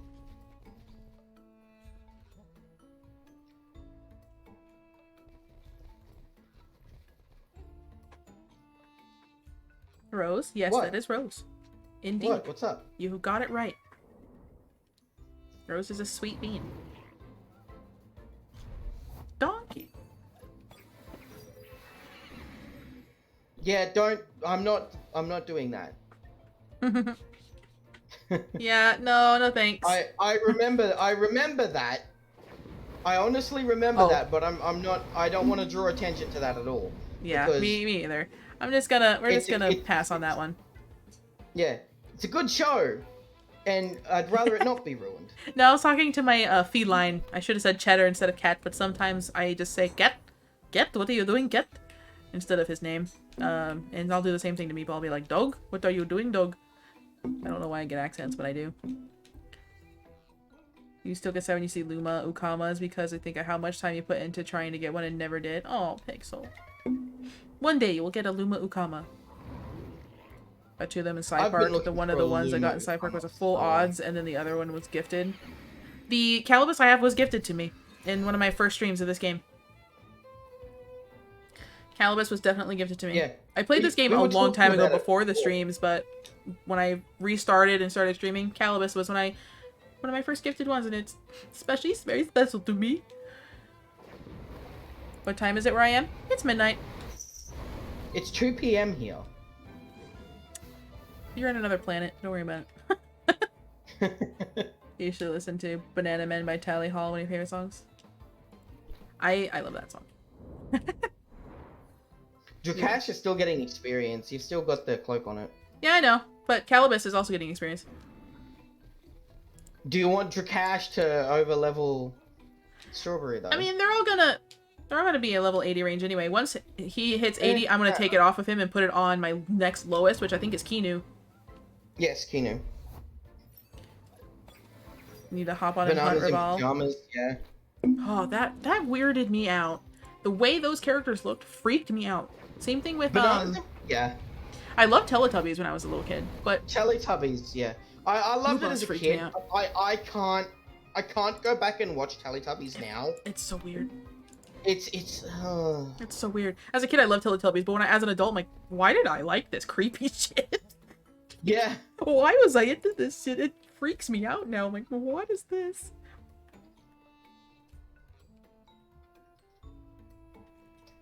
Anybody else notice that whenever you do a battle in Sampanku, there's like 2 random people just floating in the void? So that, okay, I did see that. I was wondering if that was me going crazy or if that's like part of the game. But yeah, I remember that when I was in the hot tub area. I can't remember what it's called right now. But yeah, I noticed that. Oh, Baba the elephant. I remember that. I remember Baba. That was another one of those weird ones. DuckTales! DuckTales! That's the one that's been stuck in my head. DuckTales. Mm-hmm. DuckTales. Woo! The new DuckTales is actually still pretty good, honestly. Yeah, actually. Mm-hmm. Oh, Calibus is Land Before Time. That Land Before Time is one like holy crap. I can't remember what the girl's name was, but it was like something and the Ferocious Beast, where she had this big yellow monster that had dots that would come up and down and like on and off of him, and the dots did things. I can't remember. I want to say it's Rosie and the Ferocious Beast, but I can't remember. Remember the time when Chromians would just randomly appear in the backgrounds of everything? No? Maggie and the Ferocious Maggie. Beast. There we go. Winx, anyone? I remember Winx when I was little, yeah. Well, not little. I was like teenish, but I remember Winx. Don't know how, but Land Before Time made that leaf look delicious. It sure did. Lazy Lucy. Ben and Holly's Little Kingdom, yeah. You're tired, gotta wake up in 6 hours. Have a good night, sleep well, peeps. Nap, you should have gone to bed a while ago, you sleepy bean. Good night. Hopefully I get a Luma. Oh. We'll see. Good night, sleep well, Nap. I just remembered one which, to this day, still there is a line from it which makes me die in laughter. What was it? I think it was Bill and Ben, the Flower Pot Men. And there was a character who was a grumpy old turtle. Huh. There was a line where he walked into his house, you hear a crash, and he just screams, "Who put that there?" And he's like, "Oh, me." It's just it still makes me laugh even out of context. That's fun. Yeah. I don't know how many encounters are left. That would be a question for Rose. I will tell you in a second, as soon as everything 1. I'm just kidding. goes through. We're at 365, so 45, I think. Unless my maths is bad, which it probably is. My math's always bad. I got the calculus in high school. Don't ask me out because I don't remember jack shit. Pinocchio. Oh, Pinocchio creeped me out as a kid. Same. Like that scene where they're turning into donkeys. That scared me. Oh, I legit got scared. Yeah, that scared me. Lion King. I to this day cannot watch the scene where Mufasa gets trampled. I can't. Because I cry. I sob. Me as a kid. I still sob like crazy. Okay. Drakash is level 80, so I'm gonna unequip the cloak and I'm gonna give it to Kinu. Is my lowest level one. Kinu, yes. You get it. I'm gonna take your squeezer off. Just gotta remember to give it back to you. And then I'll move you up here. And then once Calibus levels up, I'll put someone else up there. Probably Mudrid, which is my second lowest. Shrek. Shrek's a gold mine. Only the first two, though. After that, no. I don't have a problem with the other ones, but the first two are definitely the best ones. I didn't know there was a fourth one until like 3 months ago. And I watched it, and I was very confused as to why it existed. Yeah. So Heartless to say you didn't cry when Mufasa not died? heartless. No, everyone processes emotions differently. Not Heartless at all. Like, for me, for like that whole scene, I can vividly remember that scene as a kid. It physically made me scream and move away from the TV. Mm-hmm. I It's pretty cannot traumatizing. to this day. Yeah, I cannot to this day go back and watch that scene. I can't. I have to skip it every time. I understand that. I'm like that with Bambi. Yeah. And Finding Nemo. You're sad you bid on a Luma in the auction house and had to go to sleep and ended up losing the bid. I did the same thing. There was a Luma Pycko in the auction house and the bid was only at like 2K. So I put it down. Wait a minute. I was betting against you? Yeah, probably. Was this like a couple days ago? Yeah. This was a couple days ago, I think. I think I was betting against you the whole time. It was like low and I kept betting and I was like, all right, I'll go up. And then I had to go to bed. It was also a perfect Pycko baby, like all 50s across the board and everything. And that bid was only at 500, but that also got taken from me. So if you took both of them, Rose, just kidding. I'm just kidding. I think I might have. I've been betting on them this whole time. Oh. How to Train Your Dragon. I love How to Train Your Dragon. I love it. Okay, look, I'm just going to say this one right now. I have every piece of main series How to Train Your Dragon on DVD. Mm-hmm. Let us not open that can of worms because I will not shut up. It's okay, I'm the same way. I don't have the DVDs, but I had read the books. I watched the shows. The Netflix shows were but you know they were fucking love How to Train Your Dragon. Same. Winnie the Pooh. That was my little baby, my babiness. I had lots of Winnie the Pooh stuff as a baby, growing up and stuff. I love Winnie the Pooh. My favorite character in Winnie the Pooh was Tigger. Mm-hmm. I used to watch the Tigger movie so much. Tigger movie made me so sad. Yeah. But I love Tigger. But it's such a good My favorite was still Piglet, though, because I related to Piglet so much. I was scared of everything all the time. And also just trying to be the best friend you can be. Yeah. No, I liked Tigger. Then again, I loved tigers as a kid. So yeah, same here. Eeyore, slow moving. I don't also understand relatable. How he's always losing his tail. He's a pinata, technically.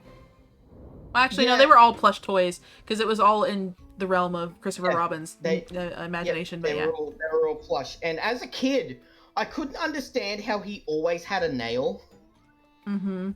Like, my brain as a kid didn't process that. Yeah, exactly. It took me a while to realize, like, oh, these are all just plushies in Christopher Robin's imagination. Like, he's just, and the books are what Christopher Robin put together of his toys. Madagascar. I only ever watched Madagascar once. It's a good meme. If you want a good meme and something to not really pay attention to and have in the background, Madagascar is a good one. Yeah. Really just the first one. Over the Hedge. Over the Hedge is pretty funny. Over the Hedge was great. That was Hammy funny. is best character. Come at me. I've related to Hammy so much because him being just a hyperactive little squirrel that just likes a cookie. He just Hammy's amazing. Mm-hmm. Want a cookie and caffeine. Like a cookie. And then they finally give him caffeine, and it's the only time you see him acting sort of normal when time is just frozen. You want to bid on a Luma Evervile egg, but Big broke. Oh no, I know how that feels. I got all my money back from all the bids on Luma Pycko. Yeah, you get your money back as soon as your bid is outbid. Yeah. So, I mean, I have a handful of muns, but most of my muns went to the house.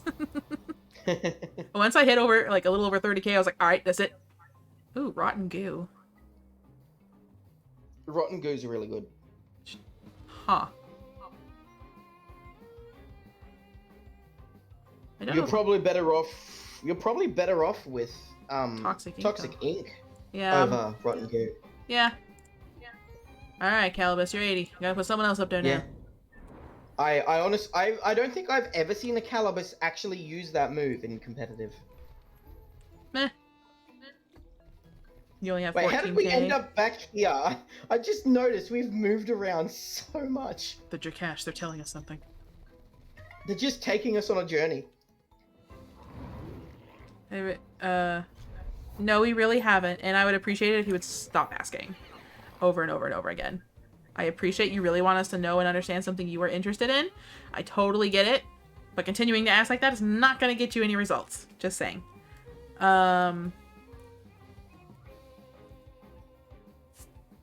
You only have 14k. I know that feels... I know, 14k is like, man, that sounds like a lot, but in this game it doesn't. Really? What I want to say about Fort next, if I can find the outfits, I want those freaking outfits from Lockberg. I'm sad. It's so good and obsessive and annoying. I'm also oppressive and annoying, but the difference is I know when to stop.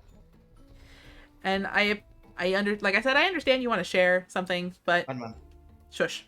Like, stop. If you keep asking, I might have to mute you and time you out for a little bit, because being obsessive and annoying is not something you should be boasting around. I mean, it's okay to be that way. It is who you are. It but... really is hobo numbers in this game. I have almost 90k, and that's hobo numbers in this game. Then again, I also constantly spend my money, so... You have a bit of money and TemTem like spending it. I don't like spending it either. Even before I was saving for the house, it was like, 2 bombs is kind of expensive. I can live, I'll be fine. I'll just TemTem file and then come back, it's fine. I learned to play this game without using potions because I was so stingy with my money during my playthrough.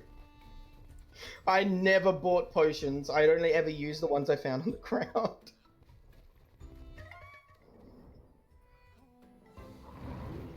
You're currently sitting on 400k. Nice. What are you doing? Buy a luma! Holy crap! You haven't made it until you at least get to like 300,000. Yeah, right now, since I got my house, my brain is like, time to get furniture, I have 1 table. But it's like, well, why? The housing is not like as popular in this game as it is in most MMOs. But it's just also a fun little project to have fun with.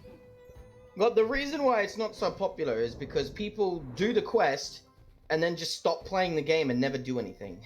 Yeah, I like it. There's some really, really pretty houses out there, though. I know. I love how they give you random ones. You don't have to go out and find one, because in other MMOs like Final Fantasy, going out to pick your house is a pain in the ass, especially when they almost never come up with housing because it's always full.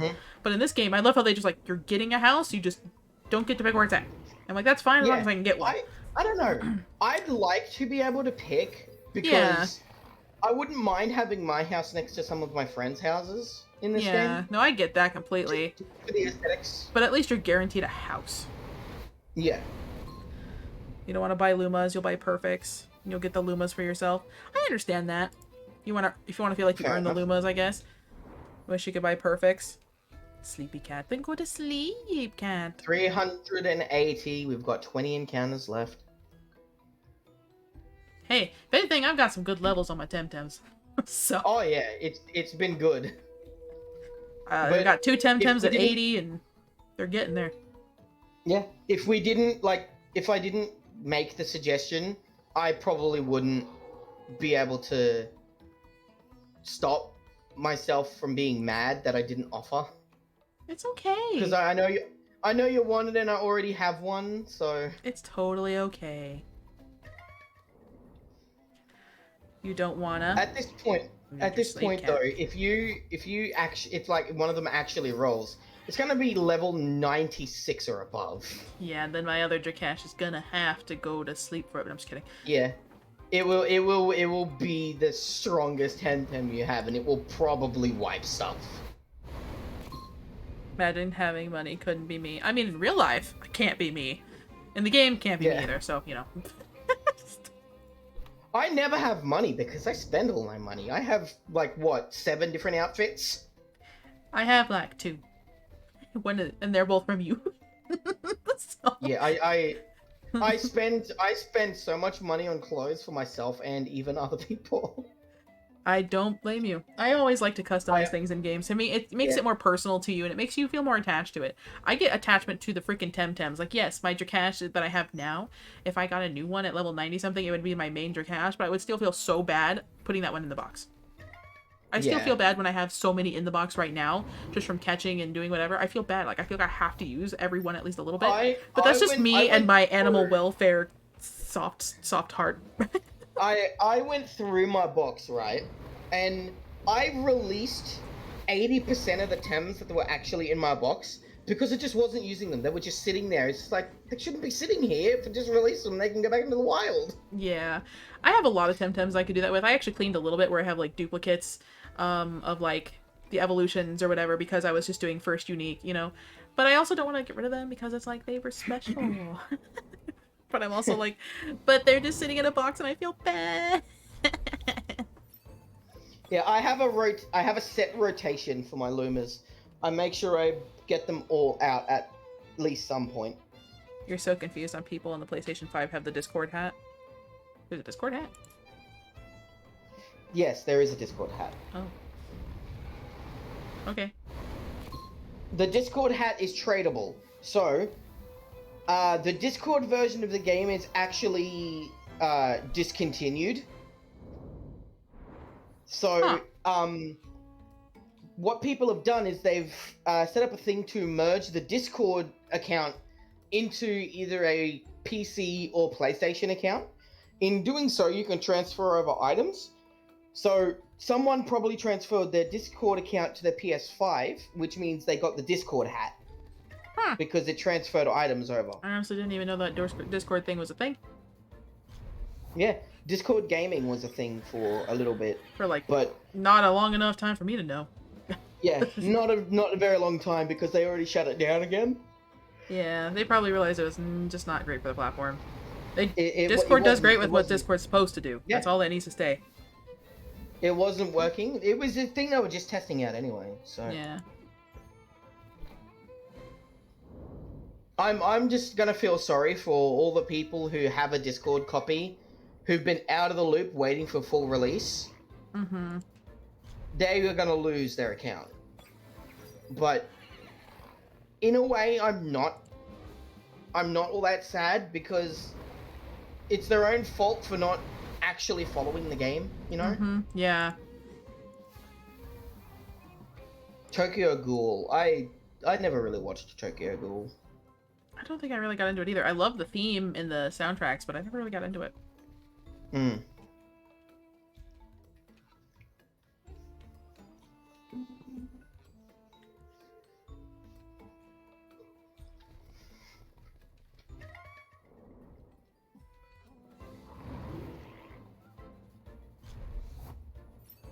Developers have been DMing people who bought the game on Discord in the official TemTem Discord. Yeah. Yeah, I know. The dev team is actually really, really nice. Anytime I've interacted with them, either on Twitter or whatever else, it's very small, minimal interactions, but they have always been super nice. They're doing everything they can so that people don't lose their accounts. Mm-hmm. But unfortunately, there's just gonna be only people so much you there can do. Who aren't following the game on Twitter or anything like that and just aren't a part of the Discord. Yeah. And as much as it's probably going to ruin the experience for them, it's not the developer's fault. Nope. It was Discord that decided they wanted to shut down their gaming platform, and TemTem just had to deal with it. Yep. Dang, that is one. Hi, Penguin. Welcome, welcome. That's one cute penguin. Welcome. How you doing?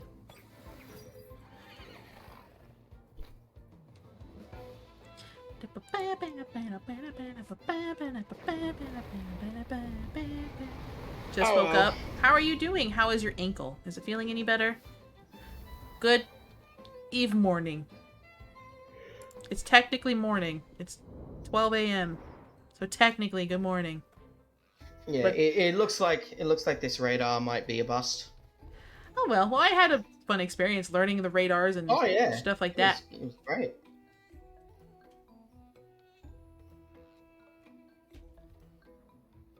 Your friend is being unhelpful, trying to get you to sleep. You mean your friend is being helpful? Correct it. Thank you. Go to sleep, cat. What are you doing? Sleep is good. I'm probably gonna have a nap after this I don't because blame you. my sleeping pattern is like so screwed. What's a sleeping pattern? I had to force myself. I actually had to force myself to sleep a little bit so I wouldn't miss this. Been fun in the Saku cast. Aw. Well, if you needed, you could always have told me, like, hey, I need to sleep or whatever. It's fine. But I appreciate it. It's still, I've had a lot of fun hanging out with you and doing this stuff.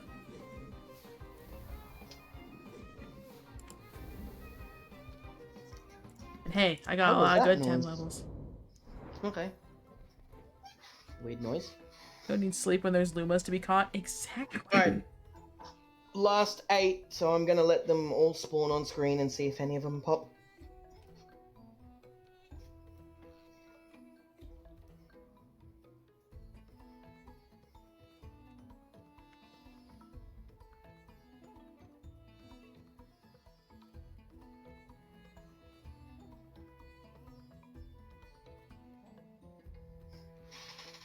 Two or four encounters on the screen currently. I can only see 2 of them, but they could both be doubles. So then why am I trying to get you to sleep? Because you need to be better than me. You need to be better than me, cat. I just care and look out for you. Hey, even if the overworld ones aren't Luma, you can always hope for a 401 encounter. Does that happen? Yeah, that can happen. True. The way that happens is you get to 399, and then the last encounter that spawns in is a double. If it's on the right, it's a 401. Because it'll still have the odds. Huh, interesting. Alright.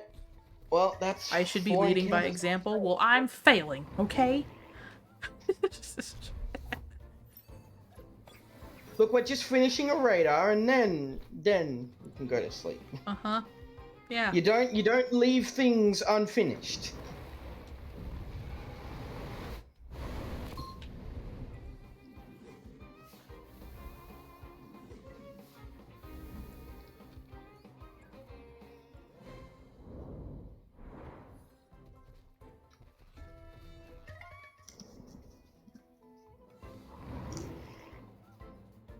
Pep talk? Love it how we started at the Temporium, then went to the left, back to the Temporium, up, then down, then up again.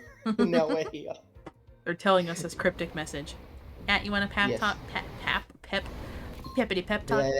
Yeah. Well, you are great. You're wonderful. You had a little too much fun, but you know, you had a fun night. You do a lot of good. You're very sweet. You definitely are very creative. Just look at your D&D characters, and you are very nice to people and very sociable. Everyone can get along with you. You are very sweet, and I can't say that more than enough. But you know what? Have fun. You had an eventful evening. Let's put it that way. That was not eventful. But anyway, you're wonderful. You got this. Sleep is better for you, but I understand if you won't. I can't judge you. But just know that I am here. I care. And if you ever need to talk, I'm here. But yes, you are wonderful, and you deserve all the best and all the sleep you can get. Sorry, that was a pretty crappy pep talk, but that's all I could think of about sleep. And how many times I can say you're wonderful and sweet. Because you are. I was gonna go with a meme, but that works too. Mm-hmm. Kinu's catching up fast, man. Kinu actually levels up very quickly. Huh. Hi, Ozzy. Welcome back. How you doing?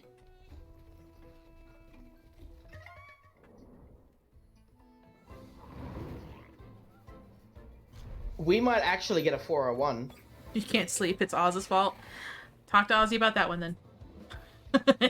Not me.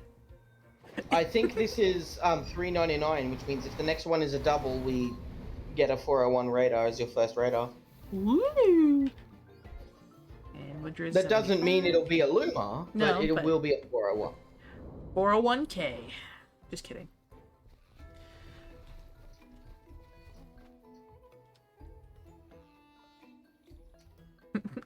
Oz doing the typical, huh? What? Who? When he doesn't want to know what you're talking about? Or ignore you? Hmm. But it was a 401, but no luma. That's okay. Oh well. That's okay. It was fun, though. I got some Yes. decent levels.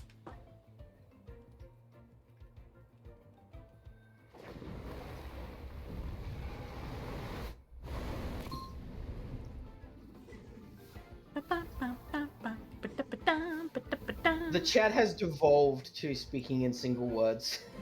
They're arguing with each other. It's fine. This is what Ozzy does. There we go. Max chain reached. I'm just getting rid of the scent. There we go. Nope. That was fun. Yeah. Cat, we don't kill. That's not nice. We just bap very hard. Luma Baba, look at that baby boy. Look at him. You were inside of the healing machine for a second there. I am the healing machine. I am the one who heals. I'm just quickly heading to the auction house. Oh yeah, the auction house here is so much easier to reach than in most of the other cities. Yeah. Tukma's not bad, but this one's easier.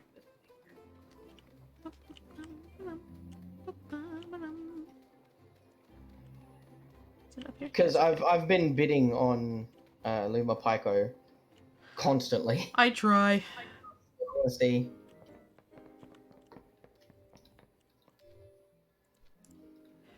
Ow. 9 hours left.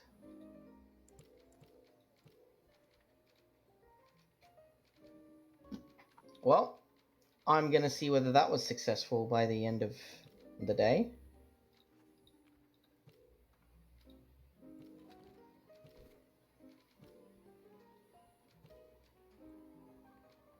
M-spotter.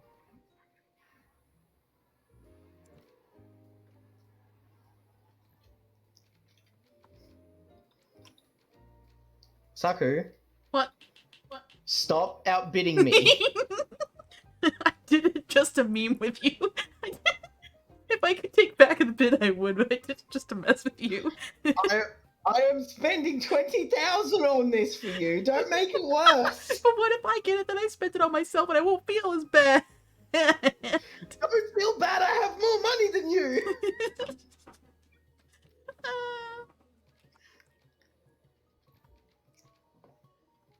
I've probably been fighting you for it this whole time. No, when I stopped fighting, it was only at like 5k. I had to go to bed. It was like 5 or 6k. I don't remember. Oh my I can't lord. outbid more. I have no money. I'm just looking through other stuff. Sometimes I like to just go through here and browse. And be like, oh, that's actually pretty cheap right now. Beep. You know. Yes. I do the same. Why are some dyes like so expensive?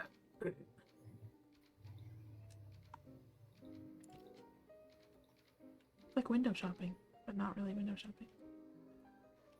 20k is so cheap for a Luma. It really is.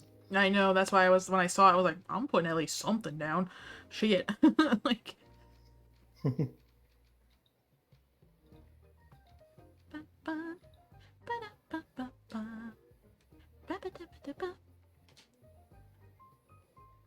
Oh, ew, bot.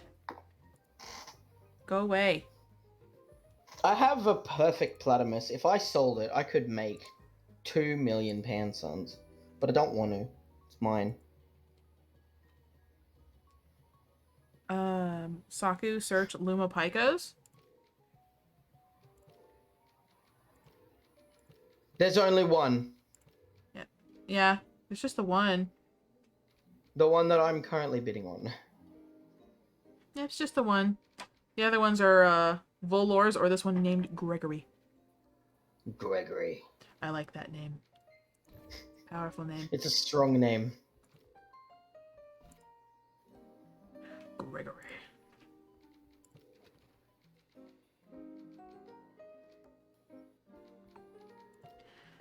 I don't really have much to sell on there.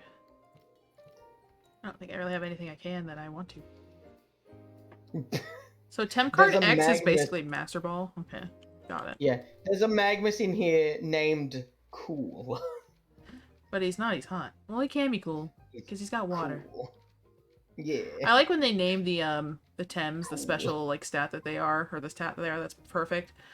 That's what Yeah. people used to do in Pokemon for breeding as well. Yeah, that's exactly what it is here. Yep.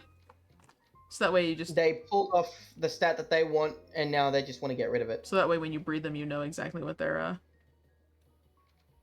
Yeah. their thing is. So you're not like, which one is this good? Look at those Tycho eggs. Very expensive Tycho eggs. A lot of the eggs you see on here are near perfect, if not already perfect. Dare to protest to get Saku to bet on Gregory. I'll just catch one and name it Gregory myself.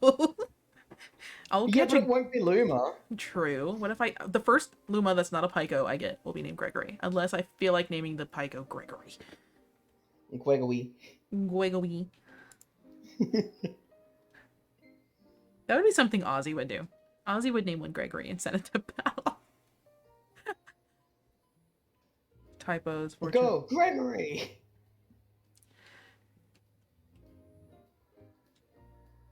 Or Jeff, yeah. But that'll be fake Gregory. No. It'll be the true Gregory. It'll be Gregory. There is no such thing as a fake Gregory. They are all Gregory. They just happen to have the same name. Oh, perfect Sapuku turtle. Hmm. Ooh, look at these Luma. They're cute. It'll be 200k, but...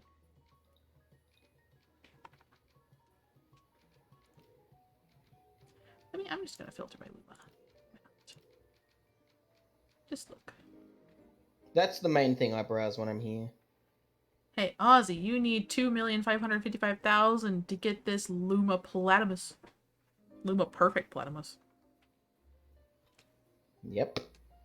I happen to own one of those.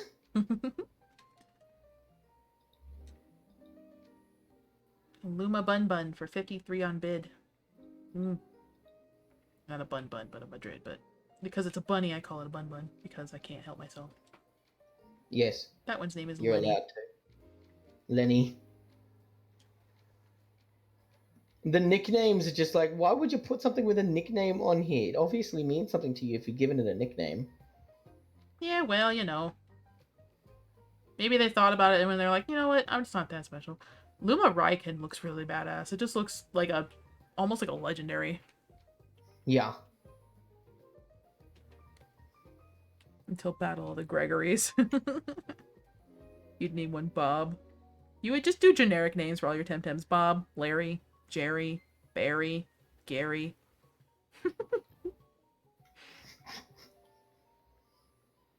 You have a Volgon egg after going through a 3.5-man lair. Oh, Solonis. A friend of mine did a playthrough of Pokemon Emerald, and they named literally every single one of their Pokemon Jeffrey. You It didn't know? matter if it was male or female, every single one of them was Jeffrey. Ooh, Luma Pig Epic's even kind of cute. Little blue. Luma Pig, I actually like Luma Pig Epic. That Luma is really good. And the Luma Saku is just a peach, which is one of my favorite fruits. A peach. It is a peach, yes.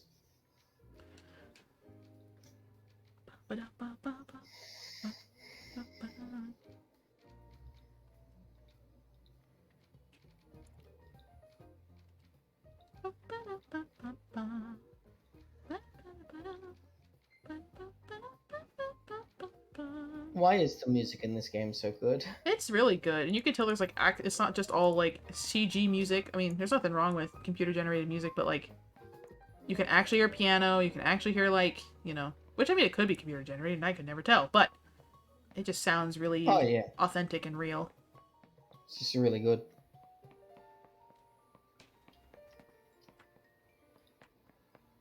Sorry, I'm looking for something specific. No, it's okay. I'm just ADHD brain. Hydrate. Okay.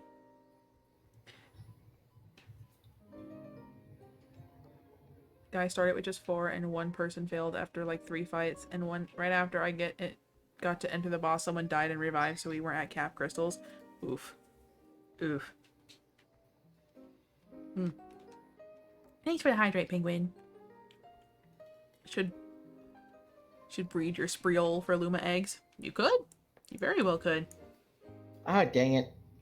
These Pycko eggs have been on here for like ages, but each one of them is 50,000 bid with a 65,000 payout. Ugh. Ugh. Well, it is a 1 in 100 egg, so they usually go for a decent amount. Yeah, but still, ugh. That's still money I don't have. Oh, yeah.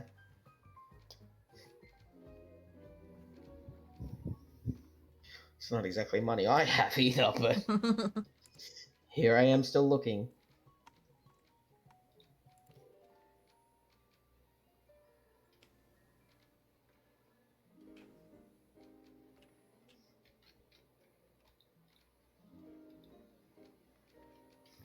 Alright.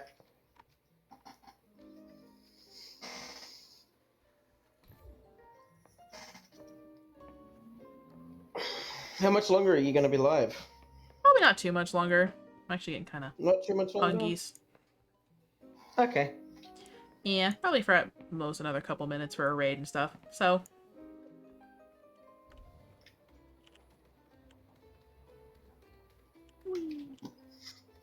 Alright, I will let you do that then. Alright. Thank you for joining me. Well, thank you for inviting me. This was fun. Yeah. Yes.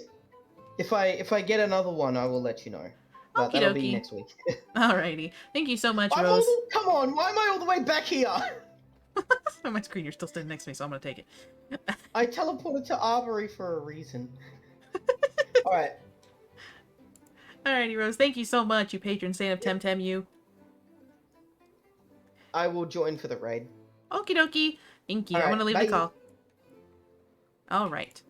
I have to close TemTem in order to guide the raid because my TemTem and stream and browser all at the same time. Computer no like.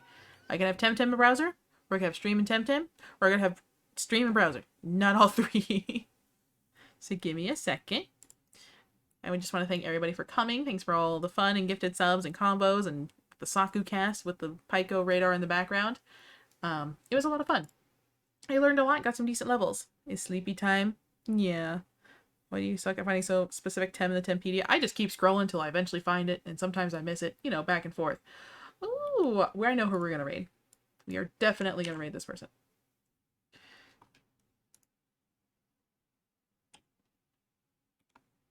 I know who we're gonna raid. Oops. I went to copy their name, not the link. Ding dong.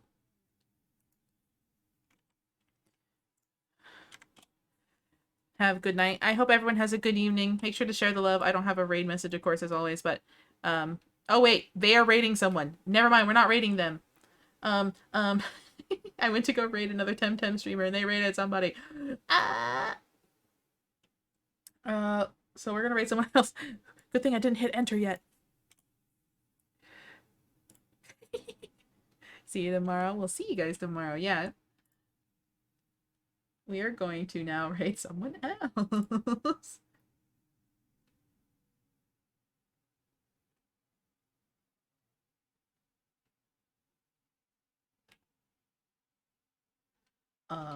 Crap. Now I don't know who to raid.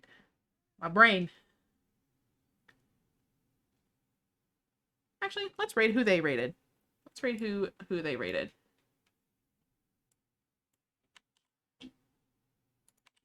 Send them love too, because they are also playing TemTem. I don't know them, never seen them before, but you know what? Might as well give them love too. Power 300 Aww. Thank you for the bits, Ozzy. That's very sweet of you. I hope you guys have a good night, and I'll see you next time.